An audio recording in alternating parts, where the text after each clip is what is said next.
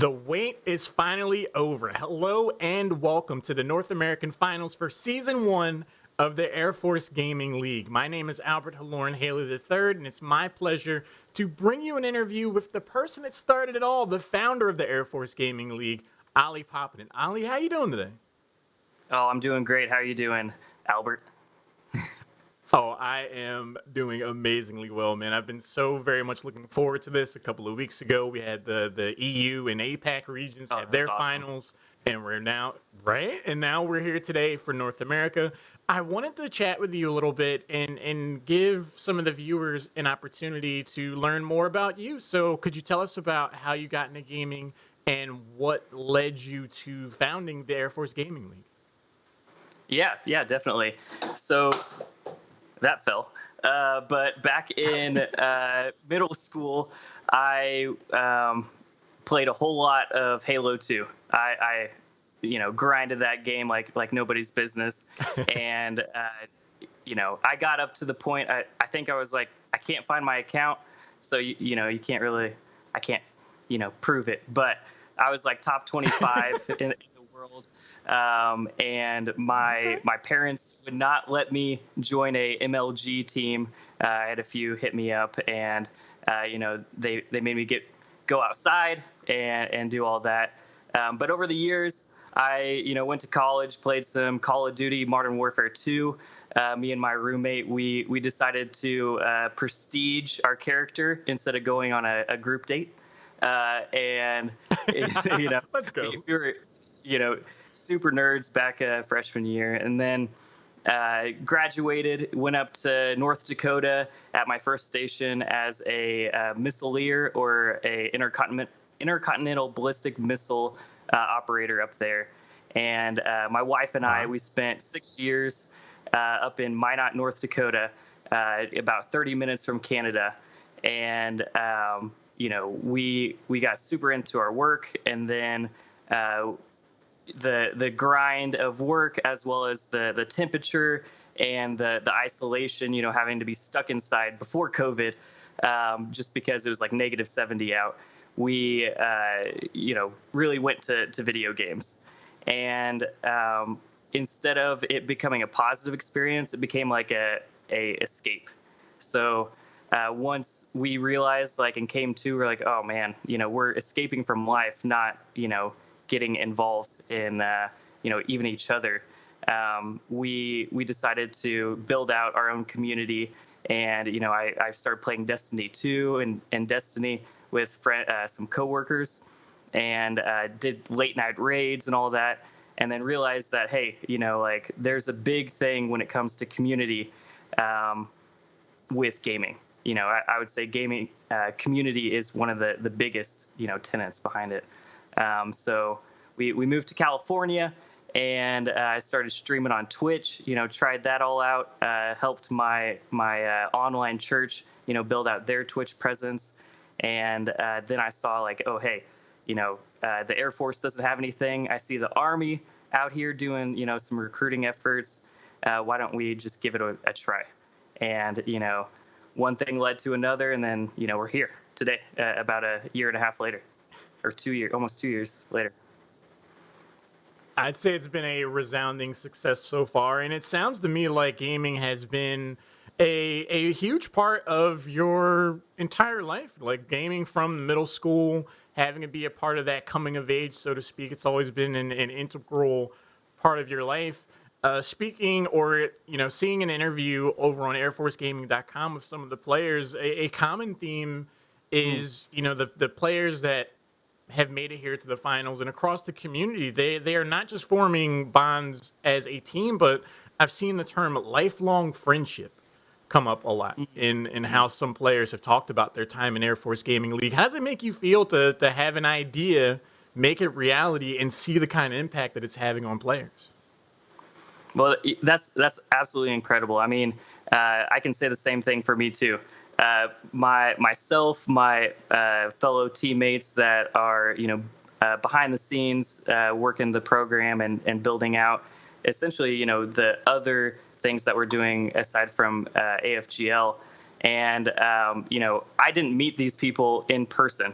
I met them online, whether it was through the community itself or a social media post that they commented on, and I Hmm. connected, and from there, I've met some really amazing airmen and guardians that I really would not have otherwise, and it's just really inspiring to see our ambassadors or our volunteers, going in and fostering this positive community and making those friendships and connecting those people that may be like how I was in North Dakota, felt very isolated, especially with COVID. They're coming in and they're connecting people and saying like, oh hey, you're at this base, this person's also at that base, why don't you guys hit it up even in person. Yeah, and it seems like there's a wide range of interests, even outside of the three games that we'll have featured here today. I heard conversations about Dungeons and Dragons and things like that. So I think Oh if yeah. there's any sort of interest that someone has in gaming, they're definitely going to be able to find a place in Air Force Gaming League community. To those airmen and guardians who may not have yet heard about Air Force Gaming League or haven't gotten involved themselves, what would you say to them to perhaps get them to join up? I would say, why not? What else in the Air Force? You can hang out with people that are deployed. You can hang out with Mhm. friends that PCS or do a military move across the country or across the world. This is a awesome connected community where time, space, location doesn't matter. All that matters is, hey, we all like gaming. Whether it is the video game side of things, the competitive like today, or even the Dungeons and Dragons or the Warhammer 40K, or even like, hey, I want to play some chess. And everyone plays games. I bet those that are watching, you've at least played Candy Crush or Tetris. So if you played it recently, technically you're a gamer. So might as well join, meet some like-minded individuals. Amazing, amazing. One of the other questions I wanted to ask you is Air Force Gaming League. You said it's been around for a year and a half now since its inception, and it's made a lot of progress so far. I know that there is already going to be a second season. Without giving away too much, can you talk to us a little bit about your plans for the future of the Air Force Gaming League?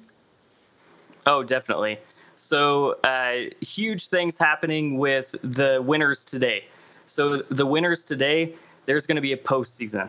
We're looking at events that there was one event that may have happened last December.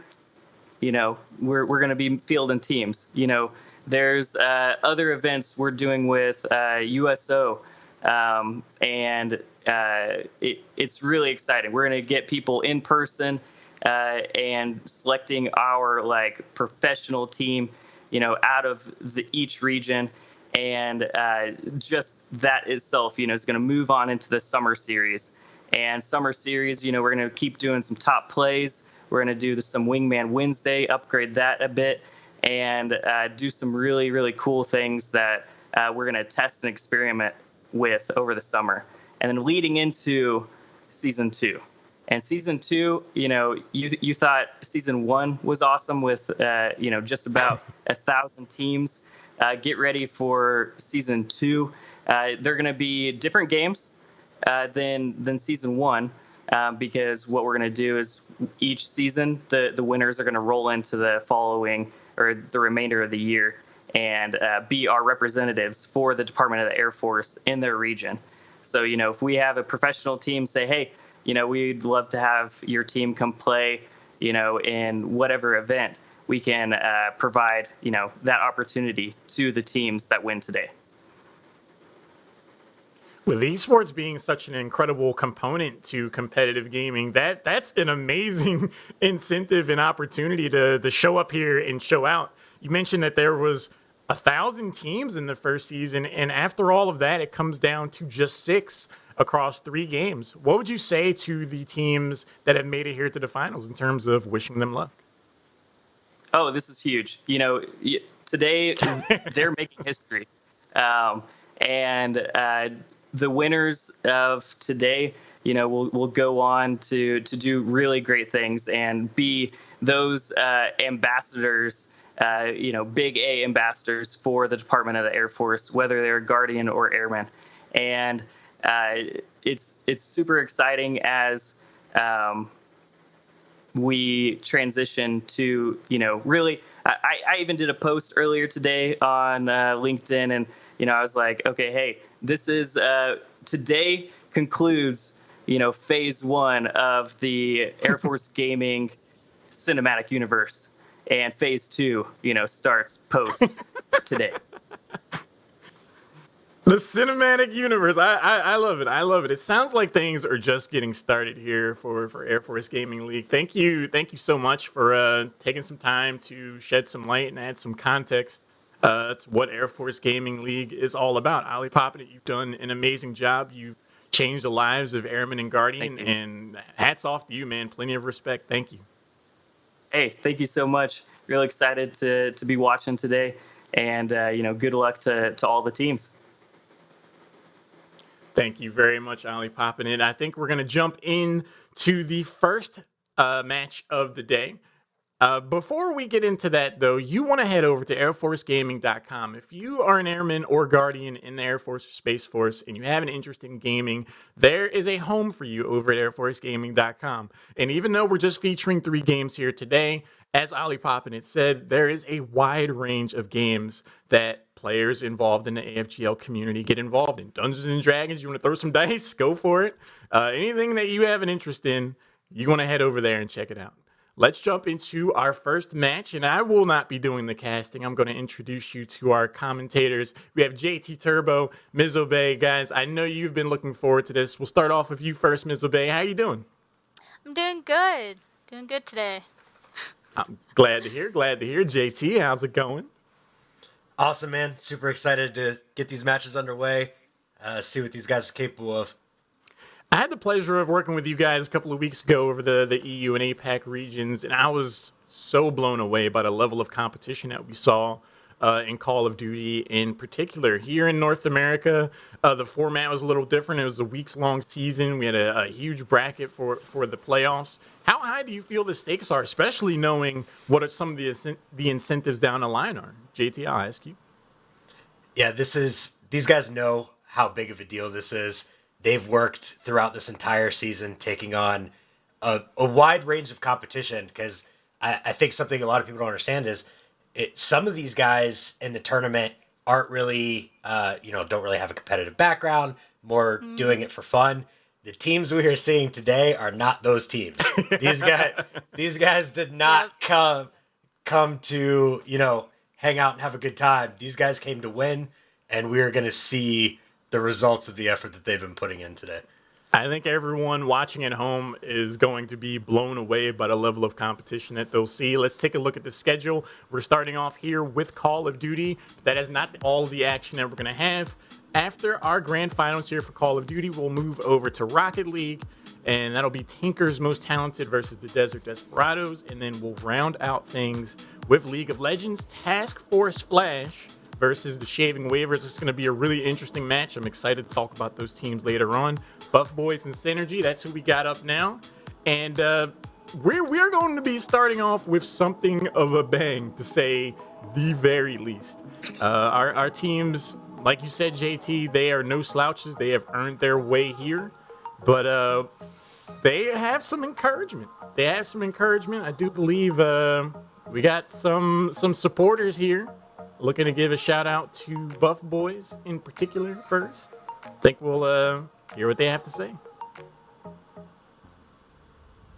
Hey, Sentry, to those of us from AFSOC, victory, baby! Good luck! Good luck. Go Sentry! Hey everybody, this is Major Paratwi Vijit Arun. I'm the Squadron Commander of the 60th Maintenance Squadron here at Travis Air Force Base. Just want to wish my Senior Airman West a very best of luck in the AFGL Finals, and I know that Weezies and the Buff Boys are going to kill it 250-0. Out. Victory, baby! Now, Ms. Obey, I spoke with you a little bit before we started here, and you described Buff Boys as aggressive. Tell me a little bit about that.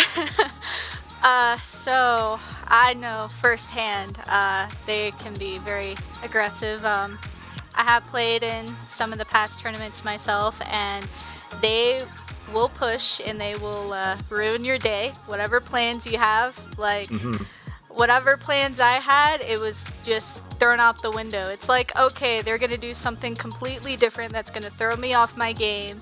It's like you think you're right there with them, but they're one step ahead of you. I love seeing that kind of play. JT, we were also talking some facts about this team. They are the #1 seed, and for a good reason. They have not dropped a single round throughout the entire playoff bracket. Airman First Class, Austin Gandalf Snyder in particular, has some experience, to say the least, as an understatement. He's competed in the MLG during their Black Ops 3 days, so I definitely think they're bringing a high caliber of competition, JT. Yeah, absolutely. These guys have a huge amount of experience. This team is exactly what I refer to when I'm talking about the insane level of players that we have in the Air Force and the Space Force. It blows my mind that, because when you think about it relatively, we are a small niche in the military, the 1% we always refer to. And for us to be this small of a community and have this many people of this caliber to choose from and to see play in these playoffs and make it to the championships here, it's a treat for us. I don't think anybody realizes how much talent we have, but seeing it here, I think everybody is going to be completely blown away. Maybe not too discouraged. Again, like I said, don't take it as you see these guys and I can't hang and I don't have a place in AFG. We'll make space for you here, but these guys are not going to play nice. They're not going to take any prisoners, and we're going to see a clinic put on today. Yep. One of the things that Gandalf said in their interview, and you can check it out over at airforcegaming.com, I wholly encourage you to do that, is that he said he got to know his teammates not as just players, but as people, and to kind of speak to the bond that we've been talking about today. I thought that was a really cool thing to say. I think if you yourself are interested in getting involved in something like that, head over to airforcegaming.com. We're going to have a pretty stiff competition here from Buff Boys, but let's introduce you to some supporters of the other team. It's going to be Synergy. Let's hear what some of their people had to say.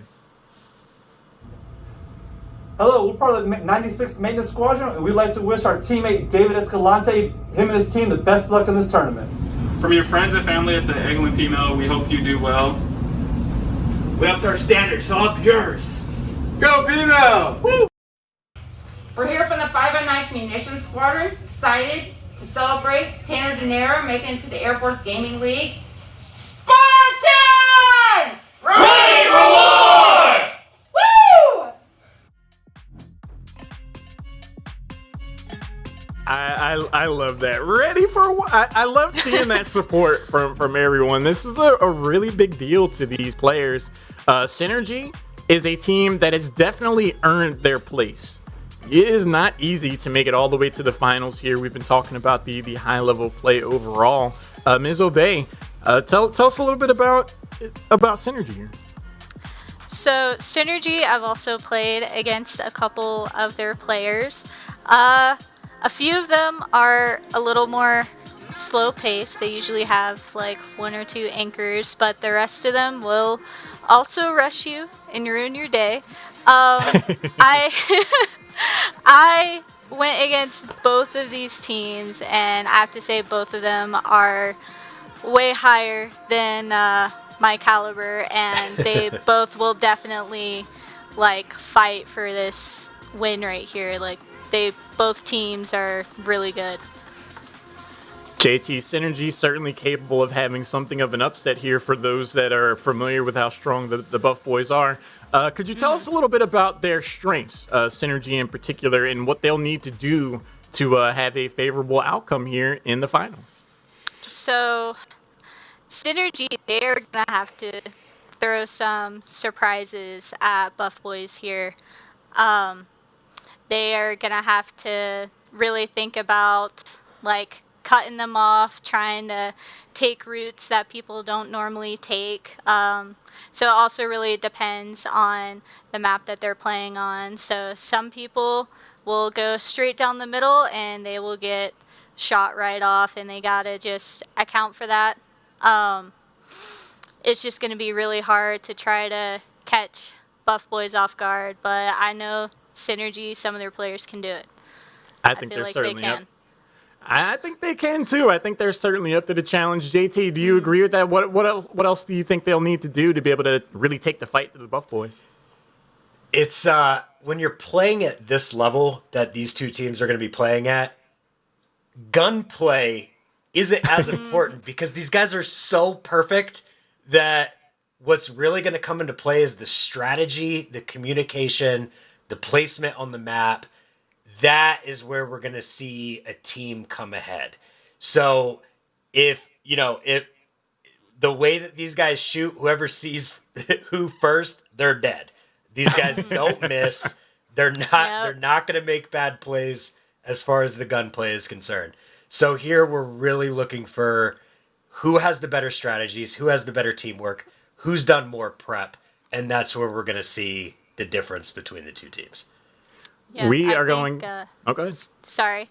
No, I was ahead. just going to say, I think Synergy really needs to have really good communication, and they need to control the pace of this game because Buff Boys is really fast paced. If they can control the pace that Buff Boys is playing at and make them play at a slower pace, get them out of their comfort zone, I really think they have a chance. I think so as well. When a team is as good as the Buff Boys are, it can be easy at times to feel a sense of hubris. It's just like, we assume we're going to win.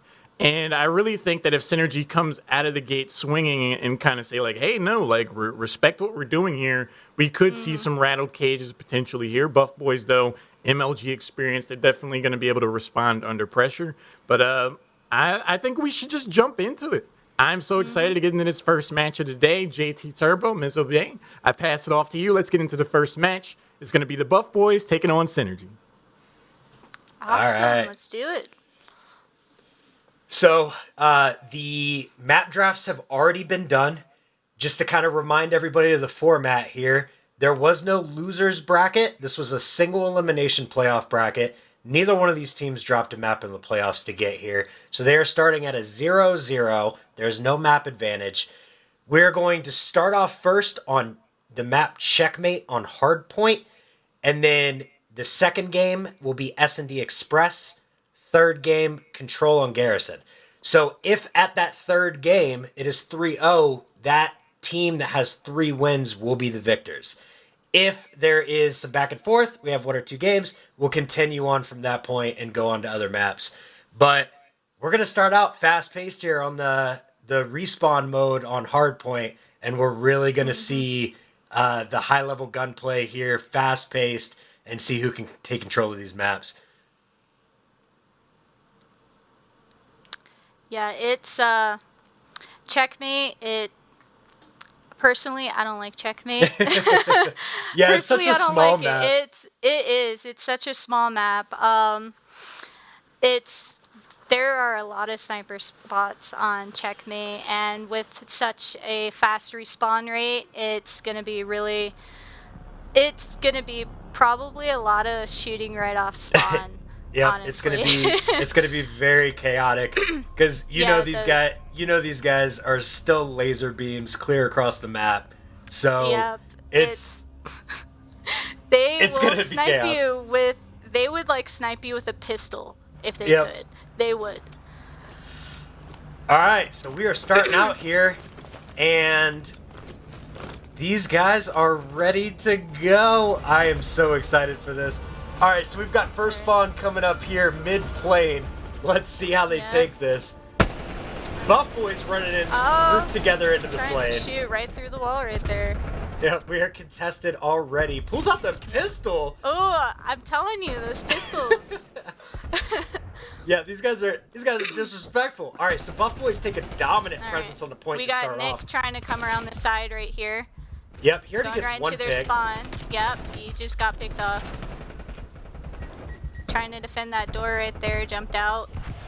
Yeah, so a little picked bit of a off. slow play here from Synergy. I think they're trying to feel him out.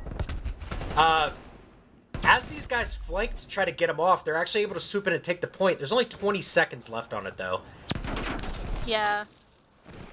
You see Buff Boys are really spread around the map here, probably just looking to get some picks to set up for the next point. But Synergy's there. They have the spawn advantage, and they're gonna get the at least next first few point. seconds. Yeah, Synergy's really trying to stick together right here, but you see Buff Boys right here is chilling in their spawn, trying to pick them off. Yeah, here, if you look at these KDs, Krez is already 3-1. He is popping off right now. Nick coming up behind him. Let's see if he's able to get him off this point, though. Ooh, let's see. Oh, they do. So yep. they've got point now with 33 seconds left. So it did not take them long to get them off. And now they've got spawn disadvantage over on Synergy's side. And they're trying to get back in there. Ooh. And you see skulls popping up all over the place. I see. 214. I feel like he who is 214 there? It's Cappy and Gandalf. So we've got Gandalf, Nixter, Weasty.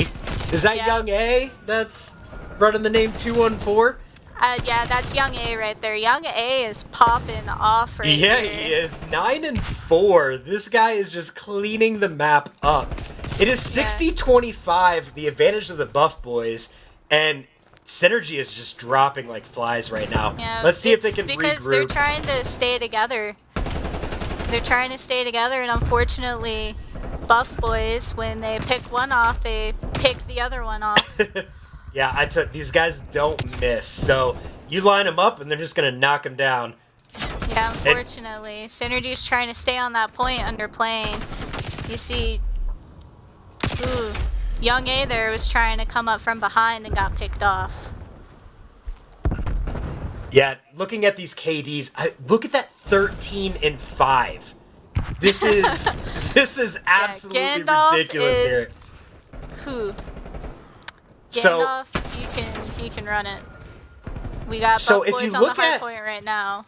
Yeah, if you look at the map positions, Synergy's kind of spread out right now. I think they're just looking for some way to get a life advantage, like get a couple people off point before they push in. And they're just getting picked off every time they try to approach this point right now. Yeah, Buff Boys has a habit of when they run into someone, they will run away to try to lure you out. They'll run away to a position where they can shoot you off the moment you run through that door to hunt them down. It's like they set you up right there, and from experience, it's not fun. Yeah, you think you've got the drop on them, you think you're going to catch them off guard, and that's exactly what they want you to think. So here, Synergy pushes in. They've got control of the point. They've got about half the points that Buff Boys do right now, so they really need to get this momentum swing here. And Young A gets picked off mid-plane. They've actually got a good hold here. Let's see if they're able to keep it. Spawn we got flips Buff over. Boys back on the point right now. Yep, so Synergy held for that entire time, but really they wanted to get off that point a little earlier and rotate and get in position for the next one, but Buff Boys was already there, just wasn't able to get there. Yeah, they got to get on that point, though. They got about a little less than 40 seconds left, 35. They need to get on that point, like, fast. Yeah, they're Alright, almost they at got a third it. of the points. Yep, so they're going to need to hold this full 30 seconds. But let's see if they get that early rotation in to be able to capture the next point. Here 'cause they comes got it. Nixter coming in from behind. Got that No, point. takes them both out. Yep, they're flanking them. All right, and now you see him Points push back up. in center This plane. guy, Nick, is just never gonna be where you expect him to be. These No, guys he's are these guys are everywhere. There is no place on this map that is safe, and I'm sure Yeah. Synergy's feeling that pressure right now. You got Weasty and Young A that are trying to defend the plane right now. They both got picked off by Synergy. points contested, and Buff Boys got the point. Yep. 160 to 60. They're up 100 points now. Have this plane locked down. Honestly, if you're Synergy at this point, you probably just let them have this plane. I know there's a lot of time, but you see those red skulls popping up. There's no chance that they're getting in there. Synergy, I believe in you. You can do this. These guys can definitely swing it. They are not out. Yeah, Remember, Mixture just got that double right there. For anybody that doesn't have a lot of experience, hardpoint here, once you lose momentum, is very difficult to get back. So here with Buff Boys having the lead, Synergy's kind of in a difficult spot. And now with 10 seconds left, they've really got to rotate to this next point. But look, Buff Boys is already there. They're waiting. I don't feel Synergy knows. I don't feel they know like the hard points the way that they cycle through all too well. Which so I feel. I know these guys do. I think what it is it's just Buff Boys is getting there a little early, and they're just putting so much pressure that they're not able to make the rotations that they need to. It's Synergy, instead of trying to get off the point and get to the next point as soon as possible, they're trying to stay on that one point. Trying to oh my gosh, Reese with that beam off the head glitch all the way across the map. And you see Young A here. Yeah, calling in. Calling in the cruise missile. Cruise missile. And you see, look at Young A's 2.0 KD right now. Yep, it goes to 250. Yep, so so they got 25 points. And I think they don't have enough. Yeah, they're not going to win off this one. No. But Synergy has to hold every second of this next point, and or they're going to lose this. this. Buff Boys is on it. Yeah, Buff Boys is on it. They're 5 points out. My bad. And that's going to be that's map 1. Oh my gosh. What do you think? Is this a bit what you expected, or? I was hoping Synergy would do a little bit better, but again, Synergy is that team where they like to stick together. So if one of them gets popped off, they have a chance of someone else popping that person off. You know, I got your back, I got yours, that wingman concept. But I feel it really played against them this game. Like, it really just played to their disadvantage. When one got popped off, it's Buff Boys. They had, like, lasers. It's one got popped off, the other one got popped off. They would line each other up, and it just wasn't good for them sticking together this time. I think the difficulty there, because when I'm watching this, because I've played with both these teams, and you know I had a little bit of experience throughout the season. Like you, I am nowhere near their level of play, but as I'm watching this, I'm thinking, if I'm Synergy, what adjustment am I making right now? And nothing came to mind. These Buff Boys are just everywhere on the map. There is no approach that is safe. There is no angle that is safe. And the constant movement of Nixter and Young A, of being unpredictable, you don't know where they are. There was no safe approach for these guys to get to the objective. We got to remember, though, that's map 1. So we still have 2 more. We still have 2 more, and that's if it's all 3 in favor of Buff Boys. But with S&D coming up next, this is an entirely different game. So Hardpoint is that fast-paced run and gun, don't know where people are. S&D is slow, it's more methodical, it's a little more predictable, so this could absolutely swing the way of Synergy. Just because they're down and out from that hardpoint does not mean these guys are out of this competition by any means whatsoever. So really, really anxious to see. Now, based on that checkmate, Ms. Obey, what do you think, if anything, Synergy could take from that and add into their S&D play? So I feel like they need to have that trust in each other to be able to say, hey, we're going to have our anchor here and we're going to have somebody else like scout ahead, have that trust that they can come back with some sort of intel on the enemy position, like where are they going, what position are they on.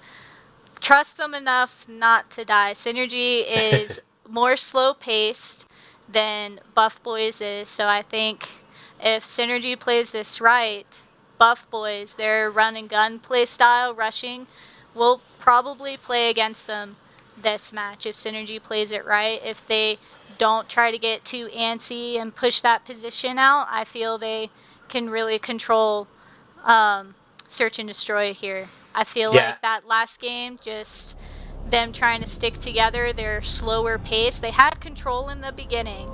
They did. They caught them off guard a little bit, but again, Buff Boys is that type where they can change their play style like on a fly. Yep, and we're going to see it right here. So first round of Search and Destroy is underway, and you have Buff Boys with the bomb on offense, Synergy setting up defense right now.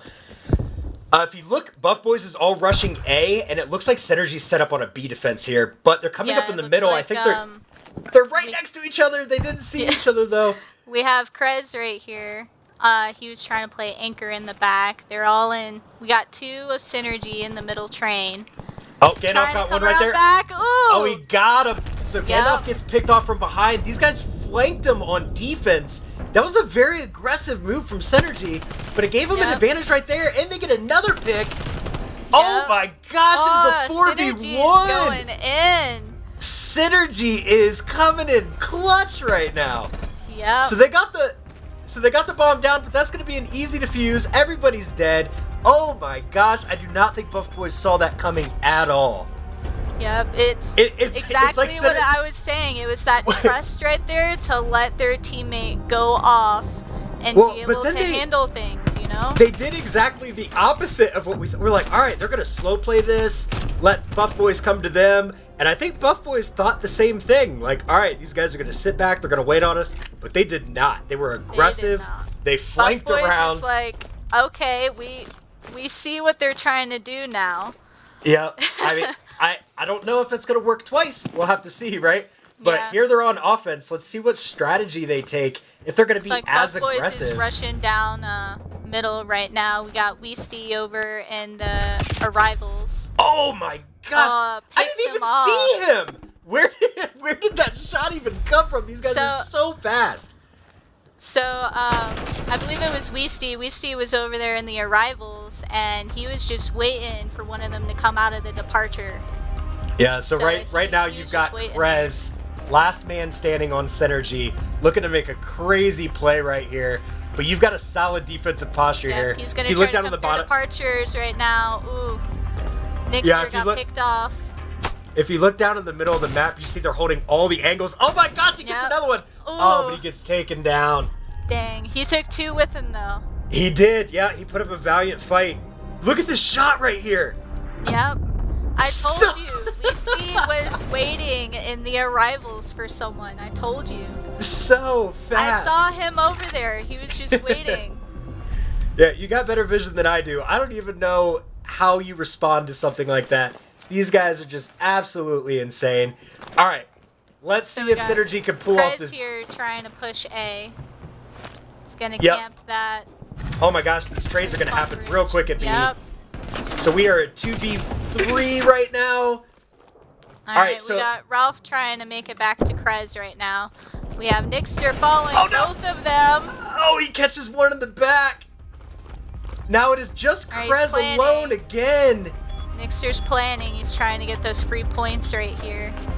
Krez is over on train tracks right now. He's probably going to pick off Nixter right here. And I thought he would. Oh, no. Oh, he's right next to Oh, what? Oh. Okay, so Krez is just trying to get a good angle on him here. Yeah. But he doesn't know where they're holding. Oh, he gets some shots on Nixter there, but Nixter retreats. Virus knows where he's at. Oh, and he takes Krez down. Man, Krez is alone and unafraid out here. I feel like he's going to get one of these plays eventually. But here you got Nixter coming up right behind these guys, catches Ralph, and Krez runs for his life. Almost makes a play. Nixter running back around for the plant. Oh, man. So this is going in the way of Buff Boys right now with a one round lead. But let's see what Synergy does here on offense. You look at the KDs, they're pretty even across. Yeah. So far, Cappy is 1 and 2 right now. but so is Nixter. Yeah, exactly. Gandalf is making some plays, 4 and 2 already, but this is a pretty even match. And we got Krez got the first blood off right here, killed Weasty. Yep, and everybody's sitting on A. Real slow play here, holding these angles, being strategic. We got Krez running through middle right now, probably gonna try to come around behind. He's on top.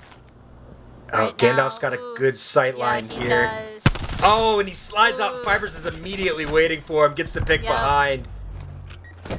Chaotic takes down Nixter. We've got a 3v2 we got here. here trying to come around on Fibers. Oh, Fibers is pinched. Yep. Oh, yep. That was a very difficult situation to get out of there. That was a really slow play compared to the last 3 games. Well, and you know what it is? Buff Boys has to show Synergy some respect. You know, these guys are making plays, and they know we can't just run and gun. So they're going to hold strategic positions. They're going to take every advantage they can get.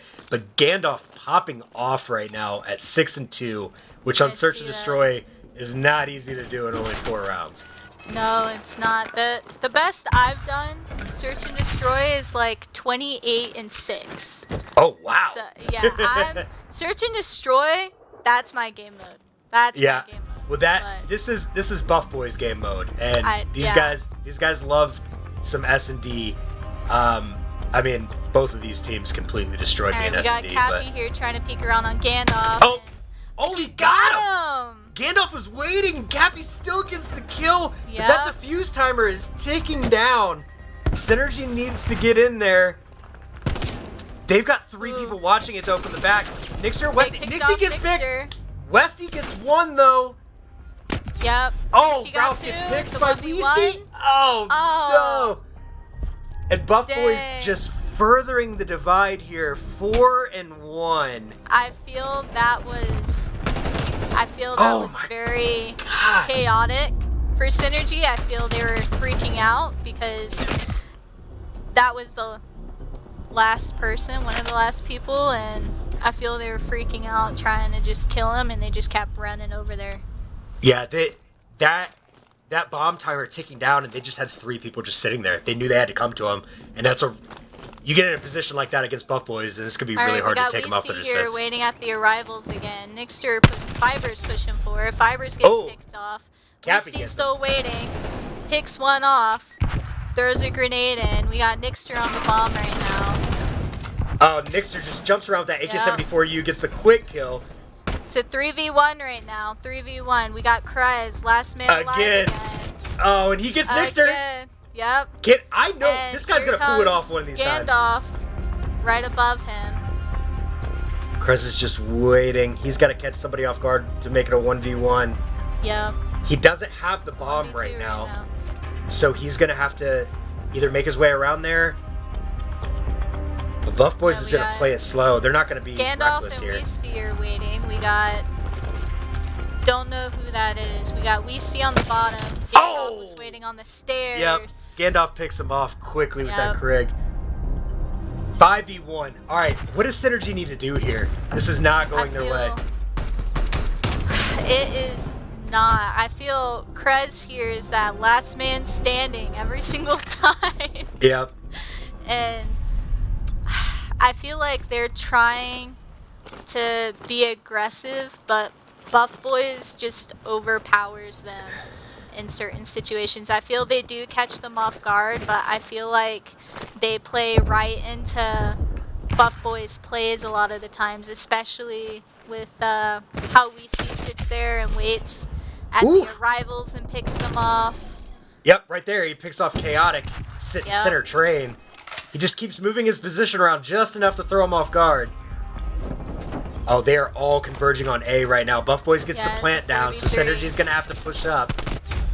Alright, Cappy picked off Fibers. Yep, it's a 2v3. Synergy has the advantage here. They could take this round if they play smart. 1v3 now. They picked off Gandalf. Yep, let's see what Weasty can do. Weasty's trying to run around the back. Got eyes on bomb. Oh, and he gets picked. Got picked off. Alright, Synergy's back in it. Here we go. Okay. Maybe they Could we got their see- momentum back. Yeah, this could be a crazy comeback. I'm down for that. Let's take it to round 11. Dude, let's do that. I want to see it. I want to see it. Ah, that Ooh. Krieg with no recoil, man. And he gets that pick on Gandalf. Krez right here. Yeah, See, Krez is... I run the Krieg as well, and I know the Krieg has like absolutely no recoil, and it's really not. It does, because of that no recoil, the damage on it doesn't provide as much damage. The fire rate isn't as fast as other guns, say as, like the MP5, MAC-10, but it does the job. It's really good for long I mean, range. you put it in the hand of these guys that have amazing aim, and what do we got? Look at how slow this is going right now. Let's see. Got Weesty camping out the arrivals again. Looks like Cappy's coming out of the departure. Weesty got a bomb thrown on him. All right, bombs planted on B, so Synergy has the advantage here. Weesty camping it out still. We got Nixter trying to come up on Krez right now. Krez peeking. Oh, they know they're there. We got Chaotic pushing in to help Krez. Oh, and they get Nixter. That was great teamwork there by them to push Nixter out of there. But Synergy drops 2. Oh, now it's a 2v2. Gandalf rushing in with a pistol. Oh my gosh, the Gandalf Krez gets the the pistol last kill. Man. Krez gets a kill. It's 1v1. Krez wins it. I knew Krez was going to get one of those comebacks. Again. Oh. Krez says, I am not taking any of these maps laying down, man. I might be down to the last man, but I am going to fight. I am going to scratch. And he claws his way to a win there. Oh my gosh, 5v3. This Krez is 9 and 5 insane. right now. Krez is keeping up with Gandalf and Weesty over here. Gandalf 9 and 5, Weesty 9 and 6. This is very impressive play from Krez. It is. I wonder what Nixter's thinking over here with his 2 and 7. Yeah, he's being really aggressive, and it's playing into Synergy's benefit right now. Oh, my gosh! Krez is last man again. 4v1. Quick wipe! Krez gets Gandalf, though. It's a 1v3. Can Krez do it? These guys. Oh, no. Nixter picks him up. I feel 6-3. I feel man. They felt they really had that momentum back, and maybe got a little too confident there at the end. I feel like they got a little too confident at the end there. They felt, hey, we're getting our momentum back. We can do this. Let's try to maybe like rush them again. Let's make some risky choices and see if we can catch them off guard. And I feel like that was their downfall in the end. They got a little too confident. Yeah. But Krez there was really popping off though. Krez was so clutch. Some of those plays were absolutely insane. Yeah. Last man. That was not one-sided though at all. Hardpoint, I feel like Buff Boys was clearly dominant.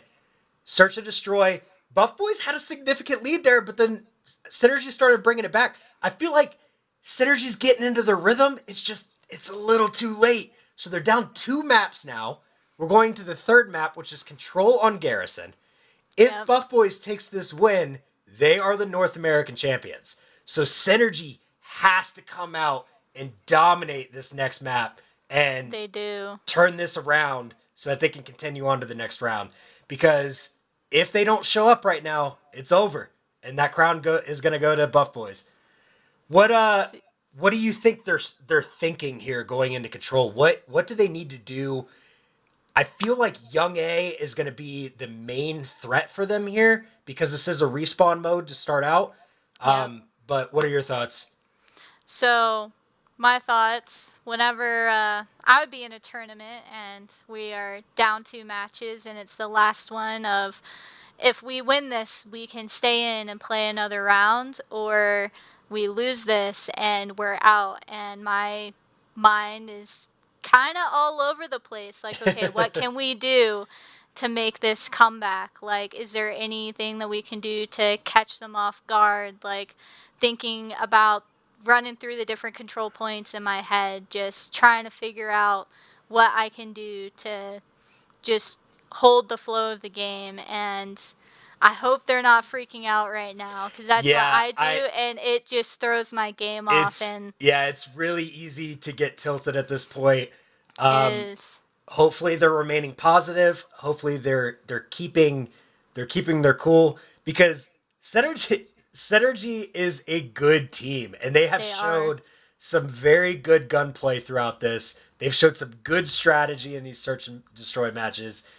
Control is one of those game modes that it's got a little bit of the S&D strategic gameplay, and it's got a lot of the hard point slaying out, right? Because you've only got so many lives, but these guys are going to be respawning fast, running in. This is where Buff Boys could be very dominant, but Synergy just saw some of that from Hardpoint, so hopefully they make the adjustments here and can start winning these gunfights to drain this life count. Hopefully. But Garrison is a really hard map to play on. You have a lot of sniper spots, especially down that long hallway by the bridge. Yeah, it's basically a one-lane map here. And they're all charging in. So, Buff Boys are on offense here, needing to take control of this point. So Synergy's going to sit back on D. Ooh. Oh, and we got Sentry a chaotic right here now. underneath. Ooh, we got Cappy here pushing in, gets picked off. All right, Buff Boys have a good presence on B right now. They got to get them off quickly. Looks like Ralph they're going to get one underneath tick. in the mole hole right now, trying to get up come behind around. Yep. We got Oh, Krez Krez on the picks them bridge, off. picks them off. They're Krez still got gaining picked time, off by though. Weasty. Sentry rushing in right now. Yep, Cappy takes one Yep. off. Stops them from getting that second tick. Let's see if they get back on it. So they're on A right now as well. About to get their first tick on that. Ooh, Krez takes Weasty off, though. So that stops the A countdown. B is about to get capped, though. Their lives are just about equal right now, 24 and 23. Synergy just gave up B to get a good position to defend A. And Yep. here Buff Boys are going to be pushing in on it. This is going to get aggressive right here. Ooh. They take down 24 Chaotic. and Nixter going up 22. behind. He Nixter catches coming him up off guard. behind. Yep. Chaotic's coming up behind Weasty. Does he know? Yep, No, he Chaotic's- doesn't. Oh, he nope. picks him off. Got Chaotic trying to come up behind these two right here. Gets picked off by Young A. Young A. So they've still got a presence on A, but they're slowly getting weeded out. Sentry comes up behind him, picks him off, and now he's going to start Got capturing Sentry some time here. capturing. Yep. Capturing Zone A. Sentry all by himself here. This is not good for Synergy. Krez They're picks set him up. off. Krez picks him off. Oh, Weasty with the pick from the stairs. Young A Ooh, jumps Young around A the just corner and jumped kills. down. Oh my gosh. Oh, look at these KDs. Krez here. 4 and 2. He's watching that tank big time. Gets picked off. Everybody on Buff Boys has 4 kills right now. Oh, and then at the end they jump up. Yeah. Oh, that was... Alright, so we've both played Control. One thing I just want to remind everybody of is offense on Control is very difficult. So the fact that Buff Boys just went in and pulled off this offensive stance, Synergy is going to have a tough time playing offense on this map against Buff Boys. I can tell already. It's really hard, especially on this map. The spawn points that are like right where the control points are, there are only so many places that you can come in to get to that control point. So they just keep eyes right on those spots that they feel that you're going to come in, and they got you. Like, they just really controlled that situation right there. We got Alright, so 2 go down immediately from Buff Boys, but they trade back from Synergy. Synergy is capping A first, completely ignoring B, which is we different. got but I Sentry think that it just got picked off. Yeah, Tried caught pushing Buff Boys off guard. Nixter gets picked. Ooh. Oh, and they Ralph take was him off. a one-man army over here on A. Cappy's still capping the point, though. Appropriate for his name. They're trying to get him off, but I think they're gonna get A here. And they do. Yep, so now they they only do. have to cap B. They might be I able think to take this. Synergy might be able to do this. Yeah, Synergy is looking really strong right now. And they've got We got more Chaotic people. over here with Yeah, Chaotic trying to get a flank on them. They're starting to cap B. Let's see if Buff Boys can stop them. Oh, they don't over- even see Krez, and they didn't even see him laying down over there. Weasty was just laying there on the corner on the point, and Krez and Cappy didn't even see him laying over there. So they get him taken off point. It's going to be really hard. Synergy's Got really got to get Krez back over on there them. getting hits off of Young A right here. So Young lives A's in are the still mole hole really- right now. Lives are still really even. That's not even really going to be a Picks off factor. Ralph. Yeah, 18 and 18. 18 and 17. Taking them off Nick's in their got him spawn now. spawn trapped. Oh, that's really going to slow him down. Remember, Yeah, they only Nick's have trying a to minute push 20 in. left. Yep, Oh, and these guys are in their picking Krez spawn. off. Oh, no. It really needs to spawn Synergy out of here right now. These guys are It does. trapped in there. Chaotic gets behind him, though. Picks off Weasty. Yep. He might get on the objective right here. He does, so he's starting to cap B. No, no, no, Looks he's like sitting below it. Nixter's right here waiting for Cappy to come around the corner, trying to pick him off. Yep. Nixter's so they've over still here got- in their artillery on the side. So they picked him off before he was able to get on to B. 45 seconds left for this cap. These guys are just trapped in their spawn. And Buff Boys are totally taking advantage of those angles, just keeping them locked back there. They can't get anywhere close to the objective. Yep, just as I was saying, there are only so many points that they can come out of, and Sentry came up right behind Ralph right there. This is a slaughter fest. Oh, and Buff Boys takes that round.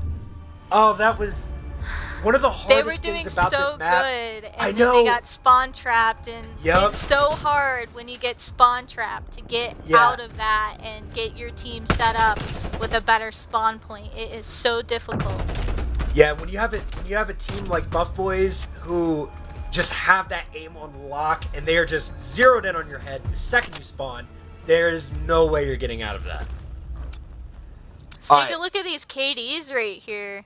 We got Nixter over here and 14 and 6. Young A 14 and 6. All right, Sentry this- 10 and 8. Mizo Bay, this could be it. Dude. If Buff Boys takes this round, they are the champions. So Synergy really needs to hold. This is literally their last chance, is to hold off this advance by Buff Boys. We got Nixter over here on the bridge trying to run around. They're trying to defend the point right here. All right, Nixter gets him off of Yep, A. Nixter's He's gone starting to A. cap. We And they're got capping Sentry B. capping B. Oh no! All Synergy 4 of has them to are get on him B. off. And Weasty gets him off. Oh my gosh, Weasty is just holding They're this trying hallway to pick down. off Cappy right here. We got Young A Young coming A around the behind. back. Oh, and Nixter pushes up. Oh my gosh, I Yep. thought he was going for a spawn trap again. Fortunately, Still they got the capping kill. B right here. So they're watching A. They're but clearing A right now. Clearing A. Yeah, but they're gonna finish the cap on B, I think, right here. Yeah. I don't think they're gonna be able to take him off. Yeah, and I think Synergy realizes it, and they're just abandoning it and going to A. Yeah, that's what it looks like. Yeah, with that last Chaotic pick ran there. there for a last ditch effort. All right, they have to hold A for a minute and 50 seconds. The lives are slightly in favor of Buff Boys right now. Yeah, they gotta Let's- clear that point if they can. Clear it back down. to So once it 0 hits if they that, can. once it hits that tick mark, it's stuck. So they got that first okay, tick. okay, yeah. Oh, they get one pick off. They get two. Oh, Buff Boys is gonna Oh. get presence on the point. Oh, they're dropping down an artillery. Sentry over here dropping down Oh, an he takes artillery. himself out. Oh, No, Young A takes out That was Sentry Young with A. his, yeah. Oh, here they're calling in a cruise Nixter missile. coming in with the cruise. Oh, no mercy this last few seconds. Oh, no mercy. no. They're on the last tick. This could be it. They just spawned in. They have to get over there so Ooh. fast. Oh, wait. So time stops ticking. Oh, no, no, no. Nope. It's almost Oh, there. it's They can almost test it for a there. second. Oh. And with that, Buff Boys is the North American Call of Duty champions. Congratulations to Buff Boys. Congratulations. I thought absolutely insane. Synergy did really good coming in that second round right there, controlling that point, getting B, but then they just got spawn trapped on A, and that was really hard for them to get out of. I feel at that point they were just frustrated and letting their frustration get the best of them, and they just didn't know what to do to get out of that situation. They just kept running exactly in the same places they were running before, just trying to get out, and they just kept getting picked off. Unfortunately, they couldn't get out of that, and I know how frustrating that could be. Yeah, and Buff Boys displaying their prowess, displaying their knowledge of the maps, displaying their ability to dominate the flow of the game. And congratulations again to Buff Boys. That was a great performance across all three modes. These guys don't have just one thing they're good at. They dominated in hardpoint. They put on a good show on S&D. A little bit of back and forth there, but those guys were clearly... They held it. Yeah, clearly had an advantage throughout the entire thing. And then controlled the flow of the match. But now that's over, Haloran, you were watching. What do you think about that, man? JT, in a word, wow. Yeah. Just wow. I was incredibly impressed by what we saw from both teams. Buff Boys, they are who they were theorized to be. They're the number one seed for a reason. And I think the overall theme of that match for me was just tempo control.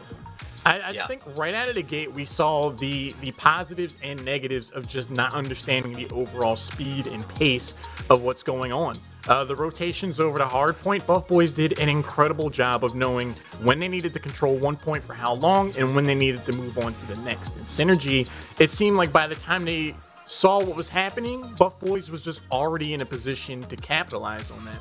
I think what we saw there was just instinctive level Call of Duty where I'd be really curious to hear what the comms were like for Buff Boys, because they were just responding so fast that it was just like, just snap reflex reactions. Like, oh, we see someone there. We rotate. We know what we're doing. This is a practice team.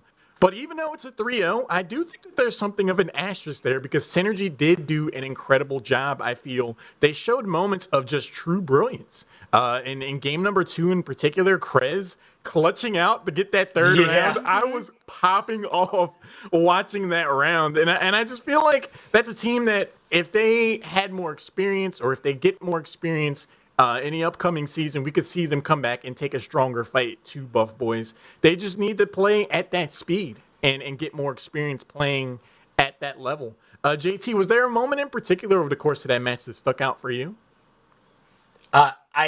I'm with you on that Krez play, man. Krez so many times was the last man standing, and he never let that get him down. And I think it probably made Buff Boys sweat a little bit. Like, we cannot kill this guy. He's just a thorn to their side, right? But no, Buff Boys put on a clinic throughout all three of those matches. I was really happy to see Synergy come out and fight, though, knowing they were going in against a very strong team. Those guys should be proud of their performance throughout the season and in their match today. But Buff Boys, clear champions, clearly deserve that title. And, congratulations again to those guys.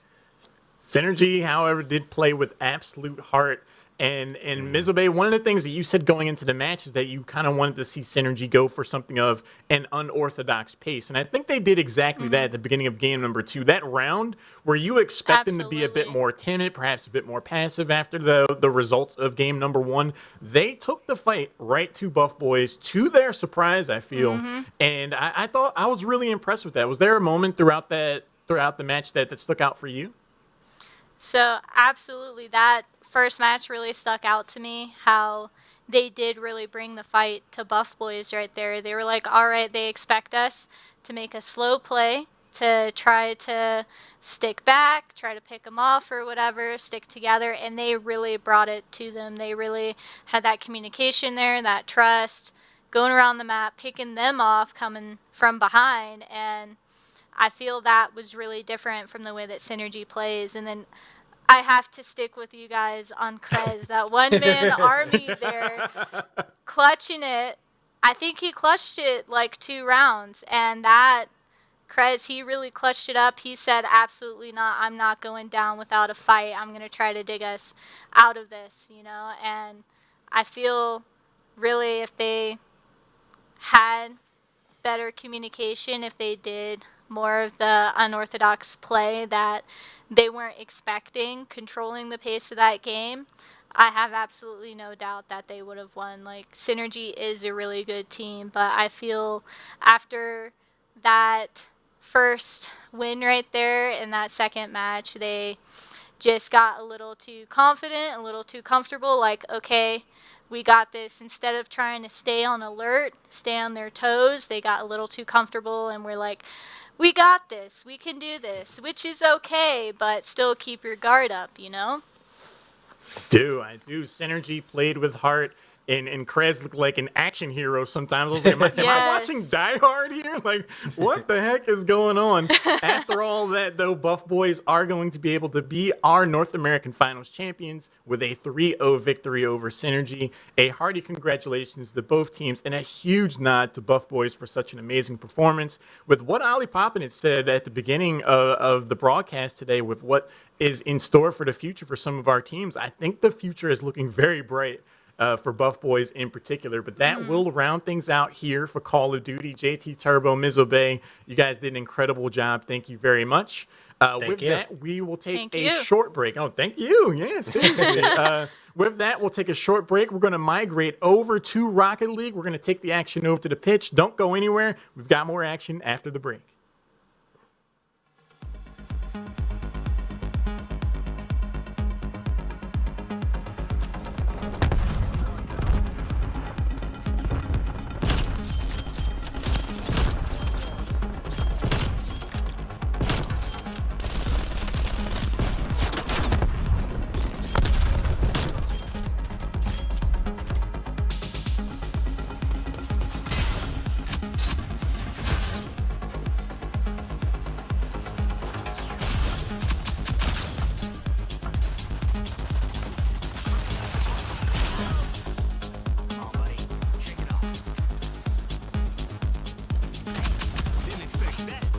Can we talk about how I just threw 3 axes in a row and hit every single one of them without missing?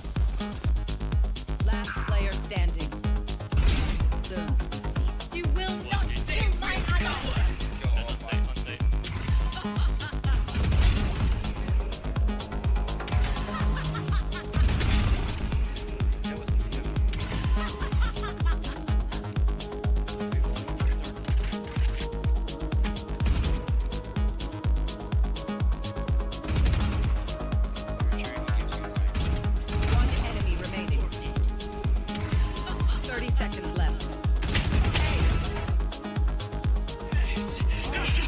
Let's go, baby.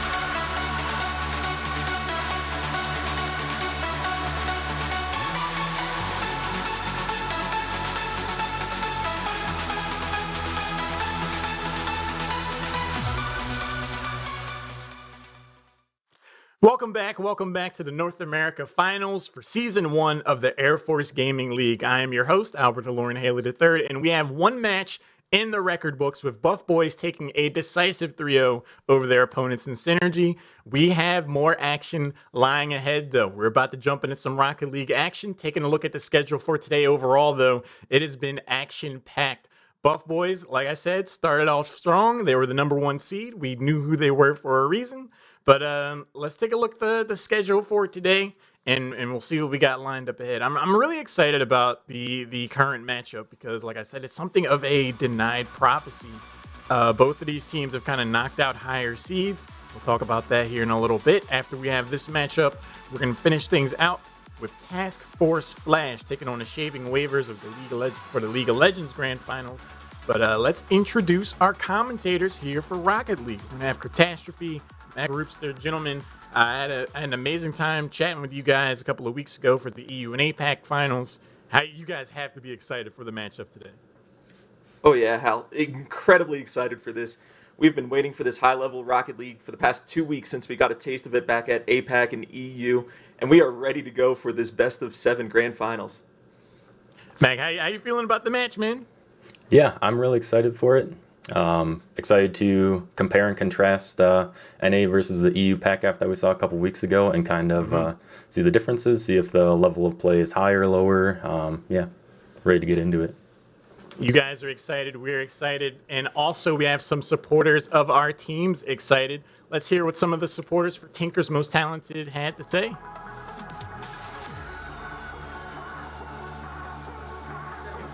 Squadron would like to wish Team TMT, Tinker's Most Talented, best of luck in the upcoming Air Force Gaming League Championships. We know you're going to make us proud, we know you're going to bring home the trophy, and you're going to represent the United States Air Force well.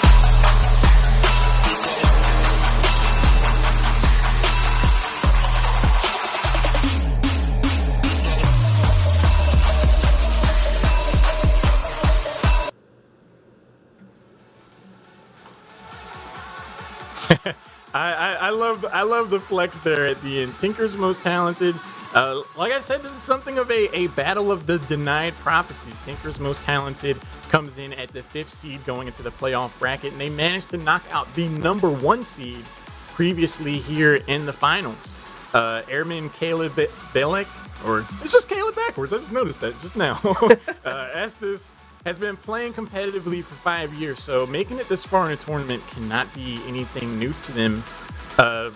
I'll ask you, Catastrophe, how do you feel about being a player that, you're on a team that's the number 5 seed, you knock out the number 1 and make it to the finals? Do you feel a sense of pressure? Where's your mind at there? I think more than pressure, you feel confidence. You know you've gone up against the best of the best at this point.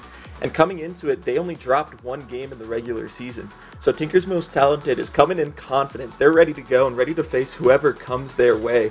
I think they're going to make a great run, and I'm really excited to see them face off against Desert Desperados. I think both teams are going to have a lot of fun with it.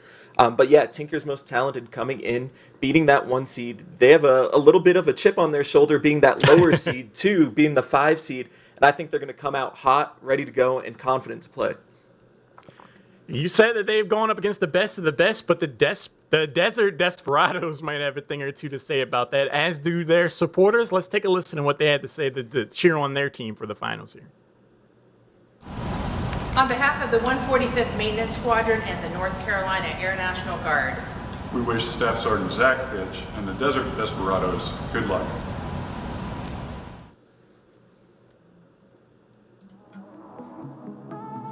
Now, one thing that I thought was really interesting about the Desert Desperados, you can find this information also in an interview over on AirForceGaming.com, is that they call themselves an all-star team. And to be able to make it here to the finals, I mean, there's evidence to suggest exactly that. They are the 3rd seed. They managed to knock out number 2. But they have a ton of competitive caliber themselves. Matt Groupster, I'm going to ask you a similar question. You're a player. You're the 3rd seed. You knock out the number 2. You make it all the way to the finals. You're going up against a team that knocked out the number 1. Tell me about where your mind's at a little bit here going into the finals. Yeah. One thing that I noticed when I was looking at the bracket for the playoffs is both of these teams have not lost more than 1 match. So it's never been like a 2v2 dead heat as far as their series. So now that they're coming together, how will they match up with a team of equal talent or equal pressure? See who can be more consistent and kind of take it all the way through. I think that's such a great point because both of these teams do feel very, very evenly matched. I know you guys do have some experience against Tinker's Most Talented, though. Are there any traits about that team that stuck out to you that you think we might see here as a strength in the finals? I'll ask you, Catastrophe. They're a high-flying team, and anyone at this skill level is going to be able to play that ball in the air. So we're going to be seeing a lot of aerial plays, a lot of pass plays. Going up against them, we never knew who was going to take a shot. There were 3 of them coming down the pitch, and you just hoped that you guessed the right one. So there's going to be a lot of pass plays, and Desert Desperados are going to have to match that with their own. Some big clears, some nice touches, and some pass plays are going to be the key to either team winning this one. I definitely agree. Magroupster, is there anything you want to see the Desert Desperados do to try to counteract some of that high-flying play? Yeah. As I was kind of preparing for today, I took a few notes that I want to see out of, or that I think I will see out of the winning team. It's consistency, calmness, and strategic/team plays. If you can get those 3 consistently, that's going to be huge. And if you can do it more than the other team, I think that's going to be the deciding factor is who prevails as far as who can do it more often. That's a great point. Let's see who's going to be able to pull that off between 2 very evenly matched teams. It's going to be Tinker's Most Talented taking on the Desert Desperados. Curtis, Groupster, passing on to you. Take it away. Awesome. Thank you, Hal. And that's right, we're finally here at the Grand Finals, flying into DFH Stadium for Game 1. And this has been 7 weeks of regular season play, followed by a best 17-team playoff tournament. So these 2 teams have fought, like Group said, neither team has lost more than 1 match. And to get to this point through playoffs, the 2 teams combined have only lost 3 games. So these teams are coming in. They're hot and they're ready to go, and I cannot express how excited I am for us to get started here at DFH Stadium. Yeah, same here, Kurt. These are two titans of the Air Force Gaming League so far, so we'll see how their matchup goes, and I'm excited to see them. Absolutely. And like we said, both of these teams, Group pointed it out perfectly earlier, lost one game during the regular season, and those were against some of those top seeds. So these teams are coming in hot. They've been tested. They've played against some of the best teams that Air Force Gaming League, between our Airmen and Guardian, have to offer, and they have tried it all. They've won it, and now they're here to try and take home the championship and be the Season 1 Air Force Gaming League champions.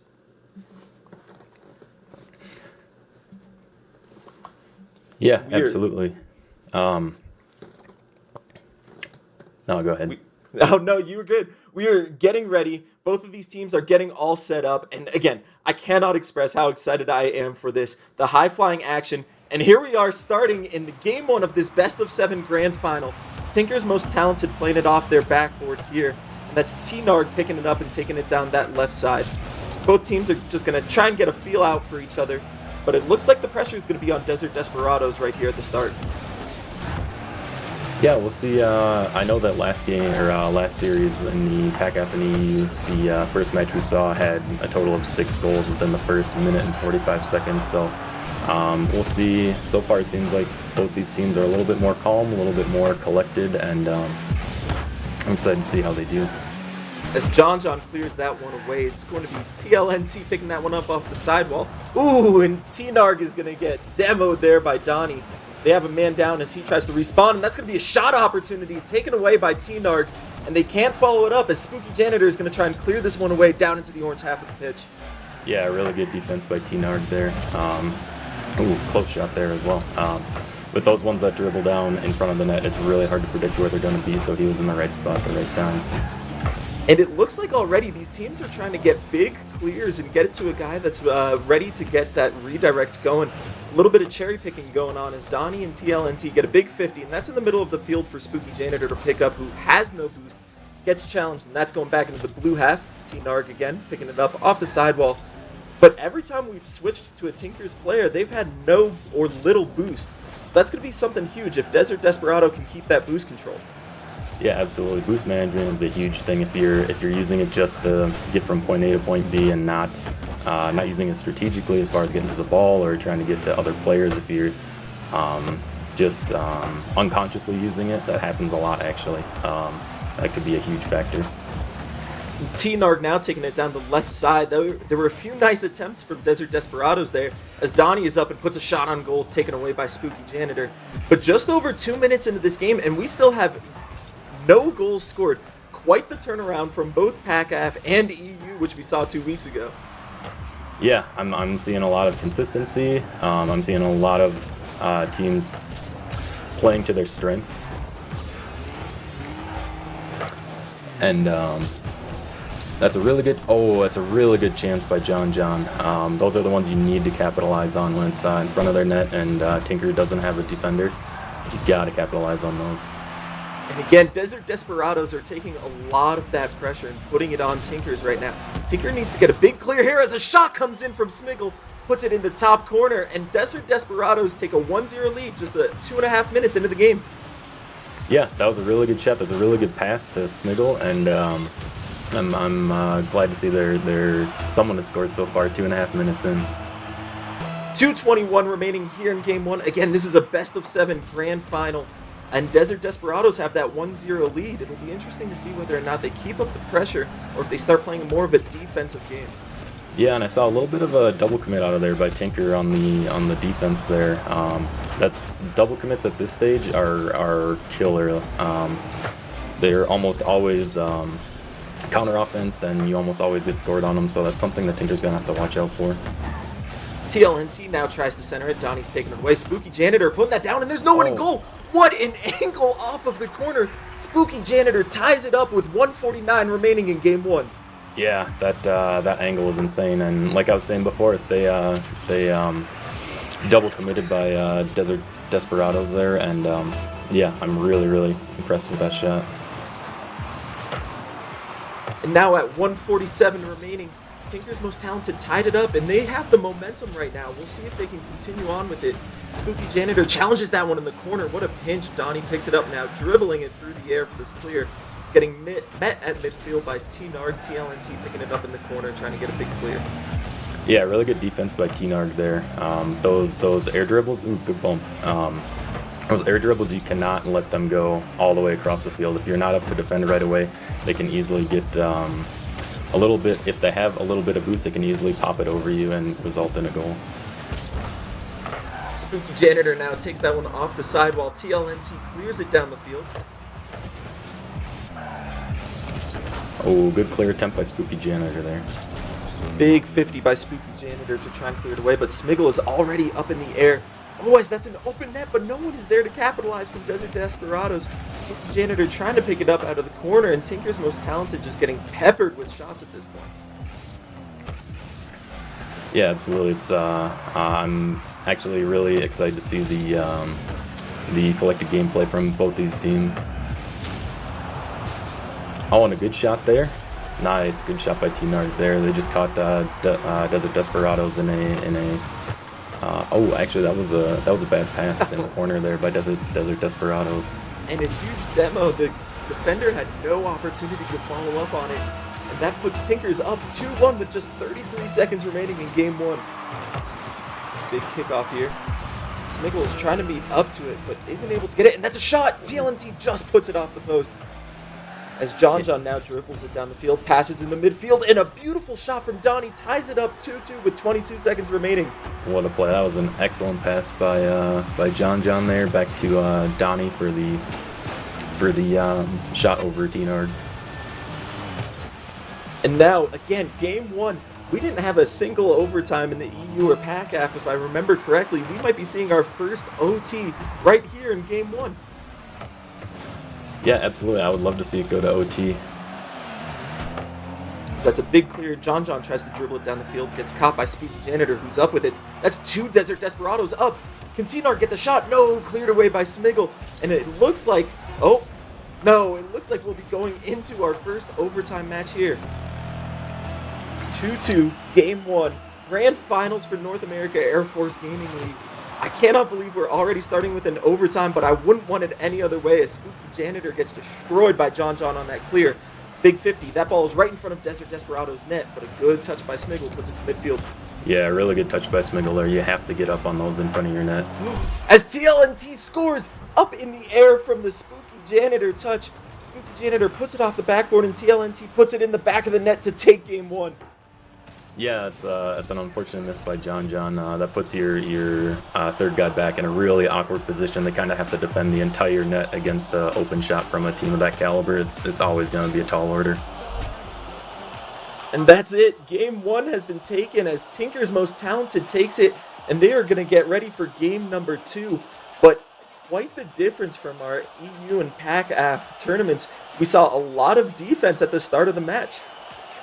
Yeah, I'm really excited that both of these teams were very calm and calculated with their plays. They're not just like you were saying last time. They're not just playing boomer ball. They're not just dumping, chasing to the other side and hoping for a miss. I'm really liking the gameplay I'm seeing so far. Yeah, and both teams are staying pretty calm. As soon as we thought Tinker's Most Talented was going to be out of it, going down by 1 goal, they fought back. They tied it up. And now we're going to Game 2 with a 1-0 lead. Again, Tinker's Most Talented. But if that first game shows any indication for the rest of the series, we're going to have a fantastic 7-game series with a ton of overtimes. Yeah, and let's get right back into it. Spooky Janitor with the win and kickoff there.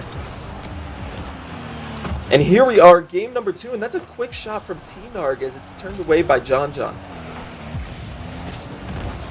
Yeah, as the last match was progressing, I was trying to take notes on what either team was doing, if I saw anything out of the ordinary or anything to improve on. But honestly, it's so close and the gameplay is so consistent. It's really hard to say this team is doing this wrong, this team is doing this wrong. TLNT now picks that one up and puts it into the corner. John's going to try and pick it up. T-Narg with the challenge, but John gets it past him. T-Narg staying in the corner, though, trying to get a center pass, but instead this is going to be a counterattack from Desert Desperados. Midfield touch. TLNT sees it, and that's a bad playoff. Oh, but a beautiful save by John puts it into the corner. As all 3 of them are on the sidewall, T-Narg unable to capitalize. Yeah, that was pretty spooky. That Desert Desperados were kind of lined up there for a triple commit on the save. That's something you cannot do.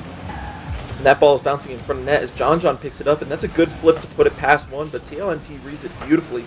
That's going to be one in the corner, but it's cleared away, back down towards Tinker's most talented half. T-Narg picks up the boost and picks up the ball, but a beautiful touch puts it in front. Spooky Janitor clearing it again off the sidewall, and Tinkers are playing high up in the air and trying to get a shot on, and TLNT puts it in the net.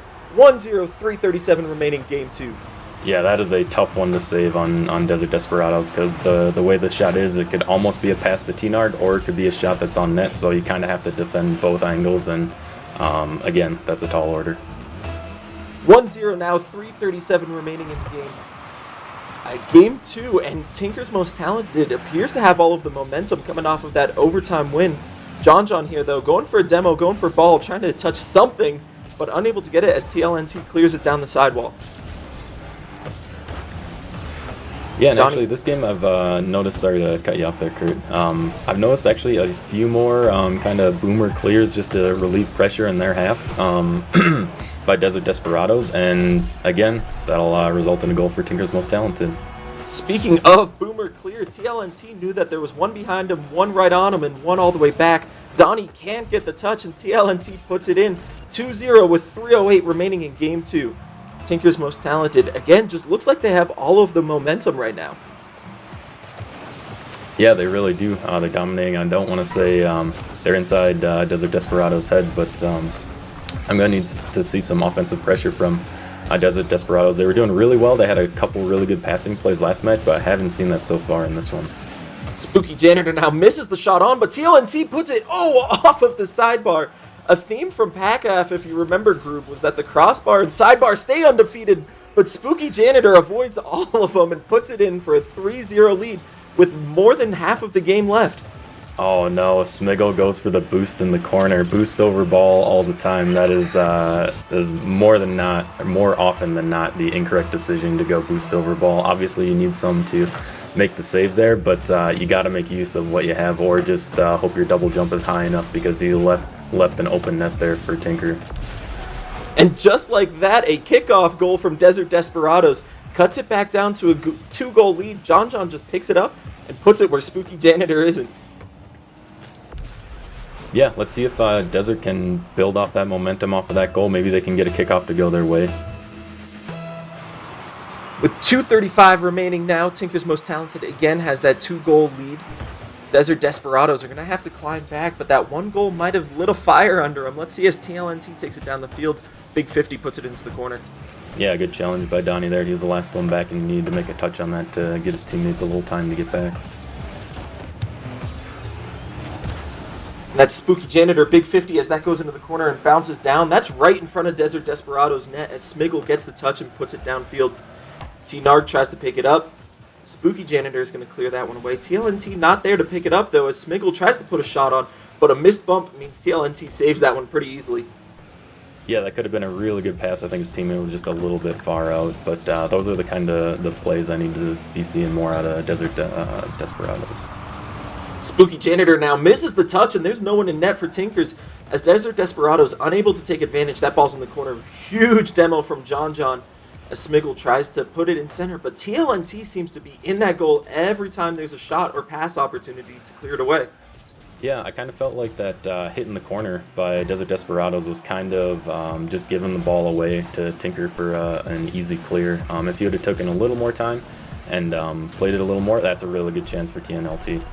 And TLNT reads that one just as we're praising him on his defensive skill. T-Narg gets the pass to him, and TLNT puts it straight down, back to a 3-goal lead with 1:18 remaining. Yeah, and again, that was just a double commit on Desert's half. I think that I may have left one thing out when I was talking about the keys to winning this championship, and huge one is communication. They got to be able to tell each other where they're going to be, when they're going to be there, or if they're just going to challenge for the ball, because like I said, that's almost always going to result in a goal. And with 1 minute remaining, Desert Desperados are going to have to put some shots on goal if they want a chance to take game number 2. But Tinker's most talented, Spooky Janitor, takes it down the field already into the clear. And this is a lot of time wasted for Desert Desperados. As they're getting big clears from Tinkers, they have to regroup, and they don't have the time for that right now. No, yeah, it's definitely Tinker's game to lose at this point. They just have to not get scored on. They don't necessarily have to have a huge offensive pressure or overcommit themselves at all. But T-Narg with a misplay there. Oh, and another misplay. As 30 seconds remaining, Tinker's Most Talented looking very comfortable with the lead. They are happy for Desert Desperados to try and slow play it right now because the clock is on their side. TLNT tries to take it downfield. Smiggle puts it into the corner. That one's staying mid, and T-Narg gets a shot on Smiggle, clears it away off to the side on a beautiful save. Yeah, that was a really good pre-jump by Smiggle there. I think if you're Desert Desperados, you gotta write this one off. You gotta really good redirect there. Just barely saved it. If you're Desert Desperados, you kind of gotta reset your mentality. Pretend it's 0-0 going into this third match here, and just play at your peak. And Tinker's Most Talented takes game number 2, 4-1, after a very close first game that went into overtime. This second game just seemed to be Tinker's Most Talented just completely in control from the start. They came out, they got that first goal, they stayed comfortable with the lead. Desert Desperados tried to answer once, but Tinker just put it back into the goal, and they kept that 3 lead as comfortable as possible. Yeah, like I said, I want to see more communication out of Desert Desperados. The first game, like I said before, they had a lot of good team plays. They had a lot of good passing. I did notice quite a few times that Desert Desperado in this match was just booming it away and just trying to get relief of pressure on their end. Yeah, I would love to see those pass plays coming out of Desert Desperados. Would love to see them be very intentional with their clears. Right now, it seems, just like you said, Groob, they're just kind of kicking it back and throwing it as far away as they can each time. But hopefully they come back, they use this downtime to regroup, talk about the fact that they're having a couple double commits, but just come out strong, come out ready to play, and ignore those first 2 games, because really, it's still anyone's match. We've seen both of these teams have incredible seasons, and anyone can still win this at this point. Yeah, I completely agree. From what I saw out of the first match, I mean, they've showed that they can be neck and neck with Tinker, and I want to see that gameplay come back. And they are getting set up for game number 3. Tinker's Most Talented with a 2-0 lead. It looks like we're having a sub for Desert Desperados. We're standing by for that information. Group, do you think this will help them? Do you think it'll hurt because they're going to have a different line of communication? What kind of effects do you see from this?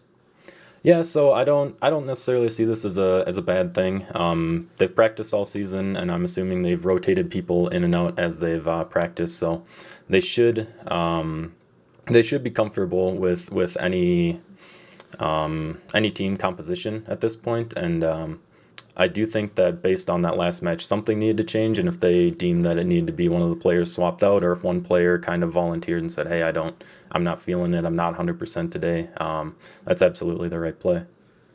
Yeah, and we're waiting on a little bit more information, but it's definitely a different strategy we're seeing out of Desert Desperados to just change out the player entirely. And we're getting word right now that Plum is subbing in. Not sure who is coming out yet, but these teams are going to try again. Desert Desperados calling on A1C, Hayden there. Plum is going to step in and hopefully can fill those shoes and bring that change of pace that they really need right now. Yeah, I'm excited to see what they have to offer. I'm hoping they can go a little bit more back to the first match there, get a little bit closer, play a little more calculated. I mean, I really didn't have any notes for the first game, but I want to see them go back to that real close gameplay. And so hopefully Plum brings in some new communication. Hopefully Plum brings in a new level of skill. And like we've said in the past, at this point, it's not really the skill that any of these players are lacking. They have mechanics that are just absolutely insane. It's that communication and those rotations. And we're getting started with game number 3. Let's see if this sub out for Plum will bring new life for Desert Desperados. Yeah, good play by John there off the wall. Really like that attempt for a pass down there. And Plum already making his name known as he gets a team play attempt, passing it over. And Desert Desperados definitely looking a little bit more aggressive at this point. Almost too aggressive as Plum has to race back and make the save, but that shot's going down the field. TLNT into the corner. That's an open net. If Smiggle can hit it, no, sends it wide to the post. Janitor's gonna pick it up. Yeah, at this level, those shots need to be on net. That right now needs to be 1-0 Desert Desperados. That ball now going back down the field. Tinker's most talented, almost overextended at times as Desert Desperados, and that's a pass. John off the crossbar. Is there another man there? No. And a double commit leaves Desert Desperados net open. A huge demo from John. Keeps that ball from going in and TLNT to get a shot. Yeah, I've noticed a couple times now that the ball has come back to Desert Desperados half, they've done really good at bumping Tinker's most talented, or in the last case, getting a demo. And those are huge. If you do not disrupt the play at all, it's more than likely an open net for them. Ooh, and a big dunk by Desert Desperados keeps this ball in Tinker's half. And again, this aggression is something we did not see in those first two games, or at least the second game.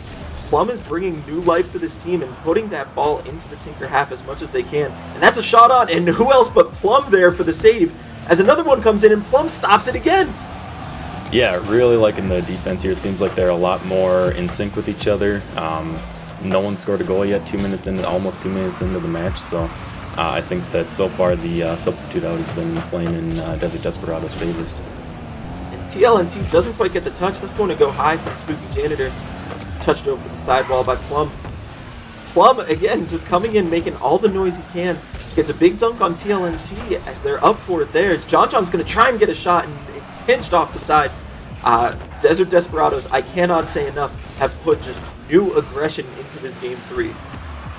Yeah, and one thing I actually didn't quite like out of Plum there was when he had the ball on the sidewall, he kind of just hit it into Tinker's most talented half. Like, you have time to dribble it out, you have time to make a play, or maybe have your teammates catch up to you and get a little passing play going. They kind of just gave it away to him. And good communication there. Smiggle leaves that ball for John. Plum down the side now. Only has 25 boost, but he's looking for demos there as John tries to get that center. Cleared away by TLNT. That's going to be picked up by Smiggle. But a big dunk from TLNT. Plum's going to have to touch this one, or that's an open net opportunity. The demo and the shot do not go, though. Smiggle really saved that play. John, big flick, and that's an open net. No! Cleared away by Tinker's most talented. Yeah, that's huge by Desert Desperado. Oh! Another clear. I mean, it's unfortunate they have to be in these defensive positions. So far, they haven't really got the chance to show off their offense, unless right here they can get open net. But no, they've been really, really good with not double committing this match and getting the clears that they need to when they need to. Plum now, big 50. That's over to the side. John touches it over. Tinker's most talented, keeping it into that corner right now. John has no boost. There's one up for it. Oh, almost off the crossbar. Smiggle with a huge save. Keeps this game scoreless with 1:20 remaining. And this is quite the turnaround. Again, game 3. These teams... Oh, the demo! The double demo! Spooky Janitor demos John. TLNT demos Plum. And that's a goal from T-Nard. Yeah, that's huge. Demos are huge, and actually we haven't really... The first game we saw a few, but they didn't play a huge factor. But yeah, the well-timed demo can be a game changer. And that is 1-0 with 1:15 remaining. Tinker's most talented going to try and take this 3-game lead, but I would not be surprised to see Desert Desperados with a chance to capitalize or to counter. Oh, and right there, Plum almost has it. T-Nard with a huge save off the post. Yeah, at the beginning of the match there, T-Nard kind of went up for a ball that was way behind him, and another dangerous opportunity for Tinker there with an open net. But he went up and the ball was way behind him, and it took him out of the play for a really long time. He was on Desert Desperados half, and it was basically 2v3 for a little bit there. Oh, and the pass back doesn't get to Smiggle. He has to turn around and try and get back to it. Going to try and find a pass play. Exploding Plum at midfield. Backflips, though, as T-Nard gets a huge save and huge clear. John just not able to get a good touch, and that ball's going to stay at midfield. And a shot on! Saved by Smiggle. Trying to keep it a 1-goal lead with 20 seconds remaining. They're doing all they can to capitalize. Yeah, and I've noticed again this match, Desert Desperados came out really even, but as the match went on, I noticed a lot more just boomer clears and not following it up with any close strategic play. And with 1 second remaining, if that ball hits, that is game 3 over. Tinker's Most Talented taking a huge 3-0 lead. But I gotta say, I loved seeing Plum come in, bringing new life for this team. And I don't think Desert Desperados are out of it just yet. No, absolutely not. And if you look at the score, the score of the players is not always indicative of how much a player contributes to the team. But as you see, Exploding Plum did have a lot of saves, the most shots, and he definitely brought a change to the Desert Desperados that they desperately needed. Oh, no. But I cannot get over that one group that was both fantastic and terrible. But Plum, just like we were saying all match, comes in bringing shots, bringing saves, bringing everything for that team. And hopefully the other two can bring that offense with them, either setting him up or being ready for those passes. Because 2 shots on goal is not going to be enough in these games to be able to win it. And we're hopping right into Game 4. Tinker's Most Talented trying to put it away to take the Air Force Gaming League North American Championships for Rocket League. But Desert Desperados are going to be coming out hot trying to stop them from doing so. Yeah, I really want to see them at least get one on the board. As much as Tinker has shown that they are dominating the series so far, I do want to see at least a little more fight out of the Desert Desperados. That's a big pinch in the corner. John sends it downfield. Plum was ready there, trying to get a redirect. Gets off the backboard. Smiggle takes the shot. No, sends it too high, but that's an open goal. If that's put on, yes, John takes it. And Desert Desperados, for the first time, score the first goal in the game. 1-0 lead, 4:23 remaining. Yeah, so I'll bring up what I brought up in the EU PACAF. I actually looked it up, the statistics, and from what I saw, if you are the one to score the first goal, you win 67% of the time, at least in hockey, which is not exactly the same, but it's a very similar concept. So. And now that's a big center as Tinkers answers back, 4:12 remaining. A beautiful pass off of, I believe, yes, it was T-Narg over to Spooky Janitor who just puts it away. Yeah, and actually a follow-up to that statistic, the team who scores the second goal, no matter if you are down first or not, also has that 67% chance of winning. So we could see whoever scores the next goal be the winner. Quite the stats. Both teams now have a 67% chance of winning. But Exploding Plum, pays for that clear as TLNT is going to pick it up, goes up in the air with it. There's one up to try and read it, and Sniggle, I can't remember the name, reads it perfectly. Smiggle, gets it. T-Narg tries to get it away, puts it on. A big bump, Exploding Plum. No one else but Exploding Plum gets that save. Good opportunity for a pass here. Oh, that could, if I could have seen a triple pass play out of Desert Desperados there, I think that was perfect. If I can't remember who had it second, but if he could have slowed down the play a little bit and let his third come up and get a little more into it, I think they had a really good chance there. Instead, they just put a kind of average shot close to net. That ball going back to midfield, TLNT picks it up. Tinker's Most Talented putting a lot of pressure on now. Desert Desperados with a big clear, Exploding Plum picks up that 100 boost. That's a big 50. That's up. If anyone can get to it, that is a shot on. And yes, John puts it in. Yeah, really, really good shot by John. Really good read to kind of stay where he needed to be on that play, and he just puts it where both of them can't get to it. 2-1 lead now for Desert Desperados with just over 3 minutes remaining. Both of these teams have the chance, but this is what we wanted to see from Desert Desperados. As that ball goes into their half, Smiggle touches it off the ceiling, and that is just barely off, and it hits the corner. T-Narg now going to try and clear it away, but misses the touch, as that's put into the corner by TLNT. Yeah, that was a huge demo by Plum there, and it's unfortunately they couldn't have a follow-up play to it, but those are what you need to be seeing right now. A really good pass play again, but intercepted by T-Narg. And these pass plays are what we expected from them from the beginning. We didn't see it in the first 3 games, but now they're coming out strong with them in Game 4. Smiggle now touches that one to the midfield. That's pushed downfield by John, followed by Smiggle trying to get a pass in. Nope, TLNT sends it back downfield. John puts it back into the corner. Yeah, Smiggle was just kind of on an island there. In those cases, you just want to touch it. You just want to buy a little bit of time for your team to get back. You don't have to make the best touch in the world. You just have to make a touch on it. Otherwise, T-Nard with the solo again. play. No, again, that's a free net for the other team. As T-Nard wasn't able to follow it, ran out of boost a little bit there. Smiggle up, and that's a shot off the crossbar. John John's going to clear it away. TLNT by himself needs to get a big touch here, or at least slow it down for the rest of his team to come back, as he does. Ball going into the quarter now. John John picking it up. Back As in the I'm- midfield. Sorry, keep interrupting you. But what I've been noticing, especially in the last 2 to 3 minutes here, it's a really good chance with John John capitalizing. And it looked like Exploding Plum was just kind of following John John. John John had the dribble. Exploding Plum got the huge demo on T-Nard. And the two of them together said, 2 are better than 1. Let's both put it in the net as they take a 3-1 lead. Yeah, and the ball's been controlled in Tinker's Most Talented half, I think, a lot more in the last about 2 minutes than we've seen previously. So I think that Desert's kind of getting their act together, and I'm hoping they stay with it. And that was almost goal number 4 as TLNT was finally able to get back and touch it over to the corner. But a lot of pressure from Desert Desperados as Exploding Plum takes away that passing opportunity. And now the ball's into the corner. Looks like Smiggle is going to pass it back. Yeah, huge save there by Plum. TLNT now into the corner. Desert Desperados looking comfortable in their rotation right now. Spooky Janitor is up, going for a double, misses the other opportunity.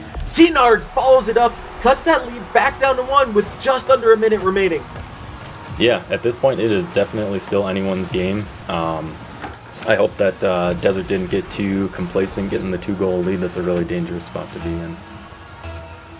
And Tinker's Most Talented is trying to fight back to take the 4th game and get the sweep, but Desert Desperados is doing everything they can to not have it. Exploding Plum gets the touch, but then gets bumped over to the sidewall. Desert Desperados, a huge pass opportunity. John John just misses in front of connecting. Smiggle. That was a really good pass. Exploding Plum now takes it, puts it into the corner. Should say a really good opportunity, not necessarily a good pass. Smiggle now up with the ball. TLNT is on that sidewall trying to read it. Doesn't get the touch. John John tries to take the shot. Spooky Janitor meets him in the middle for that 50. As T-Narg is going to have to clear it away, and that's a huge clear into the Desperados half.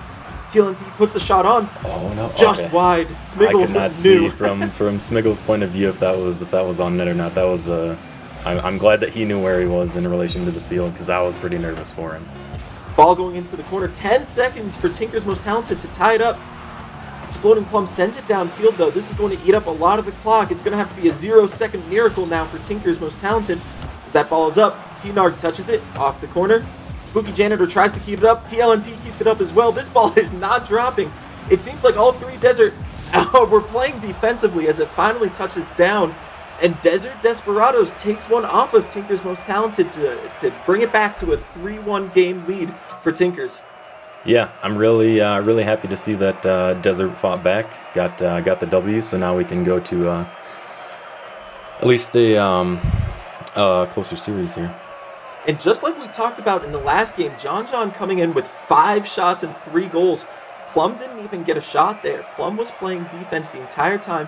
And between Smiggle and John John, that offense just kept rolling.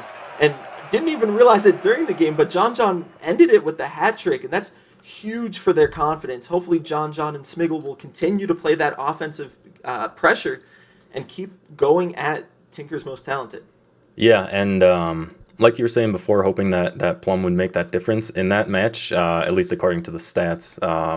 Plum had 5 saves, and I didn't see the other guys, but 5 saves is huge, and I know at least 2 or 3 of them were definitely automatic goals had he not made the save. And these teams are ready to go. They want no downtime in between as John John tries to get a quick shot on, but that ends up going wide. Desert Desperados trying to set up the Cinderella story at this point as T-Narg demos John John. A lot of pressure already on Tinker's Most Talented half. Exploding Plum sends it up the sidewall, but doesn't have any boost to follow it up. Yeah, Plum keeping it in there. I would have liked to see a little bit more follow-up from Desert. It looks like Tinker's was very low on boost there, so all they could do is wait to make the booming clear. So if they could have stayed and kept the pressure on, that could have been a really good chance for them. TLNT now with the counter. John John picks it up at midfield. No boost. He's just going to try and get one little touch over to Exploding Plum. Plum calls him off, takes it into the corner. T-Narg sends it back down. This ball is staying a lot in the corner as Exploding Plum is up with Smiggle. Smiggle gets the touch, but no one to follow as a shot opportunity from Tinker's Most Talented goes in, and they caught Desert Desperados out of position. Yep, and again, there's that double commit on Desert's half, cost them a goal.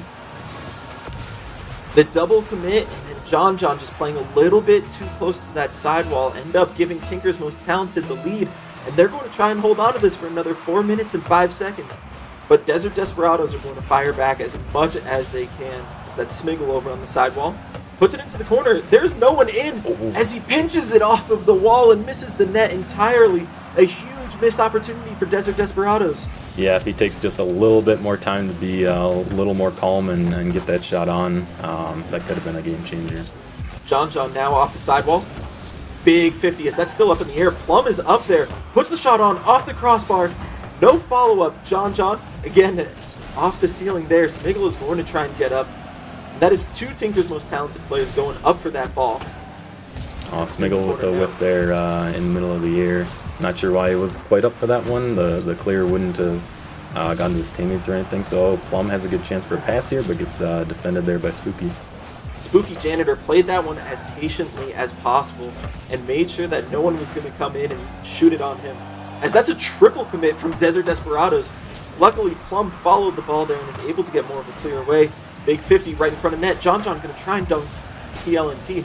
TLNT gets a pass one. That's a 3v1. Oh no, they saved it. Spooky Janitor saves the ball. Exploding Plum now tries to get it away, but that ball is staying in the Desert Desperados half. And that's a huge miss that could have given them a cushion in this game 5 that would have given them the win.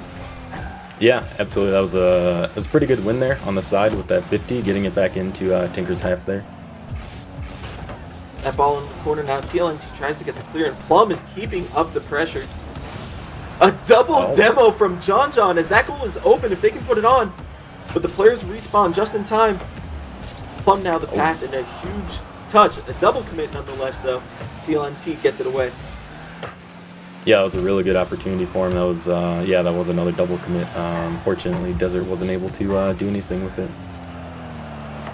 Plum now off the sidewall. T-Narc takes a shot. John saves it there. TLNT puts it in the corner, and a ton of pressure from Tinker's Most Talented right there. John hit behind the ball there and gets the save. And that's a big clear. T-Narc is going to have to touch it away as he needs his team to get back on defense. Yeah, I really liked TLNT's decision to take it slow there. I think that if you can bait out Desert to bite a little bit early, you can take your time with the shot and get an open net. With 1:35 remaining, Tinker's Most Talented, TLNT up, gets one touch, tries to get the flip reset, no, and a big pinch sends it right back. And T-Narc is going to have to clear it away. Desert Desperados almost pinched it back into goal, and the shot saved by Spooky Janitor. Really good backward save there. Yeah, that... for those of you who might not know, if you get all 4 wheels of your car onto the ball at any point while you're in the air, that gives you a flip reset, so you can actually flip again in the air, as opposed to you have 2 flips that are within a second of each other normally. TLNT gets it past Plum. That ball's in the corner. It's in front of Desert Desperados' goal. That's sent downfield. What a beautiful touch off the backboard. Spooky Janitor looking a little lost. They both miss the ball, though. Desert Desperados misses the chance again. That ball staying in the blue half now, up in the corner. Plum takes a shot. Saved by T-Narc. That ball staying in front of the goal, though. Can Smiggle get it down? No, T-Narc saves it away. And with 35 seconds, Desert Desperados needs a goal to stay in this tournament. Yeah, huge clear by T-Narc there. Coming back now, Spooky Janitor puts it in front of goal. John passes it downfield. TLNT up, gets a touch into the midfield. T-Narc puts a shot on. Touched by Exploding Plum. Over to the sidewall. Smiggle down the left side. Plum's going to pick it up. 15 seconds remaining. Back into the orange corner. John picks it up now. Corner. Can't get it past TLNT. Desert Desperados with 10 seconds left. We're going to need an answer. Spooky Janitor puts it on, but that's away. Plum. T-Narc up in the air. 1 second left. They need to keep it up, and that ball touches as Tinker's Most Talented takes Game 5 and are your Air Force Gaming League North America Rocket League champions for Season 1. Yeah, and again, that game, it was back and forth a lot. It was very, very close. I think Tinker's Most Talented just got a bit of a lucky touch there. They got the goal for themselves first, and they were able to hold on to it. Tinker's Most Talented just seemed to have an answer for everything from Desert Desperados. That substitution going into Game 3, though, still made a huge difference as Plum was able to help his team take Game 4 and make it a competitive series. And aside from Game 2, this entire series was relatively close, both teams keeping it competitive the entire time. And it's exactly what we want to see out of these grand finals. Yeah, absolutely. I think the only, not quite a blowout, but the biggest goal differential we saw was in that second game, and that prompted the substitution for Plum there. And I think Plum did make a huge positive impact for them. They were able to at least get one on to Tinker, but unfortunately they weren't able to take it further. And with that, we're going to bring back Hal. Hal, what did you think of that series? That was absolutely insane with that substitution. You know, you guys called it exactly right at the beginning. In comparison to the EU and APAC regions, I thought we would see more of that high-flying action, a lot of aggression out of the beginning, but we saw a much more methodical pace out of game number 1, and I was like, okay, we're seeing these guys are evenly matched on paper, and we're starting to see that. And it really wasn't until Spooky Janitor, I called him Sneaky Janitor, after he got that slice of an angle on the incredible first goal in game number 2. I was like, okay, we're starting to see a little bit more action here. And over the course of game number 2, I thought TMT really showed up. They're making the argument that they're Air Force Gaming League's most talented. And they just kind of kept that consistency going throughout the entire best of 7. And I think that was the big difference maker. Both teams showed a lot of promise and potential. I saw a lot of opportunities for Desert Desperados to make plays that they acted on and to make plays that they didn't act on. And if they were just a bit more consistent, if they were able to find a bit more offense, especially over the course of game number 3, we will probably still be talking about this best of 7.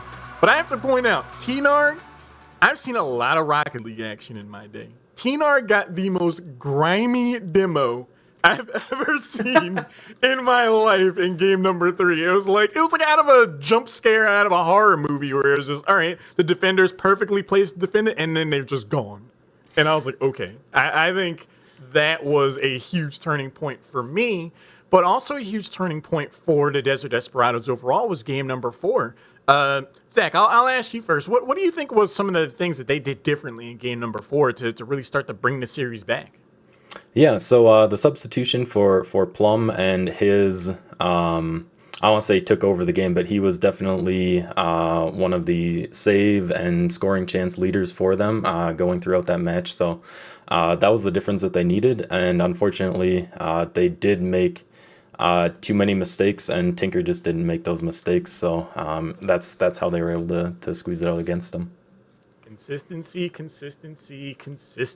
Curtis, a question for you. At what point over the course of the best 7 did you feel like, okay, I think TMT has this? To be honest, while they were aggressive and they came out those first 2 games, I was really worried it was going to be a sweep. But subbing in Plum changed game 3, 4, and 5. And keeping it close, I honestly thought up until TMT scored that goal in game 5 that we could go to the distance to a best of 7. The way that they countered and the way they responded in those 3 games was incredibly impressive. It looked like Smiggle and John took an offensive onslaught in game number 4 and just kind of let Plum do his thing back on the defensive end. And I thought if they could keep that up, we could go the full distance. But TMT looked very comfortable the entire time, never really panicked, and it just seemed like they were in the driver's seat the entire series. I definitely agree. It just feels like, to me, TMT was just more consistent overall. And by the time we really saw Desert Desperados really start to fire on all cylinders, it was almost too little too late. That single goal in game number 5 really closed things out. But an incredible job to both teams. Tinker's Most Talented, congratulations. You guys are the winners of the first season of the North America region of the Air Force Gaming League. Curtis, Zach, you guys did an incredible job commentating the finals. Thank you very much. We are now going to take a short break so we can get into the 3rd and final match of the day over on League of Legends. We're going to take a short break. Don't go anywhere.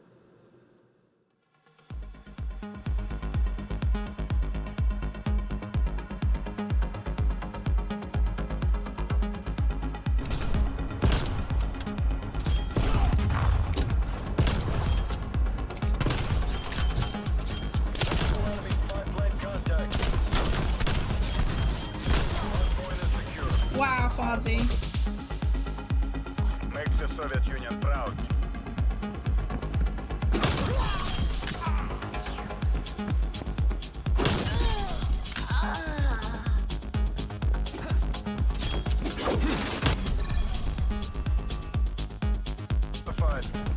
Hardpoint is secure.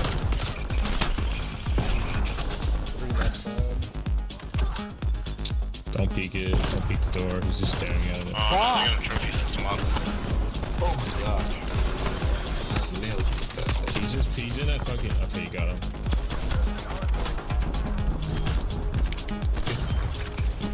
There's someone in the back.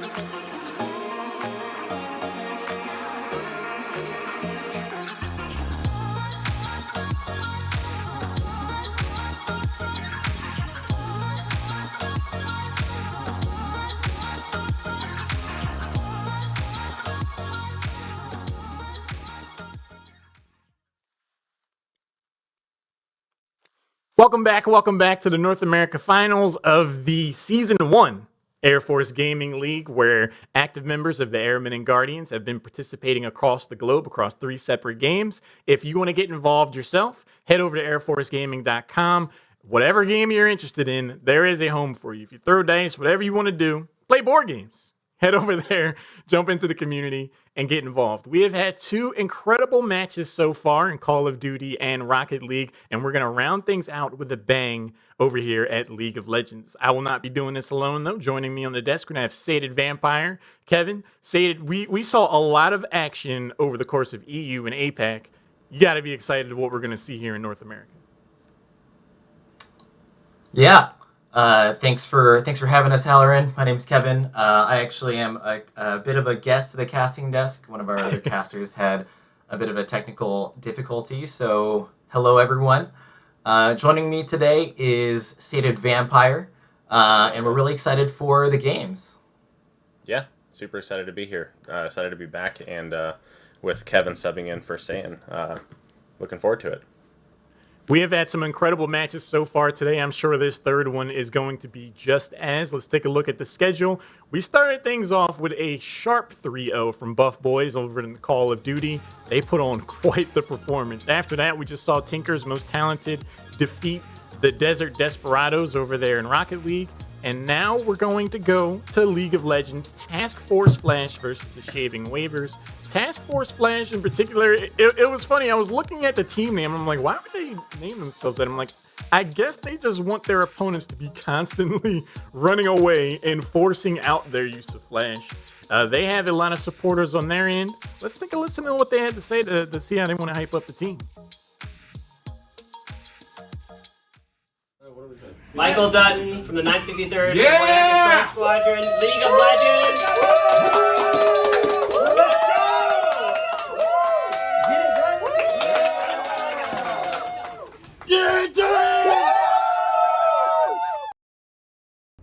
Congratulations, Tech Sergeant Hodgen. We are incredibly proud of you and everything that you've accomplished. I am incredibly proud of as well, more so than your accomplishment of making it to the championships. But I know that you've been involved with this from the beginning, and thanks for your work to make this a safe space for airmen of all ranks, backgrounds, to support each other and help each other through tough times, as well as cheer each other on and forge those connections. So congratulations. We wish you luck in this next round of the championships. Woohoo! Get on! Congratulations, Sergeant Hodgen. Congratulations, Sergeant Hodgen. Congratulations, Sergeant Hodgen. Congrats, Sergeant Hodgen. Congrats on Hodgen. Doing great things.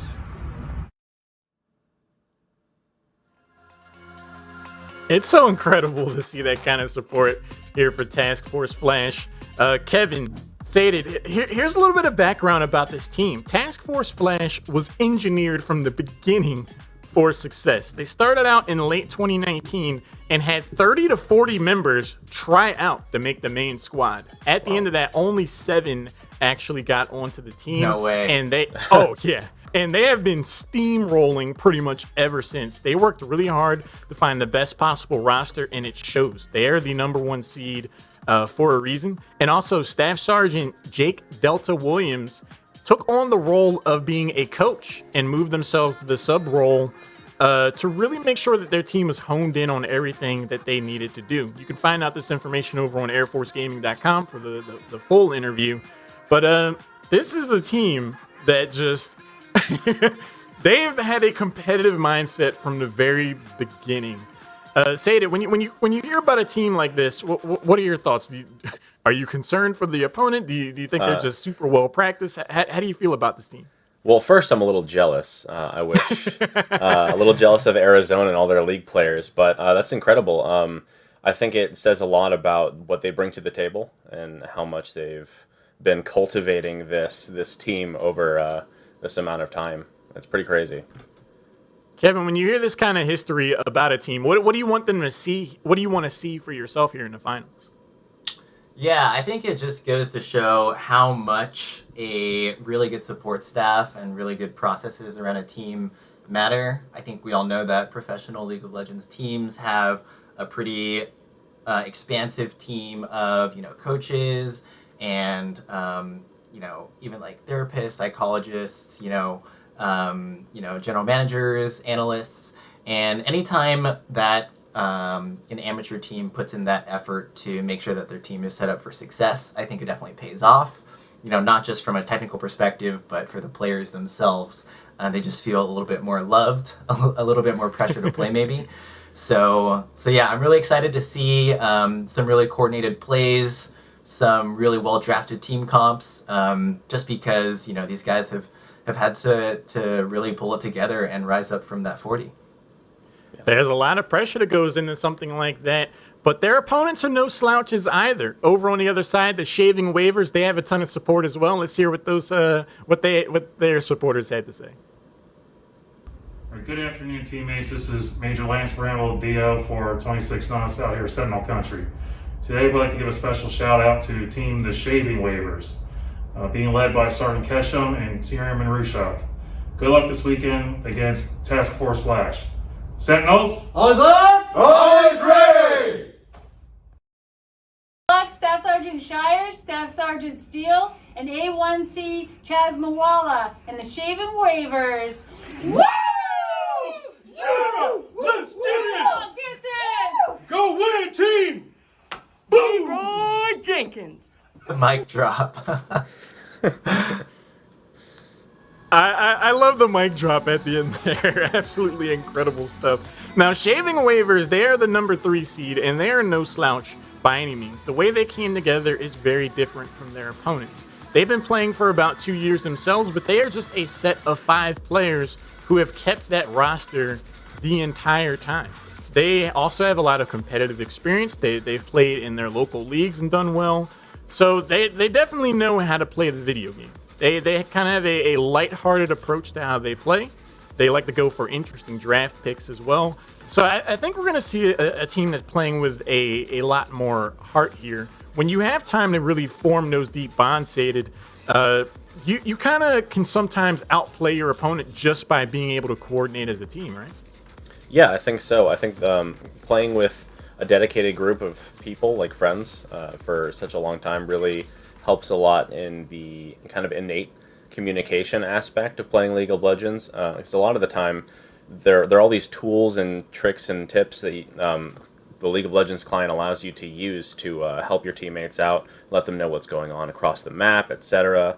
And it sounds like a team like this doesn't have to use those as much as say a team like the Task Force Flash. They don't have to worry about pings so much. They can just say, hey, someone's headed top, and they just kind of know what's going on. And so there's a little bit of that element of friendliness and just helping each other out, and a little bit less of a competitive, hey, if I miss telling this guy what's going to happen, I might not make it to the next round or the next time we cycle through teams and stuff like that. That's a really good point. Kevin, we've seen a lot of times in League of Legends history throughout its esports career or time, players where when they have a long time to be able to play together, it's a kind of a hive mind approach to where they kind of know what moves their teammates are going to make before they make them. Do you think that could have a huge edge over a team like Task Force Flash? Yeah, definitely playing together for a long period of time can kind of create that psychic connection between players, for sure. I think a lot of professional players have talked about how team synergy matters a ton. And I think especially for these more amateur teams, I think tilting is definitely a thing that happens to the best of us, especially in League of Legends. So I think that, playing with your friends, making sure that you guys are always tilt free, that you're always communicating, that you're always having a good time no matter what's going on in the game, that can really help you push through some, tough early losses, or if you're falling behind. So it's definitely kind of an underrated advantage. And I think one of the reasons why you'll see a lot of pro players, they like to stick with their team members that they've had a lot of success with.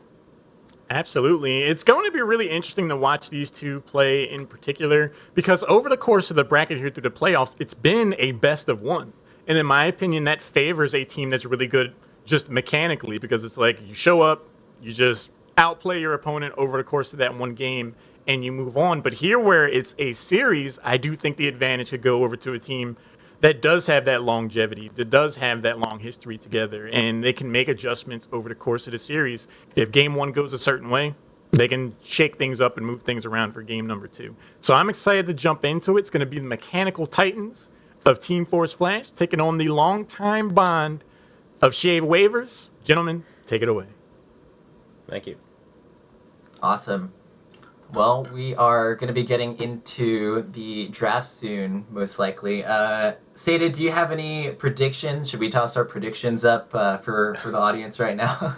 I have no idea. There's a lot of stuff going on in the meta right now as far as laners and champions are concerned. I imagine we'll see probably some of the same picks across the games, especially for a laner that's doing well, but not so well that he's carrying the team. And definitely some interesting team comps from Shaving Waivers here. All right. Well, you know, just for the fun of it, we can make it a 50-50. I will take Team Shaving Waivers, and you can take Task Force Flash. Sure. And at the end, you know, I can Venmo you $5 if you win. All right, guys. It looks like we're getting into the draft.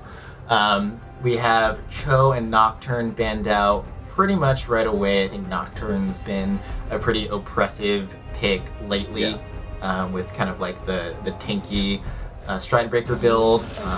And not to mention, I think everyone knows it's just super annoying to not be able to see anything for a little bit.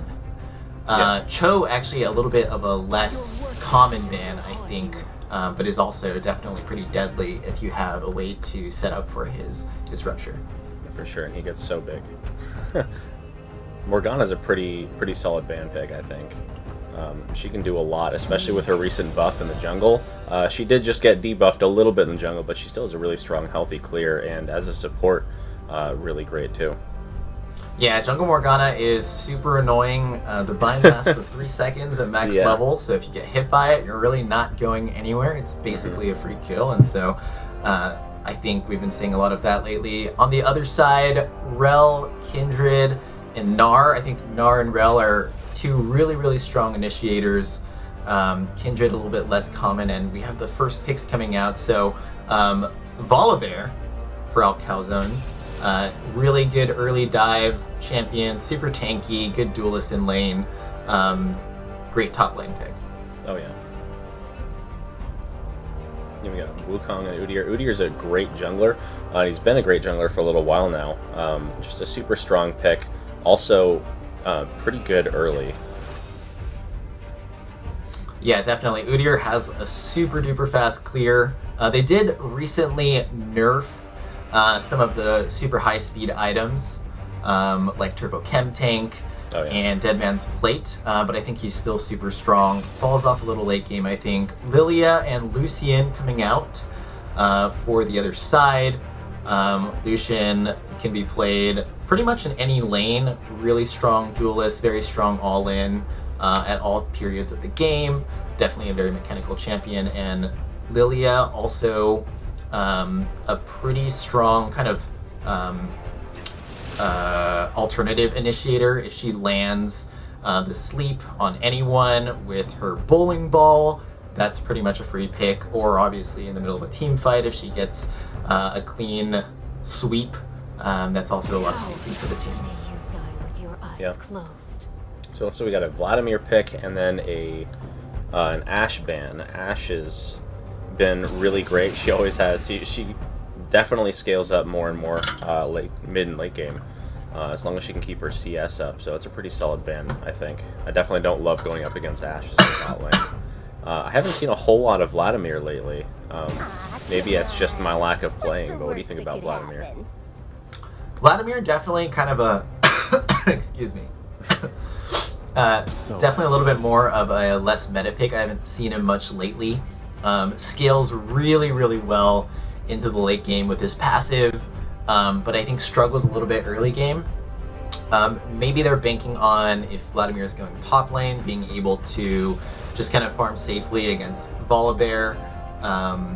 But Kai'Sa getting picked up for the Shaving Waivers, really meta AD carry right now, scales really well, lots of burst damage. And Tristana picked up for the other side. Yeah, but it looks like Shaving Waivers banned out Jinx as well, so two really strong ADCs. It looks like they're trying to make sure that Kai'Sa can't be contested in the bot lane, but they're still going to have a hard time, I think, with that Tristana and Alistar. Yeah, definitely. Tristana Alistar is a really popular combo pick. Alistar has pretty much guaranteed initiate. Tristana has a really strong all-in, so it makes for a very dangerous bot lane. If you ever kind of fall behind, take 1 to 2 too many autos, Tristana and Alistar can just all-in you with her exploding bomb and Alistar's combo, and that's a wrap. Leona picked up for the other side. Honestly, not as good of a counter-initiator. She's more of an initiator herself. So I feel like if Tristana and Alistar get the jump on Kai'Sa, Leona might have a tough time peeling.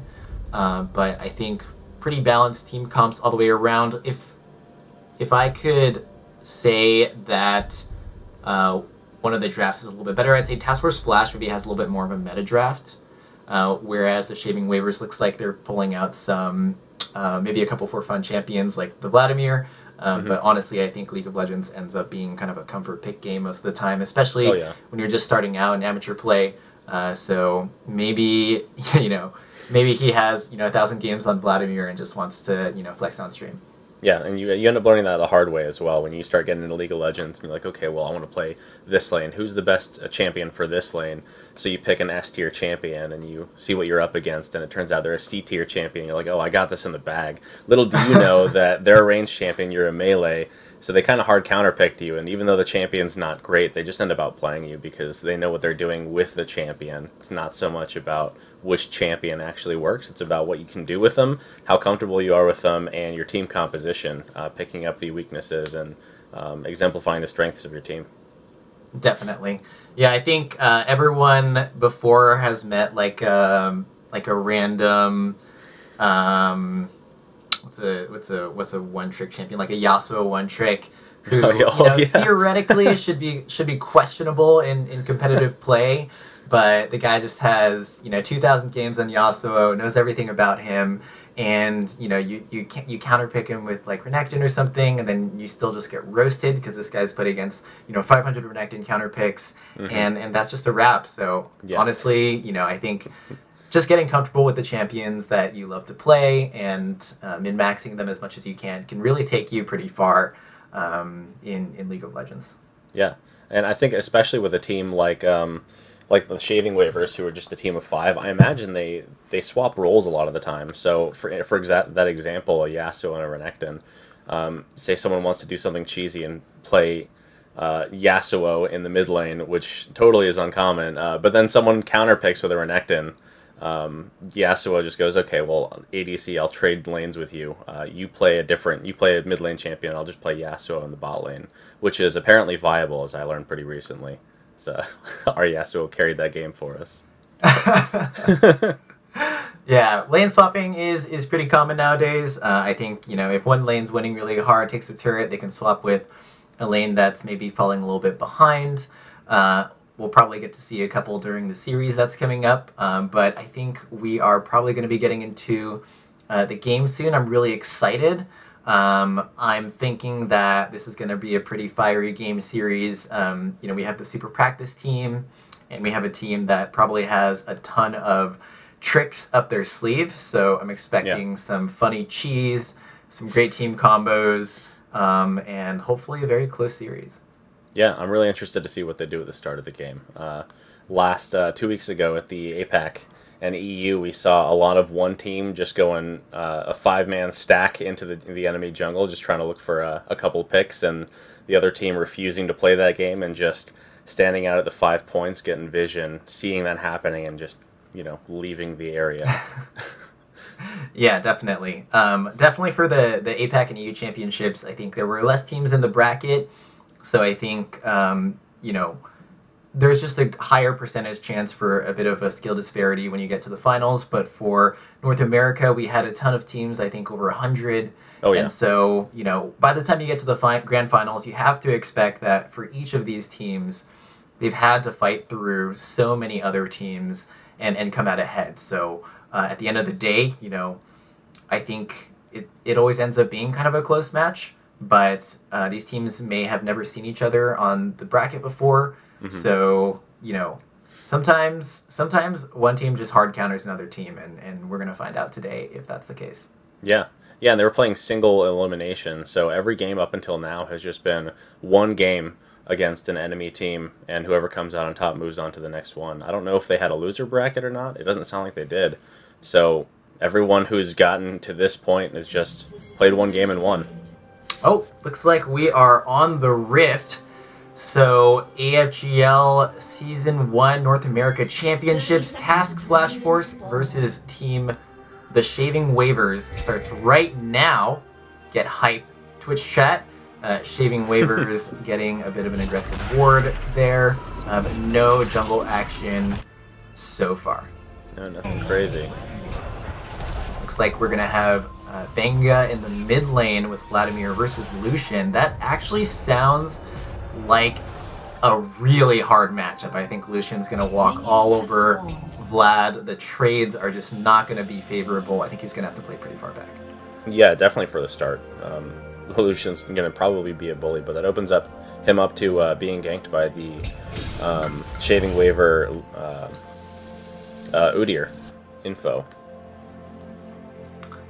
Yeah, Lucian is pretty flighty, can get away pretty quickly. Udyr, his kind of main weakness is that he doesn't really have any dashes. He can only kind of run at you, albeit run at you pretty fast. But as long as Udyr's flash up, it's pretty much a guaranteed stun. Unfortunately, Vladimir doesn't really... Oh, yeah, here we go. He is already starting the bullying. Yeah. Not that bad of a trade. And then Volibear pushing up into Wukong here in the top lane. I definitely think the level 1 favors Volibear. He's probably... Oh, here comes Udyr. He's jumping in. Volibear goes for the slow. He's actually looking pretty favorable right now. Udyr manages to get the first blood. 2v1 at level 1 is just a little bit too much for anyone to handle. Yeah, especially if your wave is getting pushed onto you, because that means you're not collecting that experience, so you're not even close to getting level 2 during the fight. Yeah, honestly, like, level 2 makes such a big difference. It's a massive stat difference, and just having one more ability creates so much room for outplay. Volibear, unfortunately, kind of naturally pushes the wave with his passive, and so, you know, once again, he's up here, super pushed in. If Udyr were on this side of the map, you know, he's pretty viable to get ganked again, but unfortunately, Udyr's taking his blue, so... Yeah, and for anyone that doesn't know, level 1, 2, 3, and 6 are pretty important because at levels 1, 2, and 3, you get your first 3 abilities, and then at level 6, you can get your 4th ability. After that, you're just adding points to your 4 abilities. So that's why level 1, 2, and 3 early can really change the course of a fight sometimes. If you level up during the middle of a fight, now you all of a sudden have one more ability than your opponent, potentially. Yeah, sometimes people even time the level up so that they start initiating before they hit level 2, and then one of their minions kills another minion, and they hit level 2, and it looks like they just get this massive health bonus. It's pretty scary. Yeah. Looks like a little scuffle over the Scuttle Crab right here. Flash Force picks that one up. And I think, is Volibear taking the other Scuttle? Potentially, he's sitting in the river right now. Yeah, you can see that in the mini-map. I'm not sure. Well, if they do manage to get both Scuttles, that's a double Scuttle. That's pretty scary. Scuttle's worth a lot of golden EXP early game, and provides a lot of mobility for the jungler and the mid laner to move around. So that's already a pretty strong start. A lot of objective control. Yeah, and especially depending on the champion that you play. Lilia gets faster and faster the more she's doing things and the more consistently she continues to do those things. I don't know the everything about her, but getting both Scuttles means she has a lot of movement around the map. Yeah, oh, Vanga taking a very unfavorable trade there. Gets pretty much all in by Lucian and basically slinks away from that one with his cool. Lucian does blow Ignite though, and I think Vanga still has both of his summoners, so he's probably going to TP back to lane. Lucian actually like behind the turret right now. Just an insane person. Oh, here comes that Lilia. Yeah, Lilian posturing for topside. I'm wondering if they're trying to look for a dive, or maybe just pushing the wave in so Volibear can reset. Wukong is pretty low, so I think Udyr is sticking around just to be safe. Yeah, I'm not sure if the junglers know that the other jungler is there. Oh, looks like here we go. We got a jungler fight. Finds him, flashes away. Volibear flashes onto Wukong for the stun. No follow-up from Lilia, unfortunately. He's going to get away from that one, but a lot of action in the top lane right here. Ultimately, I think Wukong's a little bit up in farm, so he's going to be happy to just get away. Oh, yeah. Oh, here we go. Lucian being a bully again. Yeah, Vladimir's actually not doing too bad in CS. He's down 14. It's bad, but not unsurmountable. He scales really well. Oh, Lucian pulls out his ultimate, spams a couple bullets, and he's going to walk away from that one. Yeah, Vlad's going to have to just play super safe. I think he's doing a pretty decent job of it. He hasn't died yet, so he knows that he's going to have to give up some of those minion kills, and his CS score is going to look not great for the first part of this game, maybe even till the end of the laning phase, but after that he should be able to catch up, as long as he doesn't die too many times. Yeah. For anyone who's relatively new to League of Legends and is tuning in to support the teams or to just check out what the Air Force Gaming League is about, this is what we call the laning phase in League of Legends. It's kind of like an early time period where both teams are kind of collecting gold, farming items, and so it's a little bit more slow paced, but it's like Flash Force going for the early dragon there. They're down 1 kill, but doing a really good job staying on top of all of these objectives. Yeah, they're doing a great job of it. And I think earlier, actually, when you were talking about Volibear taking that scuttle crab in the top river, I think what he was doing was clearing the armor so that Lilia could more quickly take the crab and come up and help him out, because he already had his wave pushed. So we're seeing a lot of that, the coordination from Task Force Flash here already. Yeah, they do seem very disciplined. Usually the more experienced the team, the more they understand the value and importance of objective control and just setting up the map for your team, having priority in lanes. So Flash Force, definitely the practice and the precision is coming through. A huge wave here for Lucian, pushing it up, but Vlad gets a clean ultimate. That's a 3-man gank onto Lucian. He's going to fall for that one. Yeah, really smart play by Vladimir, getting his teammates up there to finally take care of this Lucian problem, and he might be playing a little bit less aggressively now, knowing that his bot lane might come up to help him. Yeah, I think he knew that he was kind of pushed up, but he had this huge, massive wave and probably wanted to just hard shove it into the turret. So if anything, I think Shaving Waivers played that perfectly. They knew that Lucian might greed to finish off that wave and push it in, and they just timed it perfectly. He had no chance. Yeah, that was really good, especially with that Leona stun. Also, another huge wave for Flash Force, pushing into top lane now. Udyr's nowhere near here, but Volibear is a little sussed out. Clears out the pink ward and is going to back away from that one.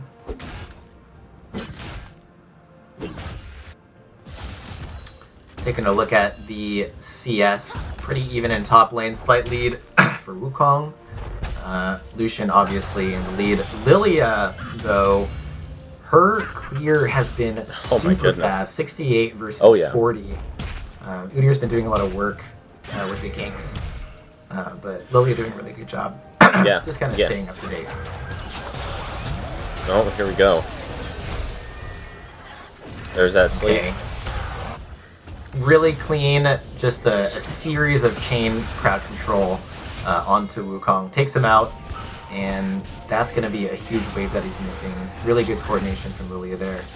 Hasn't been showing her face a ton for ganks, but she did show just now, and it was very effective. Yeah, she's got that assist and a couple more of those, and she'll have a bounty on her. The Udyr had one, just lost it, but the Udyr is still so far down in CS. He's really got to stay in his farm and try to only get those opportune ganks and not so much focus the top lane. Definitely, Lucian flashes to dodge Leona's ultimate, which would have locked him down for quite a bit of time. So really good dodge there. Really can't be stingy with flash at the high level of play. If you know that you're going to get CC'd and there's a couple people nearby, you can bet that they're going to be coordinated enough to chain that CC and take you down. Oh yeah. Yeah, and a lot of that comes with map awareness as well. Ooh, huge pulverized combo coming in from Alistair. Kaisa walks away, but Volibear is there with the flash. 2 flashes committed. Leona walks away from that one. That was another perfect round of chain CC. Managed to get the jump on them just in time, and then Volibear was there to clean up after Kaisa thought she got away. Really good coordination coming out from Flash Force right now. Yeah. Great communication and coordination. Okay, Udyr really jumping onto Lucian here. He has no way to get out. It's actually insane. I thought he was just going to get a couple pot shots and walk away, but Udyr with the tier 2 boots is a little bit too much to handle. Now he's 3-0. Yeah, that was done. That was done really well. Great play. Wow. Really action-packed early game so far. No dives yet. But you know, I do think that, you know, if I'm going to be a little critical, I think that some of the laners are maybe walking a little too far out of position. They're not playing quite as safe as maybe the pro players do, but it's somewhat to be expected. And I think both teams are doing a really good job capitalizing on just kind of unfortunate timing, or maybe just like a miscommunication that like Leona is missing from bot lane or something like that. But pretty even game so far. Yeah, nothing too crazy happening. Their gold is about the same. We have 18.8k and 17.6k, so not a very high lead by either team. About the same amount of kills and deaths. We're one dragon up on team Flash Force. Sorry, Task Force Flash. Oh, big catch coming out here. Oh, but the counter. Oh, Leona going in. Leona gets the lockdown on Solution really fast. Huge burst by Vlad. And now Alistair's going to have a tough time walking away from this one. Goes for the pulverize. Tries to stall him for as long as he can. But that was a really good pickup from Shaving Waivers. It kind of looked like they were getting caught out, but their whole team just rotated so fast. Maybe it really is that psychic connection that we talked about before. They never seem to play alone. Yeah, we're not seeing a whole bunch of... I don't know if we would see pings. No, we do. We're not seeing a whole bunch of pings from either side of the map at all. And we're seeing some great Venga gets the drowsy, but Udyr's here to back him up. Oh, but Lucia! Couldn't body block Lilia flashes in for the kill. That was a huge amount of burst, and there's nothing they can do about that one. There's no mid turret. It's done. And Volibear now walking up onto Wukong. Probably. Oh, actually goes for the full commit. Not going to be able to get much off that. Volibear doesn't really have a lot of kill potential. But he does force Wukong to burn his ultimate as well. And he might just have to back away from that one. Oh my god. Lucian takes the Exploding Flower, pops in onto Udyr while he's clearing his jungle. Lucian now going on to Wukong. He flashes away, but everyone's here to jump onto him. And wow, that was super clean by Flash Force. They're just pressuring this top jungle so hard, and now Volibear is going to get infinite plays. Oh yeah, I think the Shaving Waivers, having gotten that small lead in kills with that great communication, forced Task Force Flash to really retaliate and go deep into that jungle and try to secure a couple of kills, and it paid off for him. Yeah, definitely paid off for them. It was looking like Shaving Waivers had the advantage before. They had that really clean double kill at mid. They got their first dragon. And just like that, Task Force Flash is 3k gold ahead and looking very scary. I think Shaving Waivers probably is a little bit shook right now. That was a big swing. They're probably questioning their ability to kind of take these big fights. Yeah, and they're missing a mid lane turret as well. Yeah, that mid lane turret is so important. There's so much vision and priority early. Taking a look at the CS again. Letzel doing pretty good. Lilia very far ahead of Udyr still, which is really surprising to me. Maybe the Udyr nerfs were a little too much, but Udyr is supposed to have an insanely fast clear. But this Lilia clearly knows her pattern. Yeah, I don't know what rune pages all these champions took, but I imagine Lilia just took runes to help her with her clears, just that speed, and climbing up in CS so that she can clear out her jungle camps and try to invade the enemy's jungle, or just go and help her teammates for ganks. Yeah. And it's working out really well for her. So far, this has really been kind of a jungler showcase. Lilia 2-0-1, super far ahead. Udyr also 4-0-1, both trying to make plays for their team. That is kind of the meta right now. Junglers used to be kind of in more of a support role, but now with really fast jungle clears and a really diverse range of junglers. Junglers are becoming a little bit more aggressive, and here comes Lilia. She finds Leona. Huge knockup by Alistair. They both flash away. Leona is not able to get away. I don't think Wukong gets out of this one either. Nope. Volibear disables the turret, and that's going to be another double kill in the top lane. This jungle is not safe at all. Yeah, no, I feel bad for the shaving waivers for that play, especially that that Volibear coming in and using his ultimate on that tower, stopping those tower hits was pretty big. Yeah, honestly, I think they probably could have gotten away without it, but I think really seasoned players know that it's never kind of a waste to use abilities to secure a kill or to protect your teammates. So really good coordination all around, just like good judgment, I think, all around. Yeah, and every little bit helps.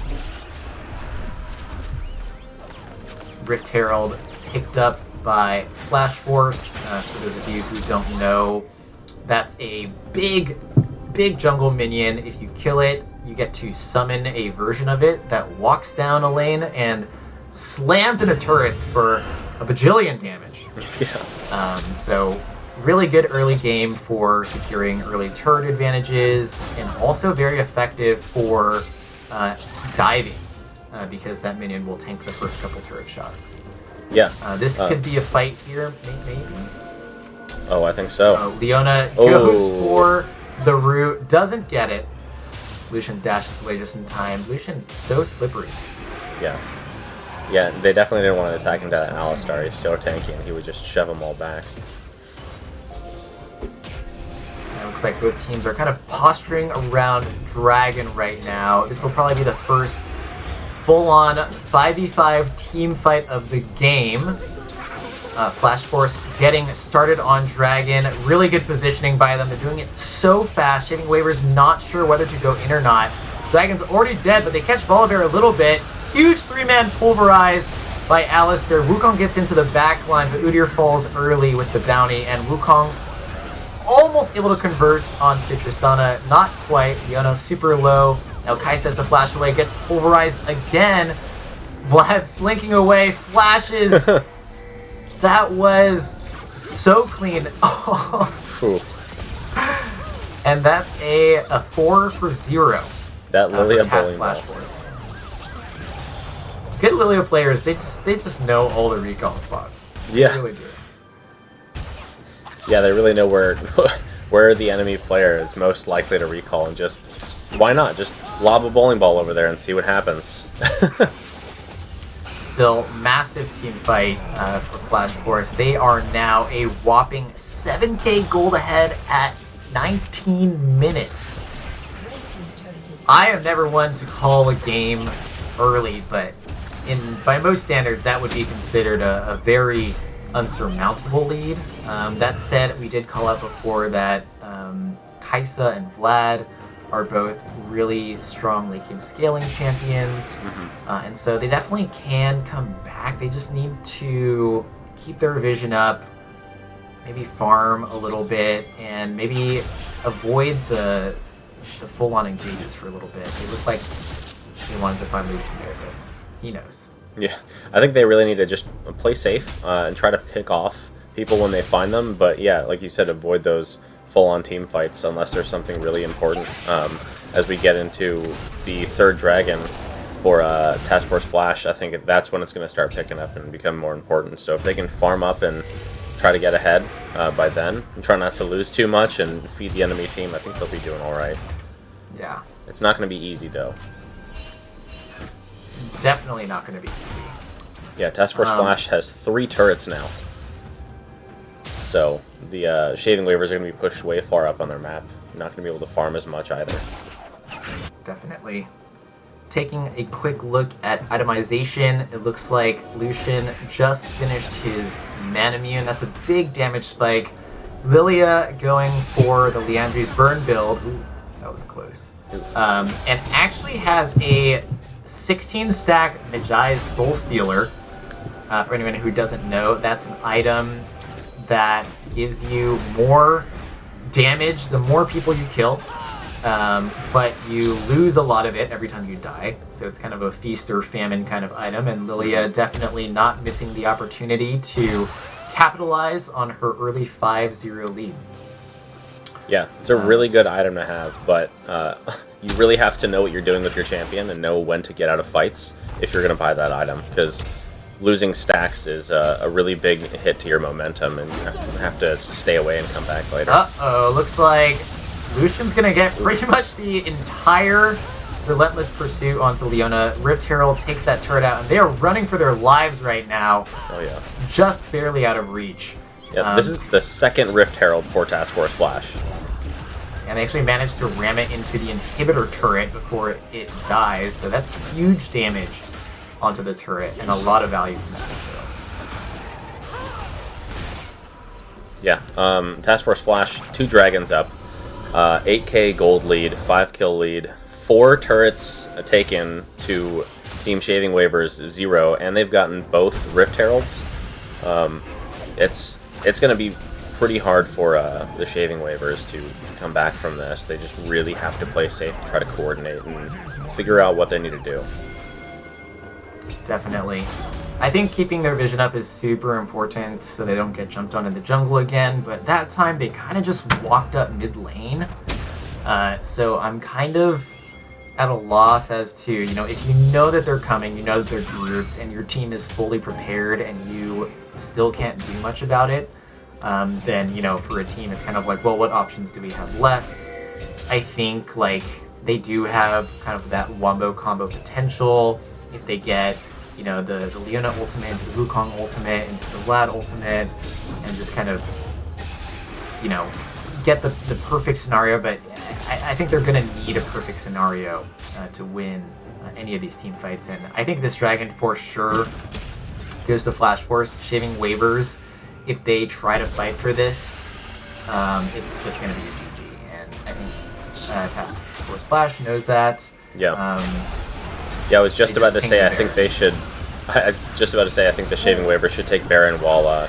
Drowsy going on to both of the carries, and they have to get off this Baron immediately. There's no escape for them. Alistair, huge pulverize. They're kiting back. They're actually doing pretty okay right now. Lilia get taken down early. Leona is able to get out. That's 2.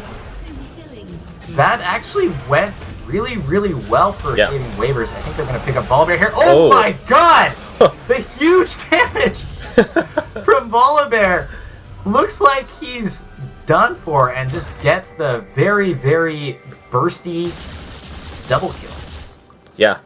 They are, I think, the Shaving Waivers were lucky that Tristana wasn't there yet. Tristana throwing a bomb on any of them while they were still grouped up like that with a Volibear coming in would have been able to clean up everything else, I think.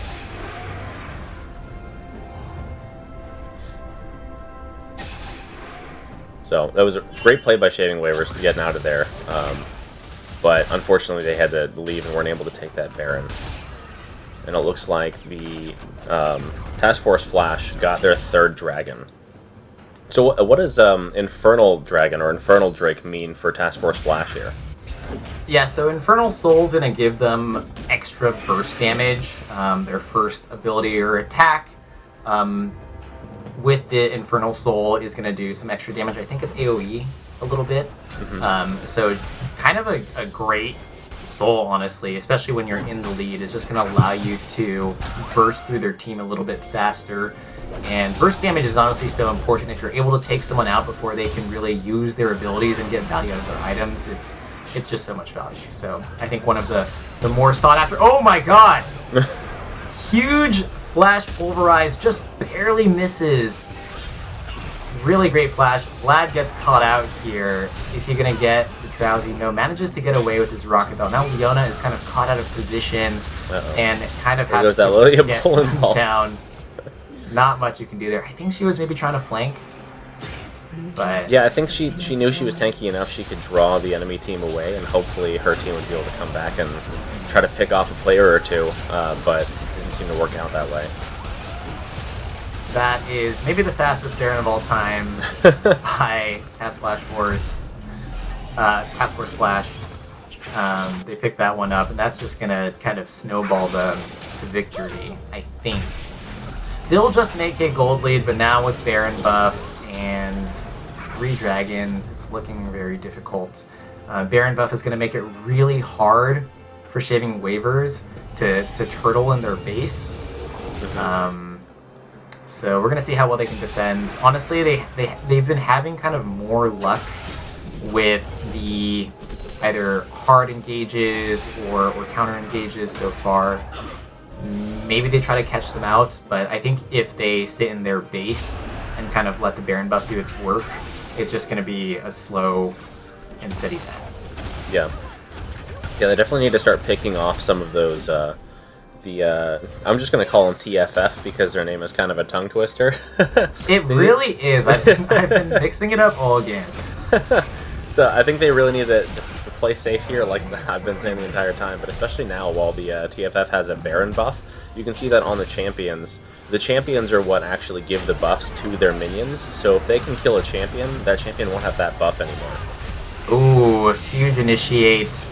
Leona goes all the way in! Couldn't follow up. Gets yoinked, magneted over to that Volibear, and that's not where she wanted to be. Unfortunate. I think Shaving Waivers had a good idea for an initiate, but it was just onto the wrong person. Yeah. And that turret's going to be gone. Oh, Vlad flashes in, gets a 3-man ultimate, I think, but isn't able to do enough. Pops. Actually, no, that was Lilia. Vlad is just recalling elsewhere, and I think TFF just goes for the win here. I don't think there's much that Shaving Waivers can do. I think they can push for the win.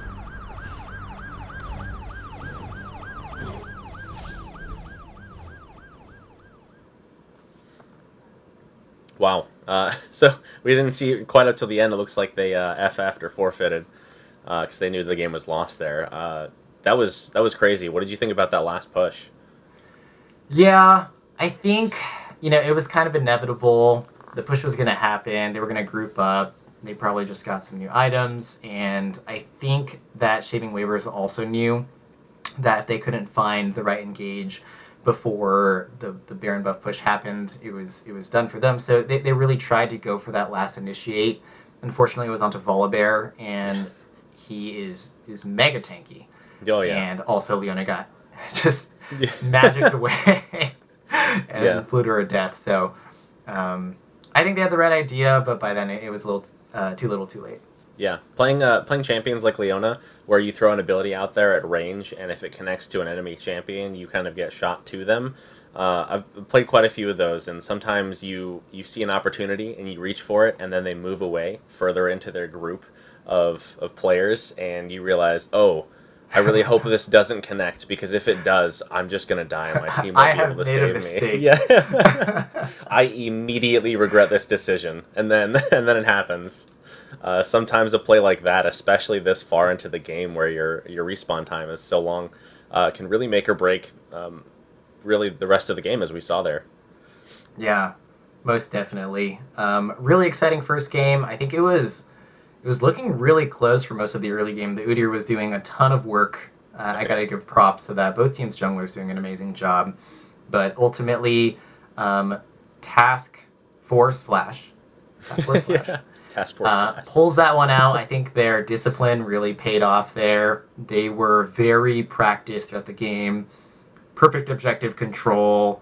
Really measured ganks. Pretty solid team fights. They got caught out a couple times, but managed to just kind of keep their CS up and end up pushing for the win. So really good job by them. What do you think Task Force, or sorry, not Task Force. What do you think Shaving Waivers needs to do game 2 to kind of bring it back? I think they really need to look at their picks and counter picks. As we saw in the top lane, Volibear had a pretty good lead starting off. Lilia had a really good lead in the jungle over Udyr because of her clear speed, and so because of that, her jungle camps were down and she was able to just go gank lanes so often. Lucian had such an upper hand over Vladimir from the start, just having that ranged ability and being able to be such a bully. We didn't see a whole lot from the bottom lane. I think it was a little bit of back and forth there, but what I think Shaving Waivers really needs to look at what they don't want to see in the first three bans and try to figure out what TFF is trying to do in their first three picks, and instead of trying to ban out champions they don't want to see, trying to counterplay with their picks and come up with a better strategy and synergy to overcome that. What about you? Yeah, I think so. I wouldn't be surprised if we saw a couple target bans. I think the Lilia was just really nasty. They just She was might oppressive. not want to play, against that again. She had really, really good snipes throughout the game and just did a ton of damage, had really fast clears, made their top jungle pretty much unusable. So I do think that, these teams don't have a ton of information about each other, so because of that, they can rely a little bit less on kind of like historic pick bans and more on kind of like targeted pick bans based on the current series.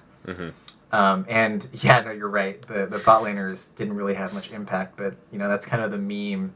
Yeah. For season 11, 80 carries is you're not really a champion until like 20 minutes into the game. Yeah. So, unfortunate sometimes when you've been farming perfect CS all game, and you finally hit 3 items and you're really excited to play the game, and your team's just like already in their nexus, and you're like, okay, I'm not gonna be able to do anything.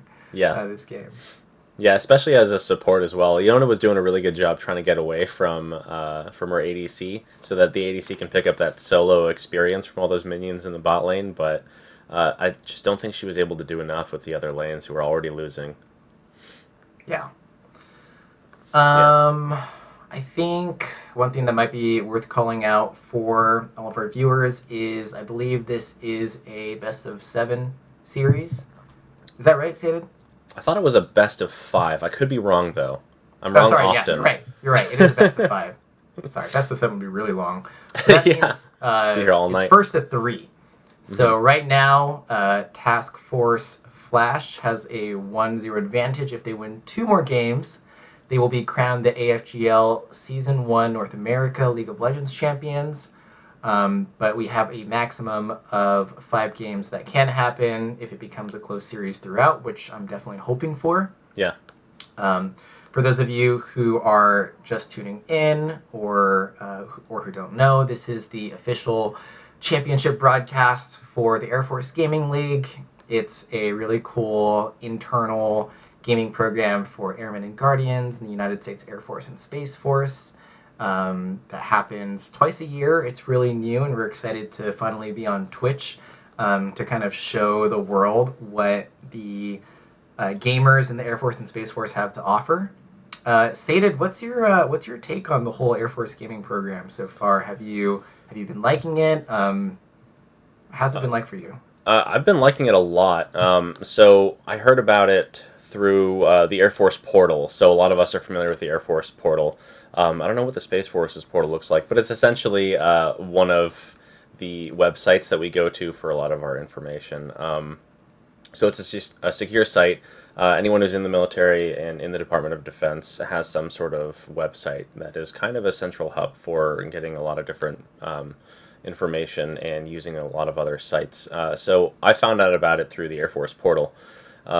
And as soon as I found out about it, I was a little bit skeptical. I wasn't sure what was going on because I had heard about, you hear about other sports teams, like, you have the Air Force football team and, all of the different departments and services have their own sports teams. And then you kind of hear about gaming as kind of a sport that maybe people play officially. But then to see it just right out in front of you on the portal and have kind of access to it was really interesting. So looked into it and saw that it was just kind of a central hub based on Discord and their site for more accessibility because there's so many people. There's over 86% of airmen, I'm not sure about Guardians, but airmen between the ages of 18 to 34 who identify as gamers, and apparently 88% play between 4 to 10 hours a week.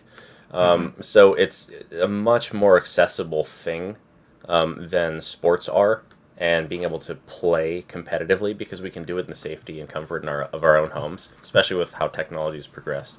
So I think it's a great opportunity, and I'm trying to encourage more people to get into it because there's so many different games. So you can, as you've been watching the stream, we have Call of Duty, Rocket League, and League of Legends here in Season 1 as we're coming to a close. And sounds like Season 2 we're going to feature different games. Aside from the games that are being featured, there's a whole bunch more that goes into it. There are groups on Discord that play tabletop games, using different sites and systems, but things like D&D, Magic the Gathering. People are playing chess as well. Have you been into any of the games that have been being played so far? I know you're part of the background team doing all the controlling of everything, right? Yeah, no, I try to stay on top of games. I feel like it's hard to kind of work in the gaming industry if you're not playing at least once in a while, and also not quite as fun.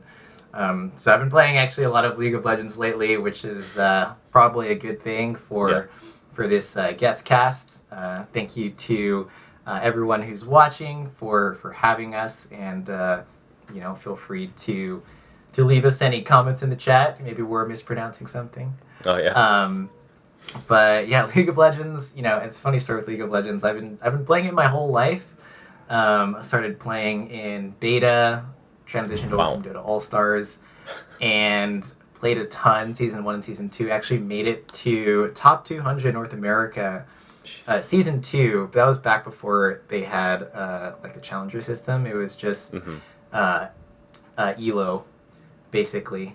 And afterwards, casted a little bit in college. I had my gaming club. We all played League together. It was fun. And then when I got my first job out of college, I actually uninstalled League of Legends because I had told myself, I was like, hey, like, you play too much, like, you finally got a job, like, you got to focus up, and just focus on it for a little bit. And so I went for like 3 or 4 years without playing, and honestly, like, it was a little sad.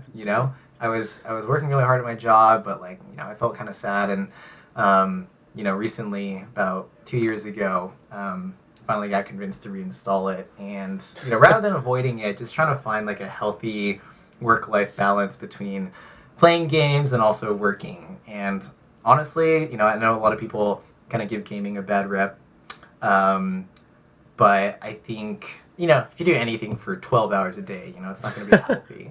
Yeah, even sleeping.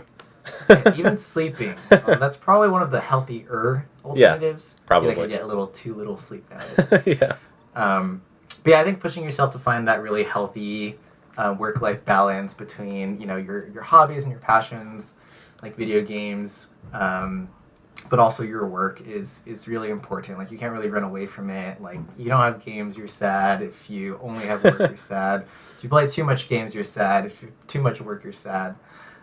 So I'm really happy that I'm getting back into it, and probably have like 1,000 ARAM games under my belt in just the past year.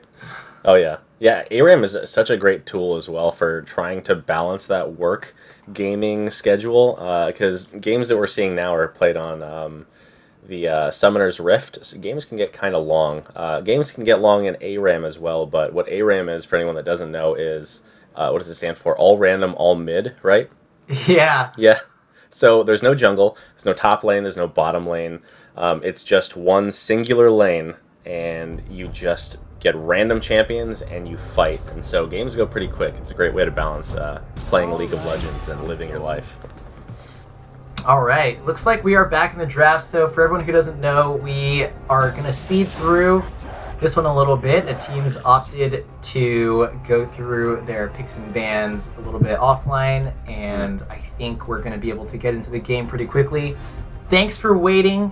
Game 2 starting soon for the AFGL League of Legends North America Finals, featuring Team Task Force Flash. I have messed it up way too many times now. And Team Shaving Waivers. So Task Force Flash is now up 1-0, and this is going to be hopefully the big comeback for the Shaving Waivers. Yeah. And we're actually seeing pretty similar bans from last time. I wonder if these are maybe some target bans that they researched from the other players ahead of time. Maybe. It also might just be hard counters to champions that these players are really comfortable playing against. I know Morgana is a hard counter to basically everyone, is from what I'm being told. I like playing Morgana, and when she stuns you and roots you to the ground, sorry, not a stun, it's pretty devastating regardless of the champion that you're playing. So I think picks like that are just picks that people don't want to see in any lane. First pick Shen comes out for Shaving Waivers, and then for Force Flash, Volibear and Graves coming out. Volibear once again seems to be a pretty comfort pick for Ocalzone, and JZ King going to pull out another 80 carry. Nocturne and Fizz coming out on the side of Shaving Waivers. Nocturne was banned last time. Yeah, so was Shen. They let it go this time. Yeah, and so Sorry, for what were you anyone, saying? I was saying so is Shen. And for anyone that doesn't know, the Shaving Waivers and Task Force Flash have swapped sides. This is going to happen every game so that the everyone gets an equal amount of fairness, really, in playing on their lanes on the different sides of the map. So last game, both Shen and Nocturne were banned out by TFF. So it's interesting to see they let those go this time. Yeah, the cool thing about both Nocturne and Shen is they both have, well, I guess Nocturne's ult isn't global, but they both have very long-range ultimates, and actually the Shen ult onto Nocturne combo is pretty nasty. Basically, you get to send both heroes deep into the enemy team, and Nocturne gets a big shield while he does tons of damage. So yeah, and then like I said, the Lilia target ban coming out, they don't want to play against that again. No. And so instead, we're gonna see Ahri and Ashe come out on the side of TFF. Yeah, looks like we got is that a Lucian Braum bot lane? I want to say so. I can't think of another alternative unless Shen is the support and Braum is the top laner, which sounds terrible.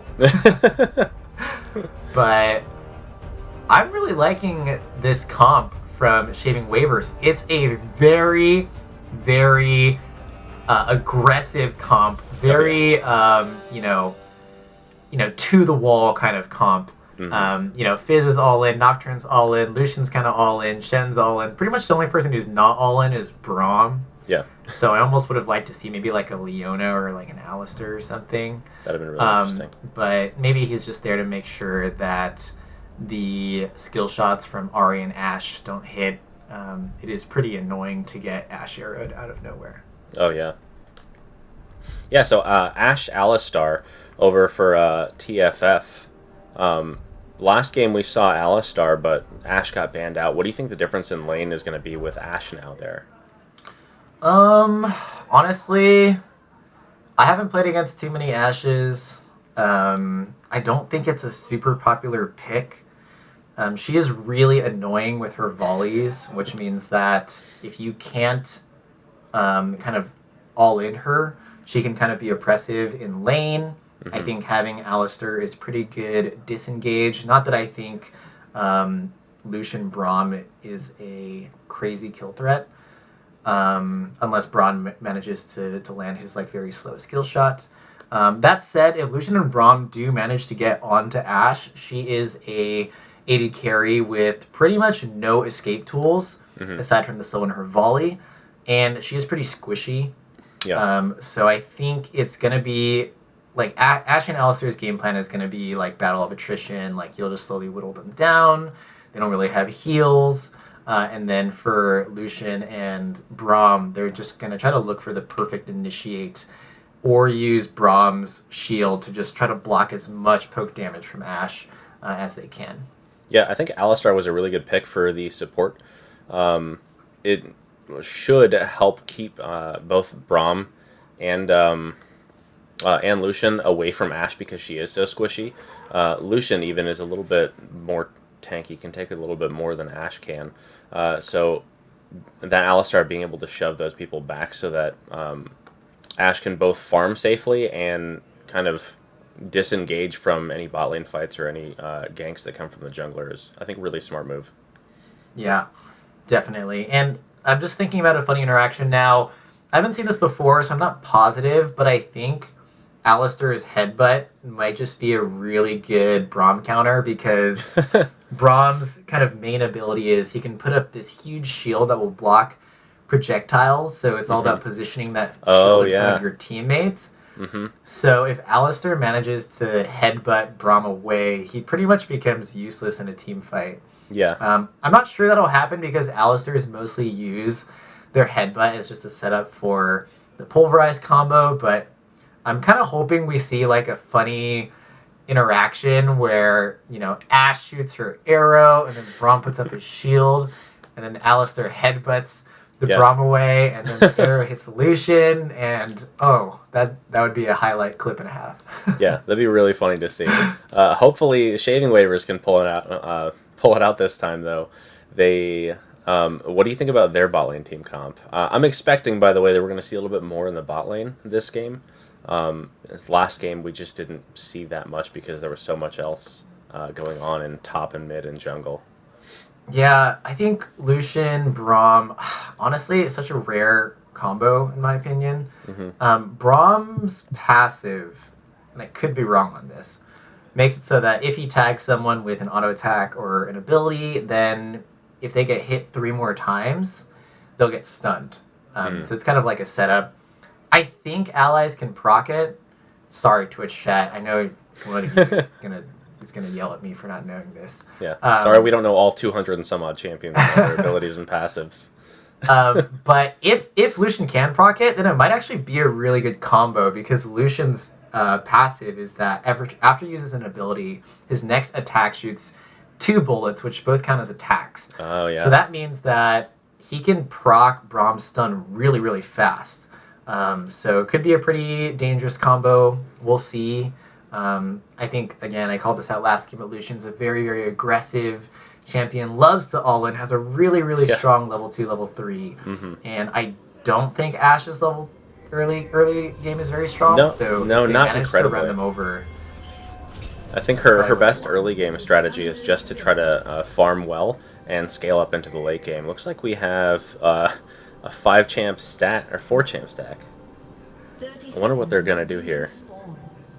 Yeah, I think they saw Graves put a ward there, so they know they can't walk that way. And so now they're going the other way around. I hope they don't try. Yeah, okay, they're just spreading out. Yeah, you know, a lot of people think that this like early stacking is cheesy, but honestly, like, if it works, it works. Oh yeah. For one. And I think especially in like more amateur. Oh no! He's gonna get caught out here. He dashes. Dash the lane. Flashes away. Very, very well timed flash. That Ahri almost charmed him, and that just would have been it for a level 1 Lucian. Yeah. Lucian, actually, I gotta respect his discipline. You know, you won't see a lot of players do this, but he actually held on to his level 1 skill point there, and then I think put it into his dash. When he is that what we saw there? Because he knew he had to get away. Because I don't think most Lucians grab E level 1. So because of that, he was able to get away. But now he has E star on Lucian, no flash. He's gonna be so sad in lane for a little bit. Yeah, that's gonna change their aggressive strategy bot lane for sure. Yeah, it's still better than tossing that first blood gold over to God knows who, plus a bunch of assists. So, good job. All right, what do we got here? Volibear being oppressive again. Oh, Fizz jumping onto Ahri early. Oh, wow. Has the electrocute, so gets a lot of trade damage there. A lot of skirmishing in top lane too. Top lane is going to be just a bloodbath. They're going to be smacking each other. It's going to be, 2 melee top lane is always kind of like a, it starts off as a wet noodle fight and then it turns into like a hard noodle fight. Yeah, that's a great description for it.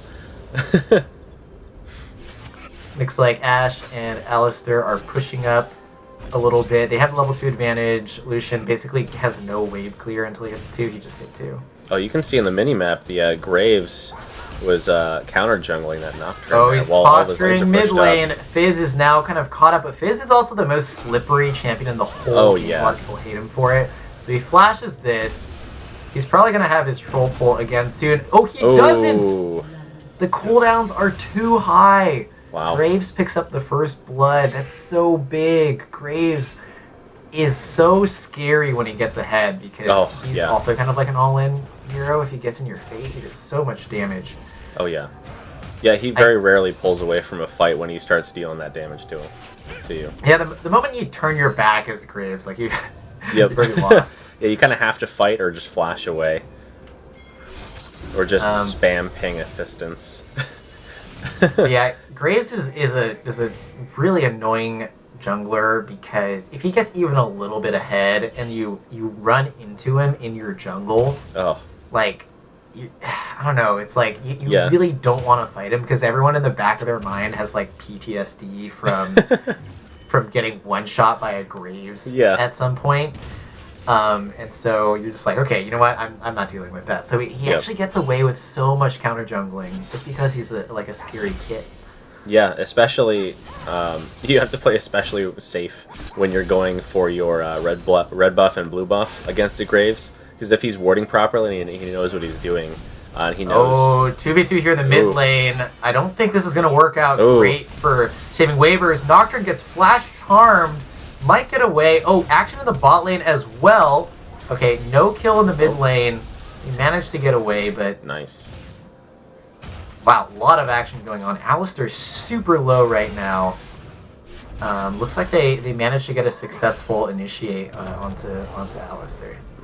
Volibear now jumping onto Shen. He takes that for free. Actually taunts back in! Ooh. He wants the fight. He does so much damage with his key strike passive. Yeah, that's it's also... Oh, sorry, I was going to say it's also percent health damage, so against someone like Ball... Oh, no! Okay. Thought he was gone there. Like, if the return ball hits that Fizz, it's game over. Fizz is too slippery. He's not a noob. He knows. A really good poke damage by Lucian. His Q. Shen pushing a massive wave from the top lane right now. Yeah. Yeah, a lot of back and forth in the top and the bottom lane, it looks like. Oh, Volibear jumps in on Shen. I don't think he can get out of this one. He gets the slow. He has the flash. Volibear flashes in. That is just a bad trade for Shen. And, you know, with top lane, like, the moment you have a bad trade, you just give them permission to run you back to your turret. And he was so far from his turret. Very unfortunate. That's gonna bite him in the back later. Yeah, you hate to see it. He does have teleport though, so he's back in action. Oh yeah. Yeah, that's how top lane happens a lot. Just a lot of pokes, a lot of trying to gain advantage and gain that minion wave advantage, which is really important early as well. And don't miss out on your opportunity to go in. Yeah. You know, I think a lot of top laners would say you should kind of play like the Shen Volibear matchup pretty safe, but this is just my theory because I am a top lane main, is that every top laner has this desire to prove their dominance of the top lane. And so I've just noticed, and in Twitch chat, tell me if you've realized, if you've seen this phenomenon, but top laners, they take every ego duel they can. And I love it. Oh yeah. Personally, I think it's so fun. I'm first blood one way or another every game I play. All in by Ari right here. Fizz has nothing. Wonder why Fizz went in there. Yeah, I think I could be remembering incorrectly, but I think he wanted to dash in and then troll pull away, but he ran out of mana, and then Nocturne. Here we go. Now with a really clean gank into the top. Unstoppable to block the fear. Volibear's dueling. Doesn't have enough damage, but can they chase him down? Looks like yes. Okairos taking that back with the help of Phobes. And that's going to even out the top lane a little bit. Give Shen some breathing space. Otherwise he was destined to be bullied forever. But now it's looking like it's Dragon time. Yeah, that was a really good move by Nocturne as well, giving Shen the kill, because he was a little bit down in CS, and in top lane that gets really, really important. And he was down a kill to his enemy Volibear, so now they've evened it up a little bit, and I think the Nocturne knew that he was getting ahead in CS, and he could sacrifice that kill. He didn't need it, he would rather have his top laner win that Graves fight. getting caught out in the jungle right here, smites the red though, gets stunned. Nocturne ults back, and the Great Escape. No, Fizz Giving is the kill waiting. to Fizz. Oh, Ari gets the charm into Fizz right here. That's going to be a lot of damage. Nothing to pick up, though, and just a very greedy Graves counter jumble there, but can't really blame him. You know, sometimes you just gotta go play. Yeah, I mean, that's what you have to worry about sometimes when you're going that deep into the enemy jungle. Oof. Braum takes literally no damage. Yeah, it's that Braum shield we were talking about. Yeah, that's one of the worst things ever, too, is to try to escape while you know you did something wrong. You're too far in the enemy's jungler. You hit a red fruit, that little bomb that sent him off, and you land right on top of the mid laner. They reset the dragon right here on accident. Maybe. Oh, Ari with the flick. This is going to be huge. Lucian gets charmed. Oh, but Alistair dies, too. Ooh. A 1-for-1 trade. Somehow it looked like it was going to be really bad. Now Fizz kind of out of position. Ari barely misses the charm. Great dodge by Braum. Get out of there alive. Wow, what an altercation. Yeah, that was really interesting. I think they just gave that dragon up to TFF, though. I think they're going to be trying to start that here pretty soon. Yeah. Actually, I was about to say, why didn't Shen ultimate? But his ultimate's on cooldown. I think he actually ultied or Lucian to give him a little bit more HP, but because Lucian died, he didn't actually make it all the way down. But that's why they were actually able to polish off the Alistair, is it looked like they could get a clean pick onto Lucian, but he just stayed alive forever. Yeah. Fizz now jumping onto Ari. Oh, he dodges the charm, but Alistair's here! He flashes away. Volibear was waiting there as well. Oh, that's unfortunate. I don't know if he knew, but good flash. Yeah, that was a really good flash. If he got caught out there with that Volibear being able to jump in, I think that would have been it for Fizz. Yeah. So far, neither team has a crazy advantage on one another. Team Shaving Waver down 2k gold, down 1 kill, but no turrets lost. It looks like all the lanes, well, mid lane's not that great, but all the other lanes are doing pretty even in their creep score. Mid lane Fizz is getting bullied out a little bit by that Ari. Yeah, he is. Honestly, I gotta give props to Ari, though. Even though, you know, Fizz is not too threatening, that creep score for 10 minutes is really, really solid. Almost 100 at 10. She's averaging that 10 per minute score line, which is very impressive. Yeah. Even in pro play. Yeah. What is it? What does a perfect CS score look like?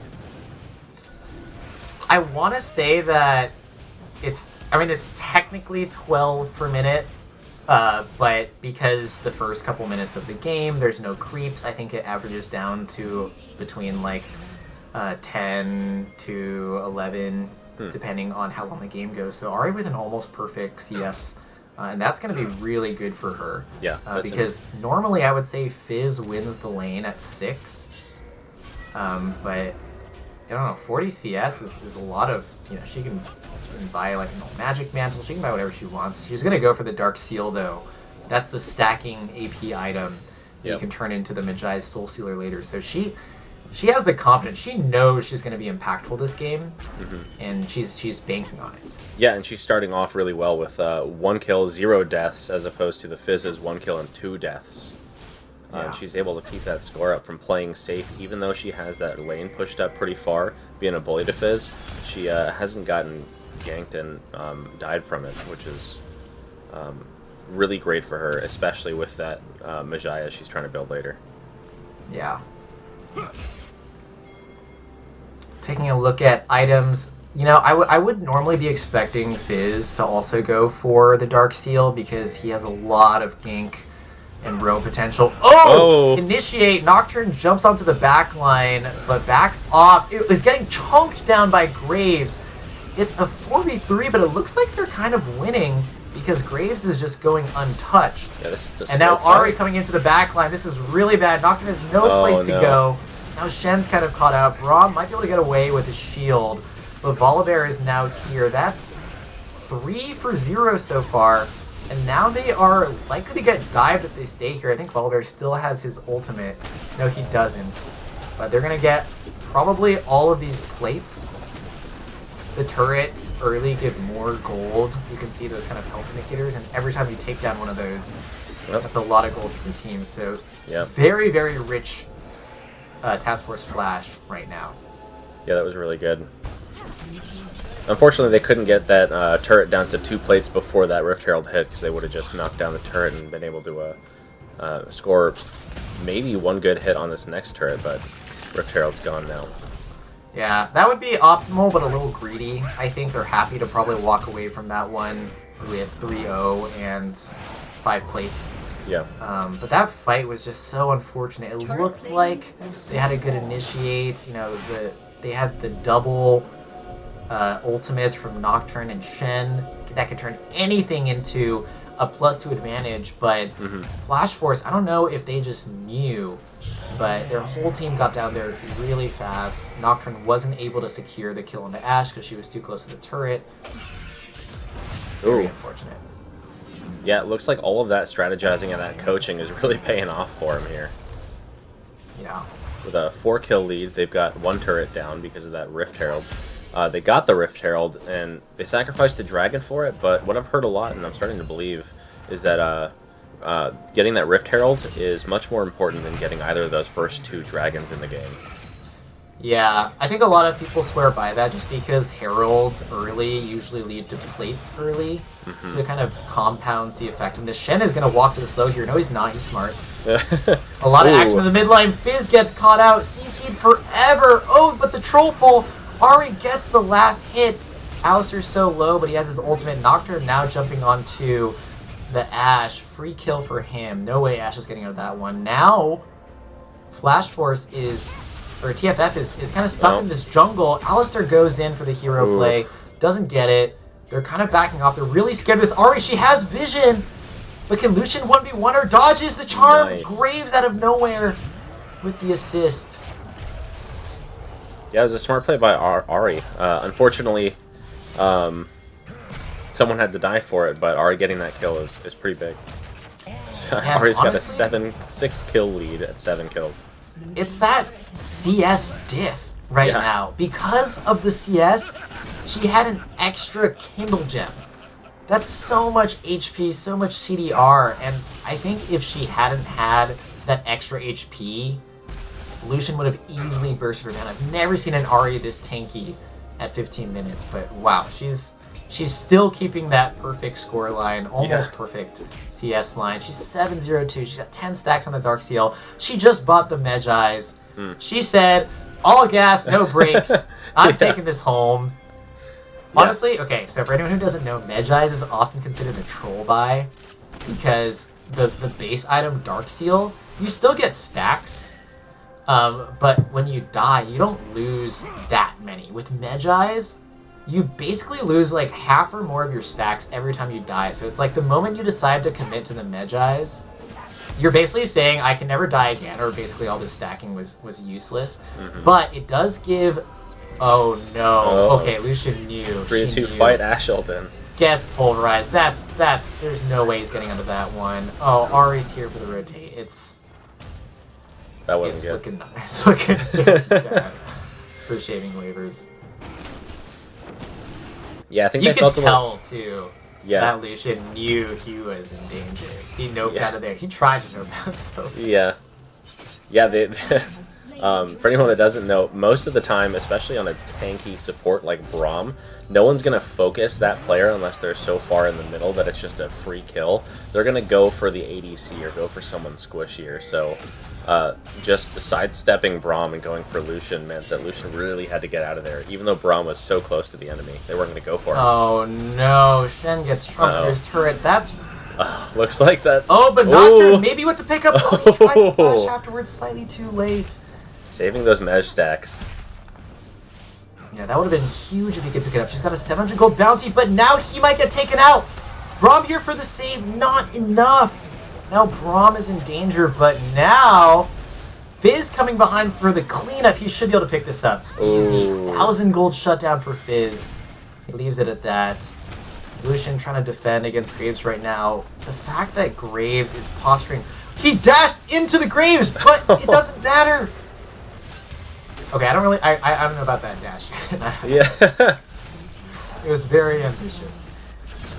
Yeah, I think if it was just a one-on-one under tower, it still would have been really close, but especially with his teammates coming down. there was nothing they could do about that Graves. Yeah. For those of you who don't know, Graves' auto attacks don't work like most AD carries, which just basically shoot a projectile. His is like a shotgun that shoots 3 in front of him. So if you're really close to someone, he can basically hit you with a triple hit, which does about double damage. And so dashing into him is usually like the worst idea ever. Like with Lucian, I feel like you gotta like kite him, like dash like straight horizontally, stay just out of range, make it hard for him. Yeah, you have to time it to his reloads. Maybe he was reloading. I wasn't paying attention. Oh, I don't know. It didn't seem like If it. 'Cause so, he got the kill. Lucian's brain is massive, but Yeah. unfortunately, Alistair was there for the support. Okay, about almost a 10k gold lead now for TFF. Nocturne did get the Fizz got the 1,000 gold shutdown though. Oh, this could be really bad for Graves. He's getting really greedy here, but actually, his whole team was there. It was the biggest bait ever. But actually, the rest of TSW is here too. Okay, Lucian out of position, gets taken down immediately. Volibear is way too tanky to ever die. Fizz flashes back in, might get that kill. Doesn't. Braum is just sad here. He's spamming the emote. He knows he's done. Yep. Wow. That was crazy. That was like, it looked like it was a bait and then it was another bait. Ooh. Nocturne almost got caught out there. Yeah, that was a really good trade for TFF because it wasn't a trade. They just got out of there clean, got 3 free kills, and almost got the Nocturne in the jungle as well. And now they're getting an inhibitor. That's so good for them.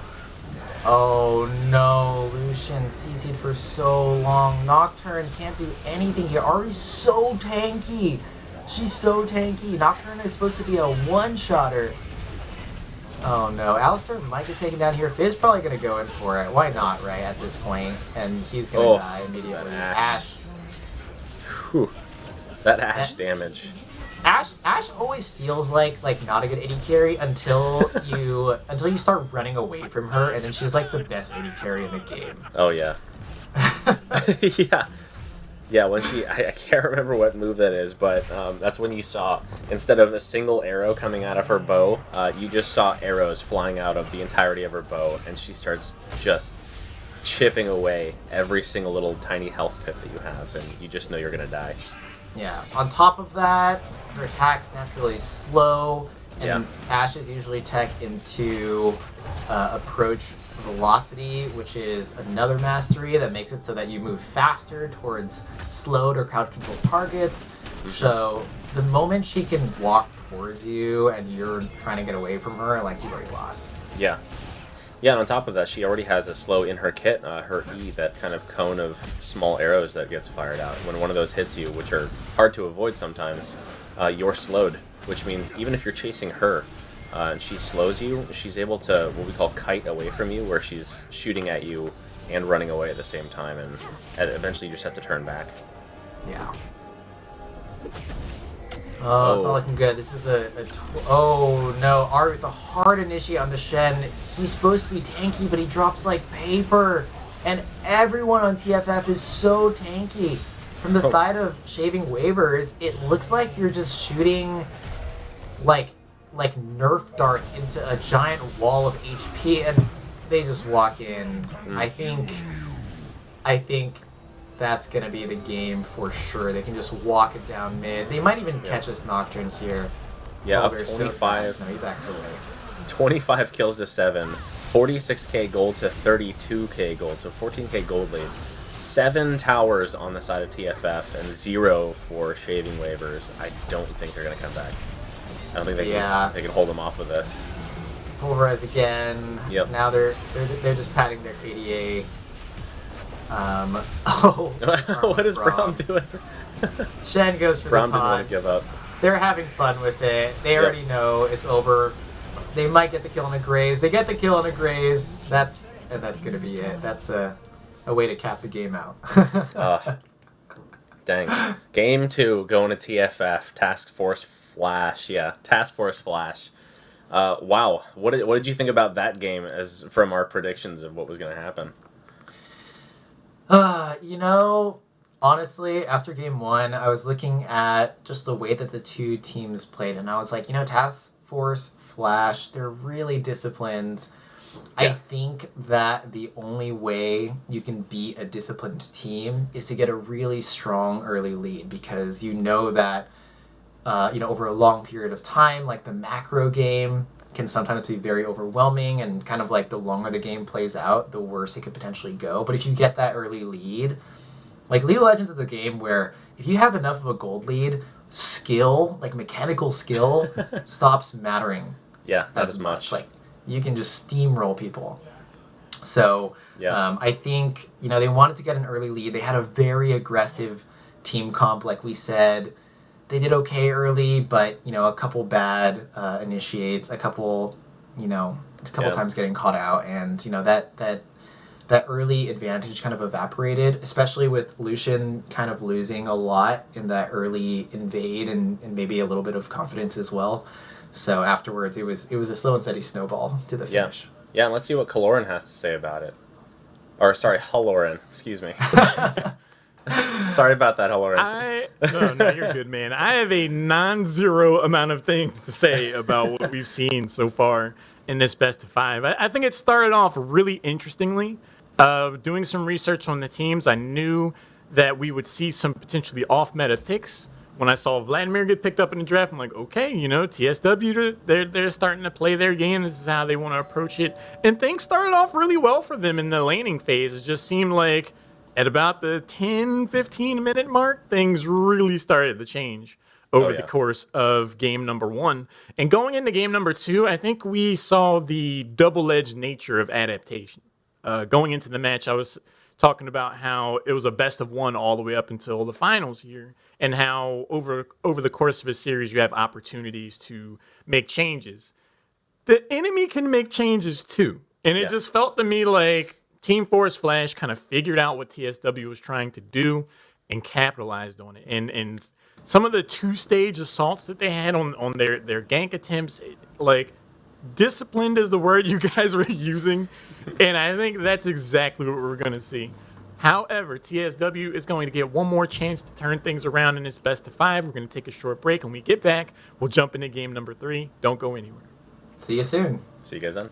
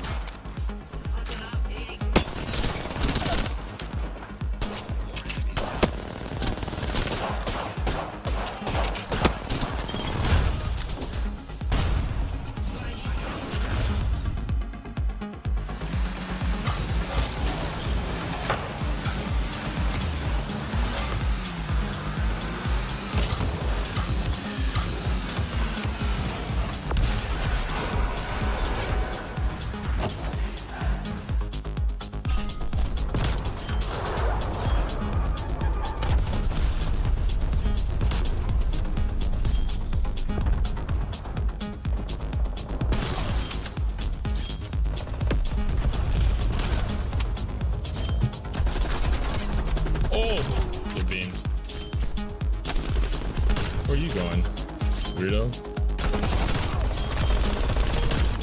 Where are bullets going?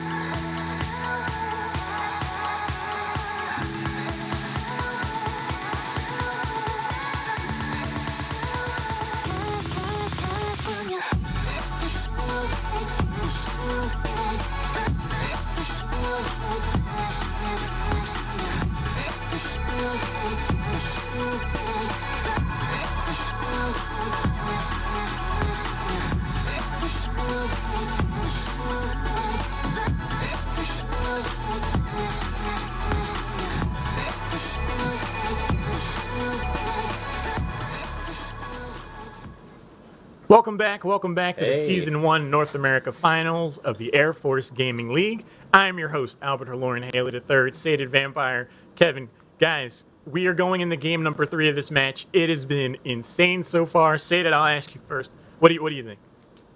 I think, wow. The game is starting off, were really interesting in the laning phase, and then it seemed to just really turn to TFF's favor shortly at the end, or after the end of laning phase, and it quickly snowballed from there.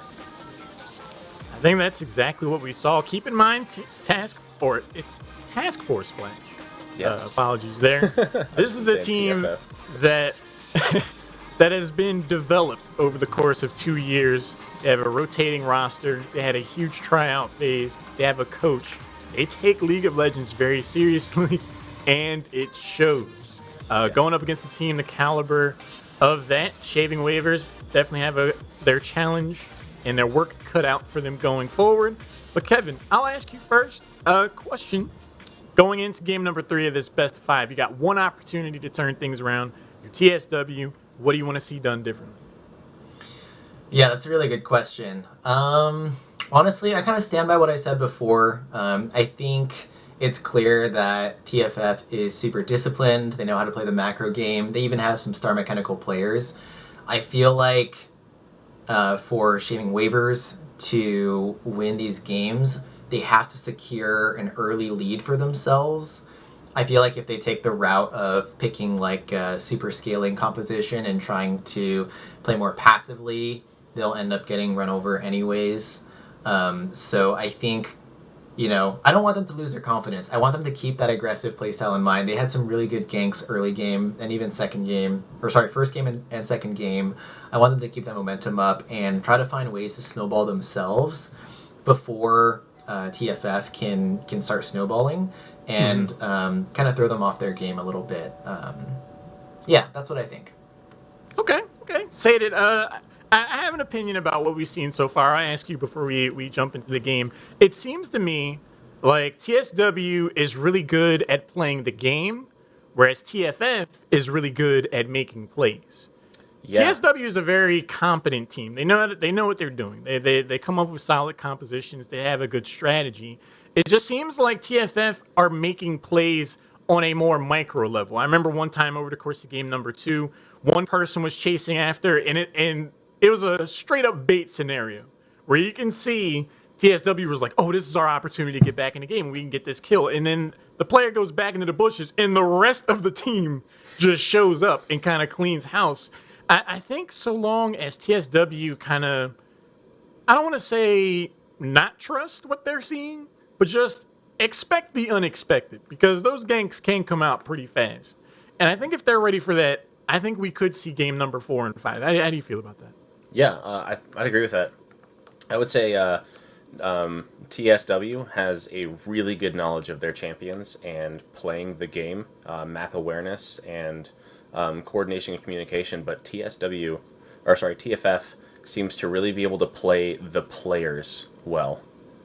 They're really able to get in their heads and figure out what they're trying to do, and they're sticking together on those 5-man stacks, waiting for someone to roam into a jungle and make a misplay. It looks like a wrecking crew going there, but one more opportunity. TSW has one more chance to turn things around in this best of 5, or it will be Task Force Flash taking a win. Let's get into game number 3. Sated, Kevin, I pass it on to you. Take it away. Thanks, Lauren.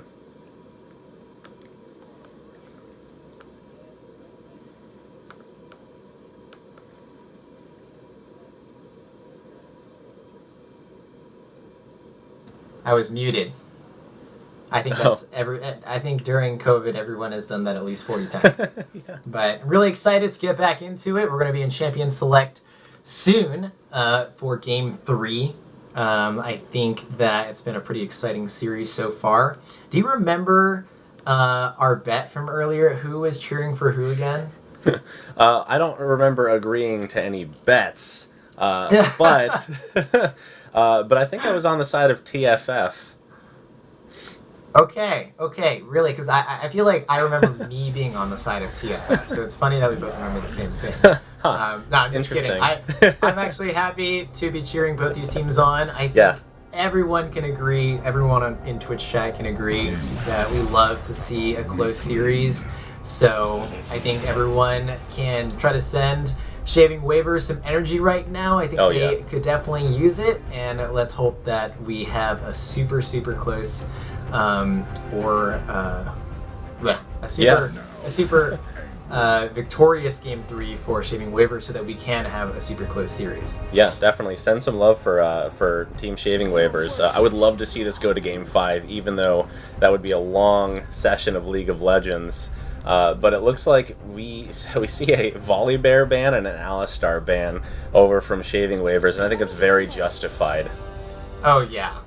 Like I said, the target bans are great. At least you get a mental refresh from playing the same champions over and over. And honestly, the Alistar has been so oppressive so far. The pulverizes have just been super on point.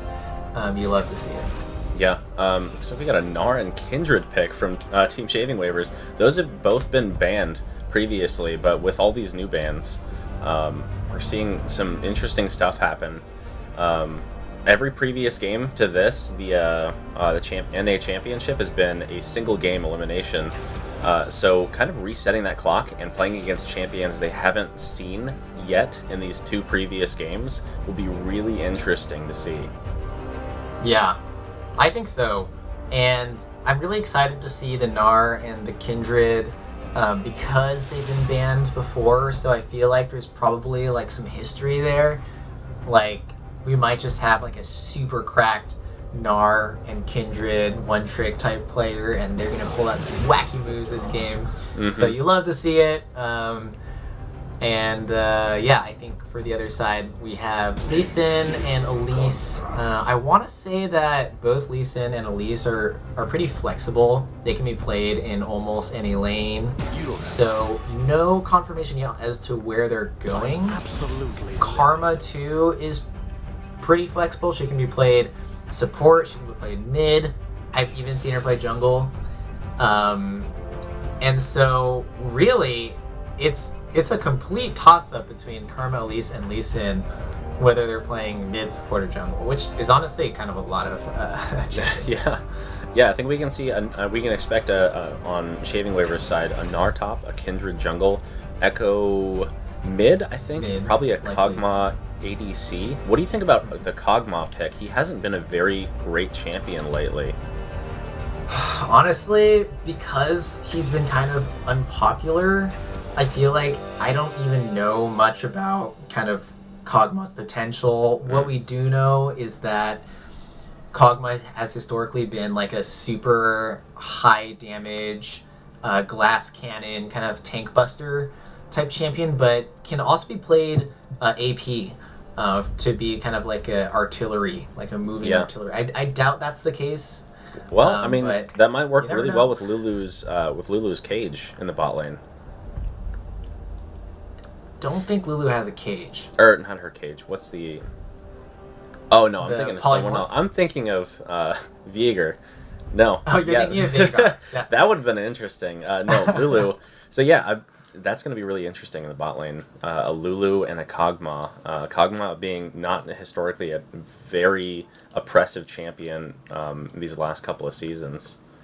Yeah, I was gonna let that one slide, by the way, but I thought Twitch chat would just jump on you anyway. Yeah, so no.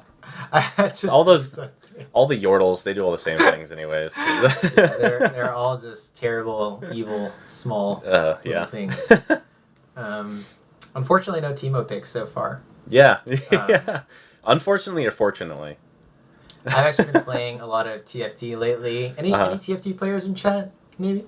Yes, no, and it's really funny because they made Teemo like a raid boss in the latest TFT set, where like to summon him, it actually costs HP, and then like he's like super strong. But it's just so funny that Teemo has been this like devilish object of something for so long. I think. But yeah, really excited to see all these fresh picks. We definitely had some repeats last game. Volibear, great champion in my opinion, like kind of boring to watch but Gnar is so hype. Like, pretty much at any point, a really good Gnar ultimate can just change the swing of the game. Kindred is also really hype. Like, it's like split-second timing on her ultimate, can save teammates, can also save enemies. Lee Sin, super high mechanical skill cap, dashes around, can be completely useless or like just completely carry the team. We got a lot of fun champions in this draft. Yeah, what do you think? Do you have any like favorite champions that you like to play, Sated? Yeah, so I've been playing a lot of jungle and support lately. Let's see, Morgana support and jungle are both really great. Seraphine, when she came out, I played a lot of her. Lately, I've been playing Leona. Busted. Yeah, Seraphine she's really fun. I hate playing against Seraphine. You get like, you chunk someone down to like half their HP and you're just like, well, that's doing nothing in like 10 seconds. Yep. Yeah, especially when you get that Moonstone Renewer. Oh, it's such a busted item right now. So cheap, so effective. Yo, yeah. Cheap. It heals so much. Yeah, in a jungle, I think Amumu is he's super fun to play. He's not a high-tier jungler champion, but if you can build him properly, whether you want to try to go AP Amumu, which doesn't always work out, but or super tank Amumu, it's super fun to play. What about you? I mostly play top lane. I played mostly around season 2, so I'm still kind of stuck on the old season 2 heroes like Jax and Shen and Renekton. And then for a while, Renekton became really bad because they nerfed bruisers, and then now he's like really hot again because of the new item shop. So I'm loving it. But I also have really liked playing jungle recently because jungle is kind of the new top lane. In like a way, it's like you're kind of by yourself, you get like really fed, you play like, and then you just come out with like 3 items and like own everyone. And yeah, they also made clearing the camps a lot more fun. Like back in the day, clearing camps was like arduous, really boring.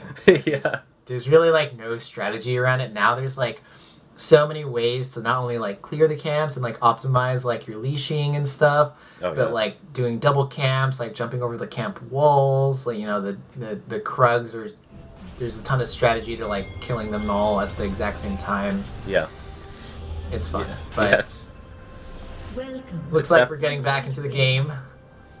Yeah, guys, let's get hype.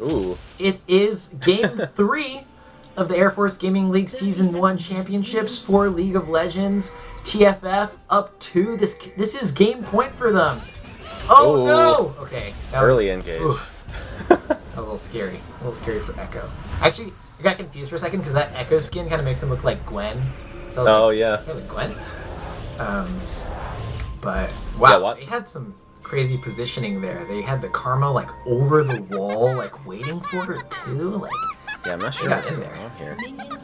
So it looks like we have a Karma top, Elise jungle, Lee Sin mid. I wasn't expecting that at all. I think we could all assume that it was going to be an Ashe Rel bot lane. Yeah.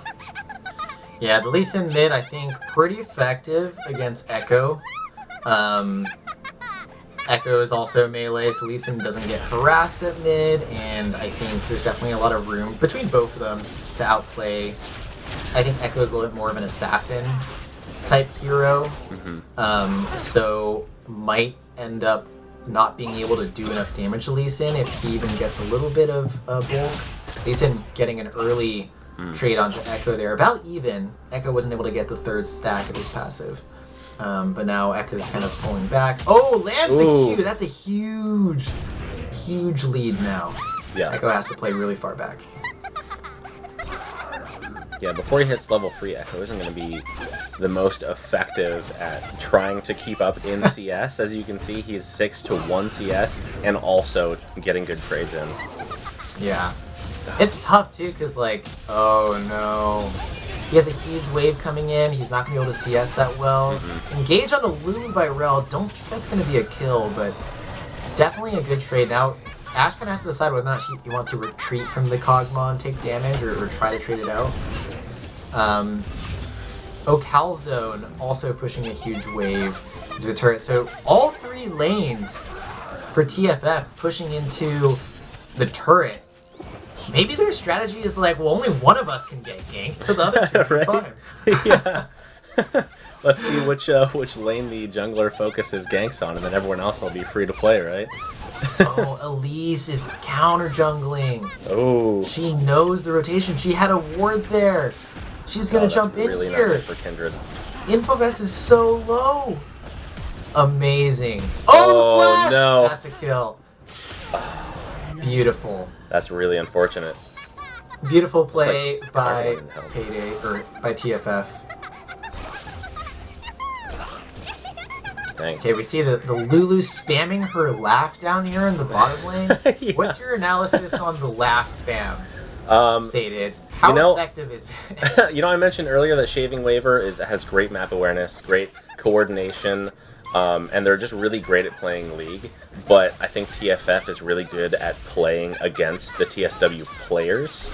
I think that's what Lulu's trying to accomplish here, is to get back into TFF's head and, rile them up enough so that they make some less than ideal mistakes and choices, and maybe they can pull out the win because of that. That is incessant. Every time the laugh. camera goes back up. Oh no! Karma Rue on a Gnar. Okay. Uh-oh. Nothing big. Her camera isn't quite there yet. Oh. That was close. Mike is just magneting these Qs onto Venga. It's so oppressive. You know you can't win the trade if Lee Sin has Q on you. All you can do is stand next to your turret and tell him that he can't press it again. For now. Once he hits for 6, now. He might just click it again no matter what. I think that Lulu has a macro. Every time she clicks anywhere, sets off her laugh. It's gotta be. Oh yeah. Big gank right here. Payday caught a little bit out, but Rel's super tanky. Not quite enough CC. No CC really from Kog'Maw besides the slow. But yeah, like you said. Oh no. Oh no, Echo's being chased into his jungle. He's so far from his lane, he's losing EXP.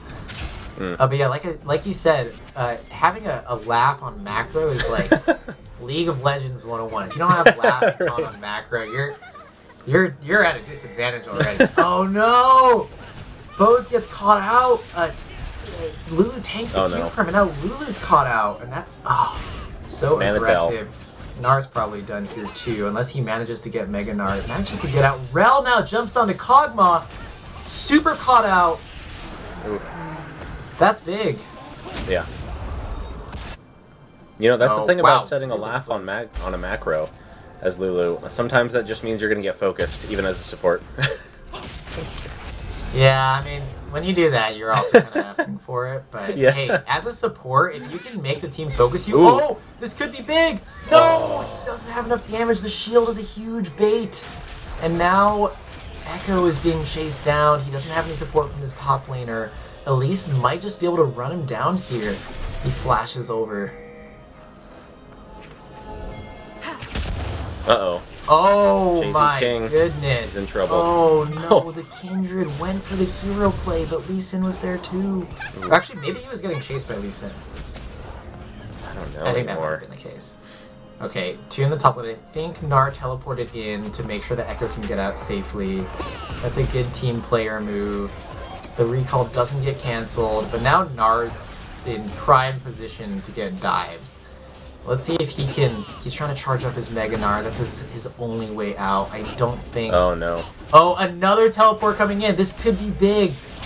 Oh, no, he gets Pulled too yoinked. far away from tower. He gets kicked out. Echo can't do anything here. Oh. Yeah, and TP's on such a long cooldown as well, and Echo not being kept up in his lane, it's going to put him back. Yeah, definitely. That said, I think teleporting to stop a dive is always the right play. It's just... Yeah. The lead is very strong right now. A lot of experience ahead, a lot of items ahead right now for TFF. Yeah, TFF, 6 kills up. A 3k gold lead. No towers yet. Oh, no! Oh no, I was about to say good on Shaving Waivers for keeping their mental game strong and still going for the counter jungle, but Calzone catches them out anyways, steals the Gromp, and grabs a kill. That's so devastating. That is. Kindred has died 3 times now. I think all to the enemy's Elise. Yeah, the Elise is doing a really good job at keeping Kindred out of the game. Yeah. Even though Kindred's got that CS lead, Elise has that 400 gold bounty on her because she's 4 kills up. And each kill is worth a lot of gold. Yeah. Ooh, Gnar getting really chunked down. And oh! Getting chunked down so hard. He doesn't have the sustain. Yeah, Okairo's really having a hard time up there. At 28 CS to Ocalzone's 49. That's tough. Yeah. Gnar is usually a pick against tankier melee heroes. He can poke forever, but against Karma, I don't think he has answers. Big Ash Arrow onto this Kog'Maw, no escape, and then the Rel charge as well. Gets a little BM damage onto the Ash, but it's not gonna do much. Yeah, I think Gnar against a Lee Sin top would have been a little bit of a better matchup for the Gnar. Oh, here comes the dive. Dodges that. Oh no. Gets spidered. The damage is so huge. No chance.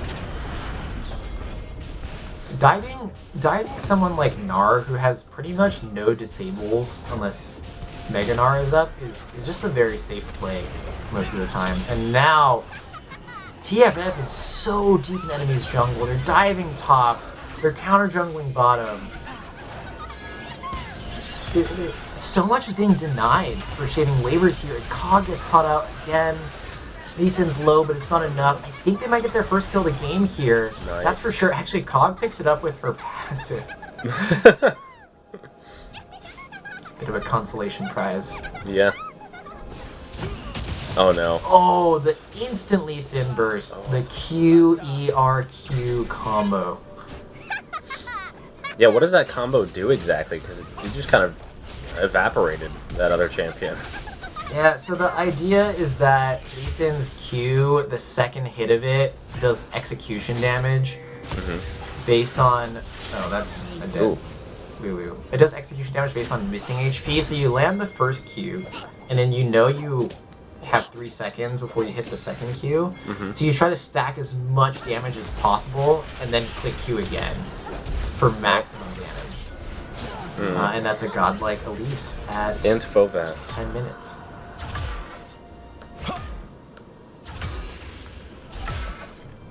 On the right side, Benga here getting a ton of gold from these vision wards deep in their jungle. Yeah. Okay.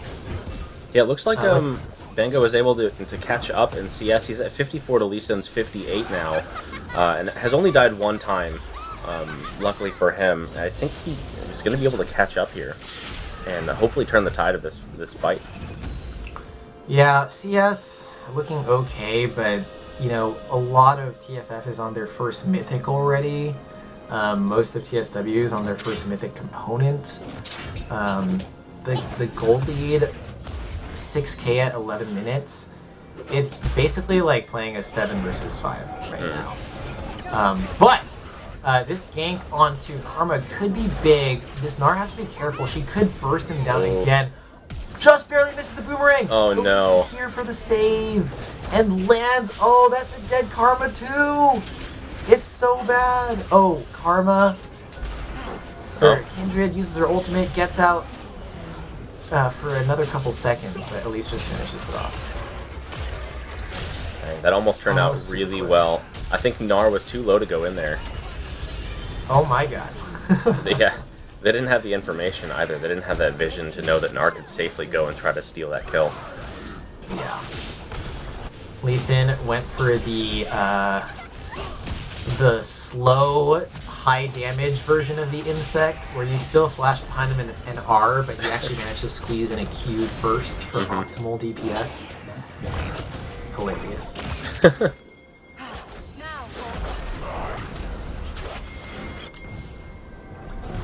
Yeah, it looks like... Jeez. Oh, Lulu gets tagged, and the teleport comes in. This is a massacre! the teleport was absolutely not needed, but the coordination to be like, hey, this arrow's hitting, teleport right now. Like, Yeah. That's so cool. Now the teleport coming to mid, gets a bunch of bursts onto Elise. Can he finish it off? Yes, gets the shutdown onto Lee Sin. Elise is still alive. She's probably going to get away. She's very, very slippery. Ooh. I can't help but wonder if there was a way he could have saved his Meganar to get the Elise as well. But Elise now coming back in for another kill.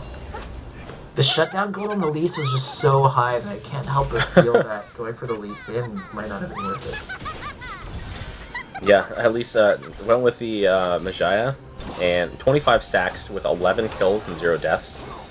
She is doing incredibly well. Yeah, I'm trying to do the math in my head of how much AP that's giving. I feel like it's like in the realm of 200. Wow. Oh, that's... Miss Kindred can't play the game. Yeah.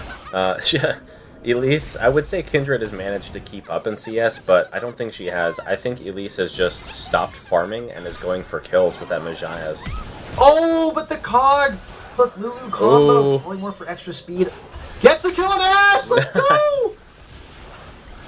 That's going to be an easy cleanup for Elise, unfortunately. Oh, Echo actually doesn't get away. Oh. There's... Tries to flash for the execute, doesn't quite get it. Yeah, for anyone that doesn't know, the reason Lulu jumped under that tower there was she was hoping that the enemy champion didn't hit her, and so she just died without an enemy champion hitting her within a certain time frame. The enemy champion wouldn't have gotten any experience from it, but it didn't turn out too well. She just gave the kill away. Yeah. It's such a long timer. Yeah. For the executor. You have to pretty much like run a circle around the jungle before you can do it. Yeah, just take a lap. Wow. Okay, so we have a 2-turret lead for TFF, a 21k gold lead, or about 20k gold lead. Or sorry, 10k. Math is hard. And 23-3. What do you think Team Shaving Waver has to do to pull ahead in this fight against Team Task Force Flash? Well, that's a tough ask for sure. Thanks for putting me on the spot. But I think for sure the first thing that they need to do is probably group up. They're basically taking like 1v1s, 2v2s, 3v2s across the map. But when you're behind, like you're always going to lose those 1v1s. So grouping together and trying to get these picks is pretty much the only option. This might actually be pretty good for them there. It's 4v2 right now. Nara's not quite dead yet. The arrow lands, that's Payday dead. The shutdown on Elise is huge if they can get it. I don't know if Cog has enough damage here. And they're just going to get chased down. Echo 1v1 versus Lee Sin right now, but it's unlikely. I'm surprised that 4v2 fight didn't happen a little bit better for Team Shaving Waver there. Yeah, their chasing power was a little limited. Nar wasn't quite able to get either of his stuns down. But they did manage to pick one up, so I think, again, it just goes to show, like, if they want to come back, they need to group up and try to get these bounties. That's really the only way out I can see for Shaving Waivers. Yeah, I think TFF on a 2-win streak, on a best of 3 or first of 3. I think they're throwing Team Shaving Waver off by playing so non-standard from the start. Laners abandoning lanes and abandoning CS and experience and gold to go for kills, just to throw Team Shaving Waver off, because they know that even if they lose this one, they just have to win one more. Team Shaving Waver is kind of reeling from that. I think they were just expecting to play another normal-ish game of League, and they're just all scrambling. They're getting picked apart, and I think they realized a little too late that they need to start grouping up and maybe also abandon lane. Yeah, it was a tough one. All 3 lanes were being pushed in from the very beginning. There was so much pressure, and that pressure allowed Elise to just get deep into the Kindred's jungle. The moment that happens, like, it's such a huge morale hit for your team when you know that you're being pressured all over. You can't ask your jungler for help because she's getting counter jungled. It's such a tough mental game to get past. Oh, big Gnar ultimate, but the team is not close enough. Rel, 4-man ultimate into Ashe ultimate. It's a huge wombo combo. They managed to pick off Rel, but Ashe is still alive, and so is Elise. That's going to be a very, very clean ace for TFF. It ain't Falco. It ain't Falco. Here we go again. TFF with the Rift Herald. They could potentially get more than just this inhib with this Rift Herald. They might be trying to go for some turrets here. The respawn timers are still pretty low, so they have time for another 5v5 fight here. But Lulu actually going for the distraction play, literally just running off to the side. Actually kind of doing a good job distracting the carries. And now I think this is TSW's only chance. Half of TFF is kind of low. They have to kind of greed for it and get these kills, otherwise they're just going to reset and clean them up. They're waiting right here to get the re-engage. They're brawling. I don't know. This is really tough. That was intense. If TFF resets here and comes back with items, like they're going to be able to walk straight down middle lane. Turrets get games, you know. Yeah, it was really smart play by TSW. I'm sure they wanted to just go in and try to clean as many kills as they could so close to the Nexus, but I think getting a couple and just playing safe after that, knowing that they stopped the attack, so they're fine with that, was the right play. Yeah. Yeah, because it looks like... I love this play right here. The whole team clearing out the jungle together. The camaraderie. Yeah. If we go down together mentality. The safety in numbers. I love to see it. Yep. And the Lee Sin here is for sure going to go for the steal. It's a tournament. You got to go for the hero play. Doesn't quite go for it. Lee Sin now jumping onto the Lulu. Great ultimate. Lee Sin gets CC'd. It's not enough. He's pretty tanky. Rel jumps onto Kindred, but she has ultimate. This is really good, actually. Stays alive for long. Gets knocked out by Karma. Everyone jumping onto the back line. Lulu has said, Alt F4, I'm out. Stops moving, and that's going to be game for sure. Oh, yeah. For TFF. Yeah, you can see in the mini-map, all their minions are pushed up onto that last turret, and then the Nexus. I think that's about it. Elise just freezing for no reason. That was an incredible performance from TFF. They really pulled out all the stops on that last one. All gas, no brakes, like we said before, and deservedly so. Become the AFGL Season 1 North America champions for League of Legends. And a dominant performance for sure. They definitely showed a ton of skill. I think in a way they're basically saying, come challenge us. We'll take on anyone.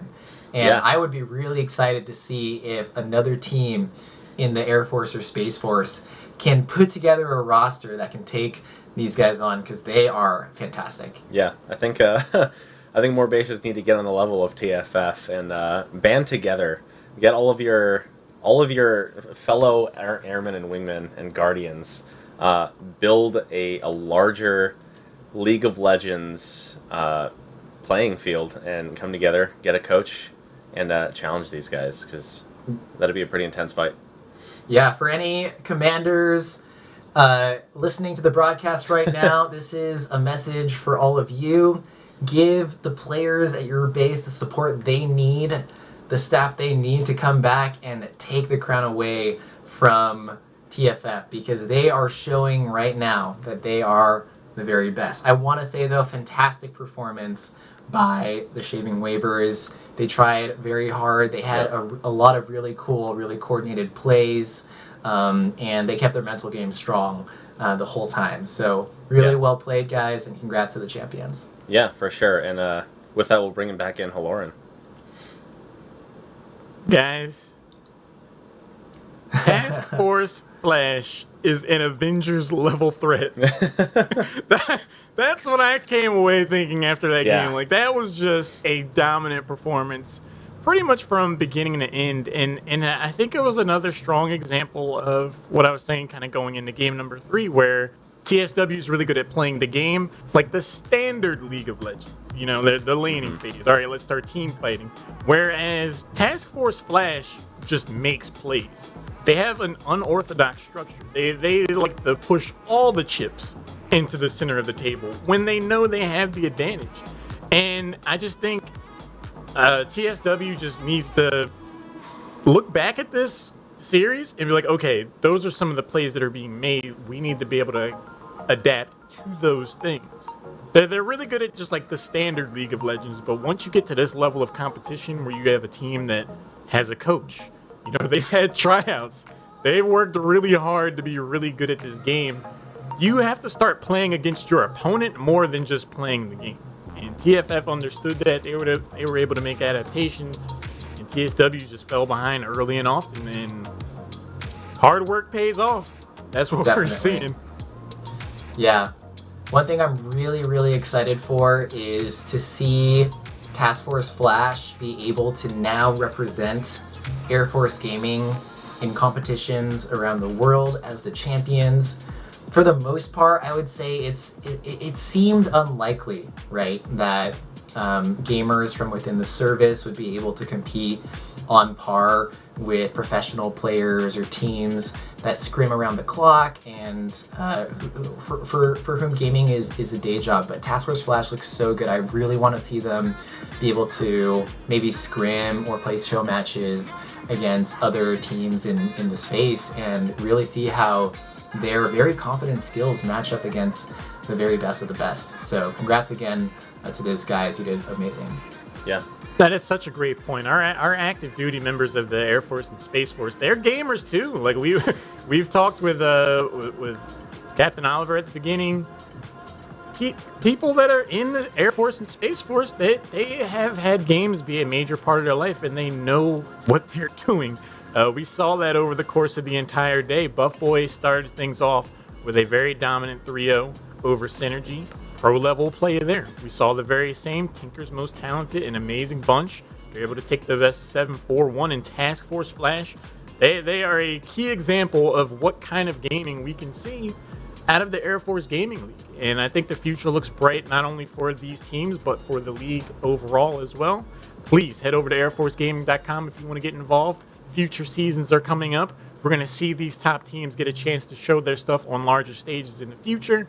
They're going to just go further and further up from here. The challenge just begins.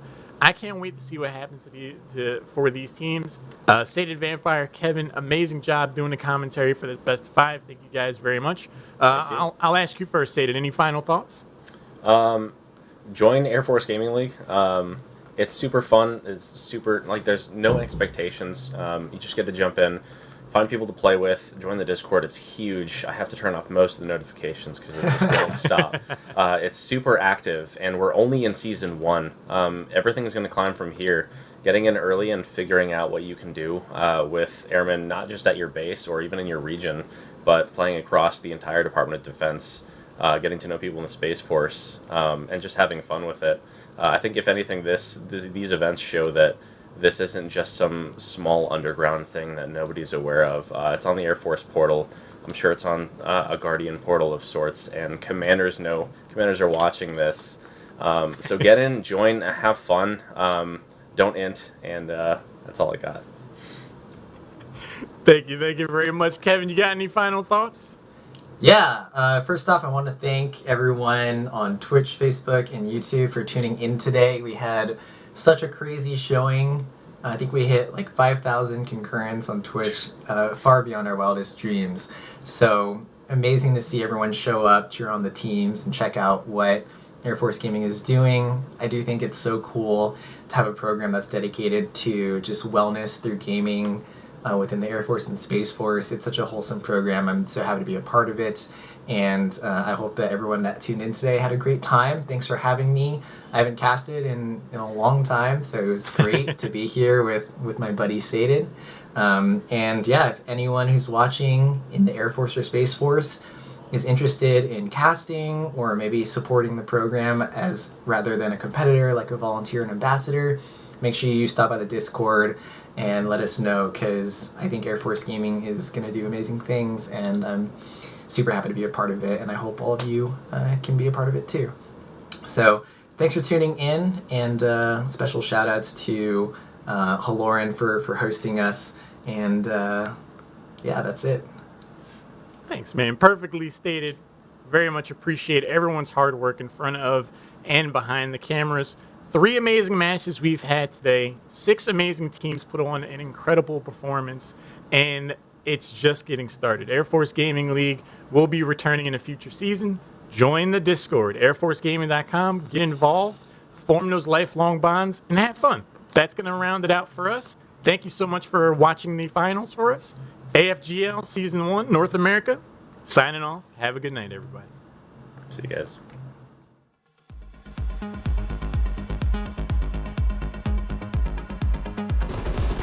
Oh, bottom mid. Oh, he's weak. He's weak. Under the catwalk. Dead, he's dead.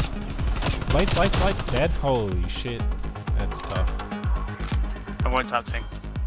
Let's get all of this. Let's get all of Dolly? this. Dead. Oh my god, yeah. Atta boy, band. Let's go, baby.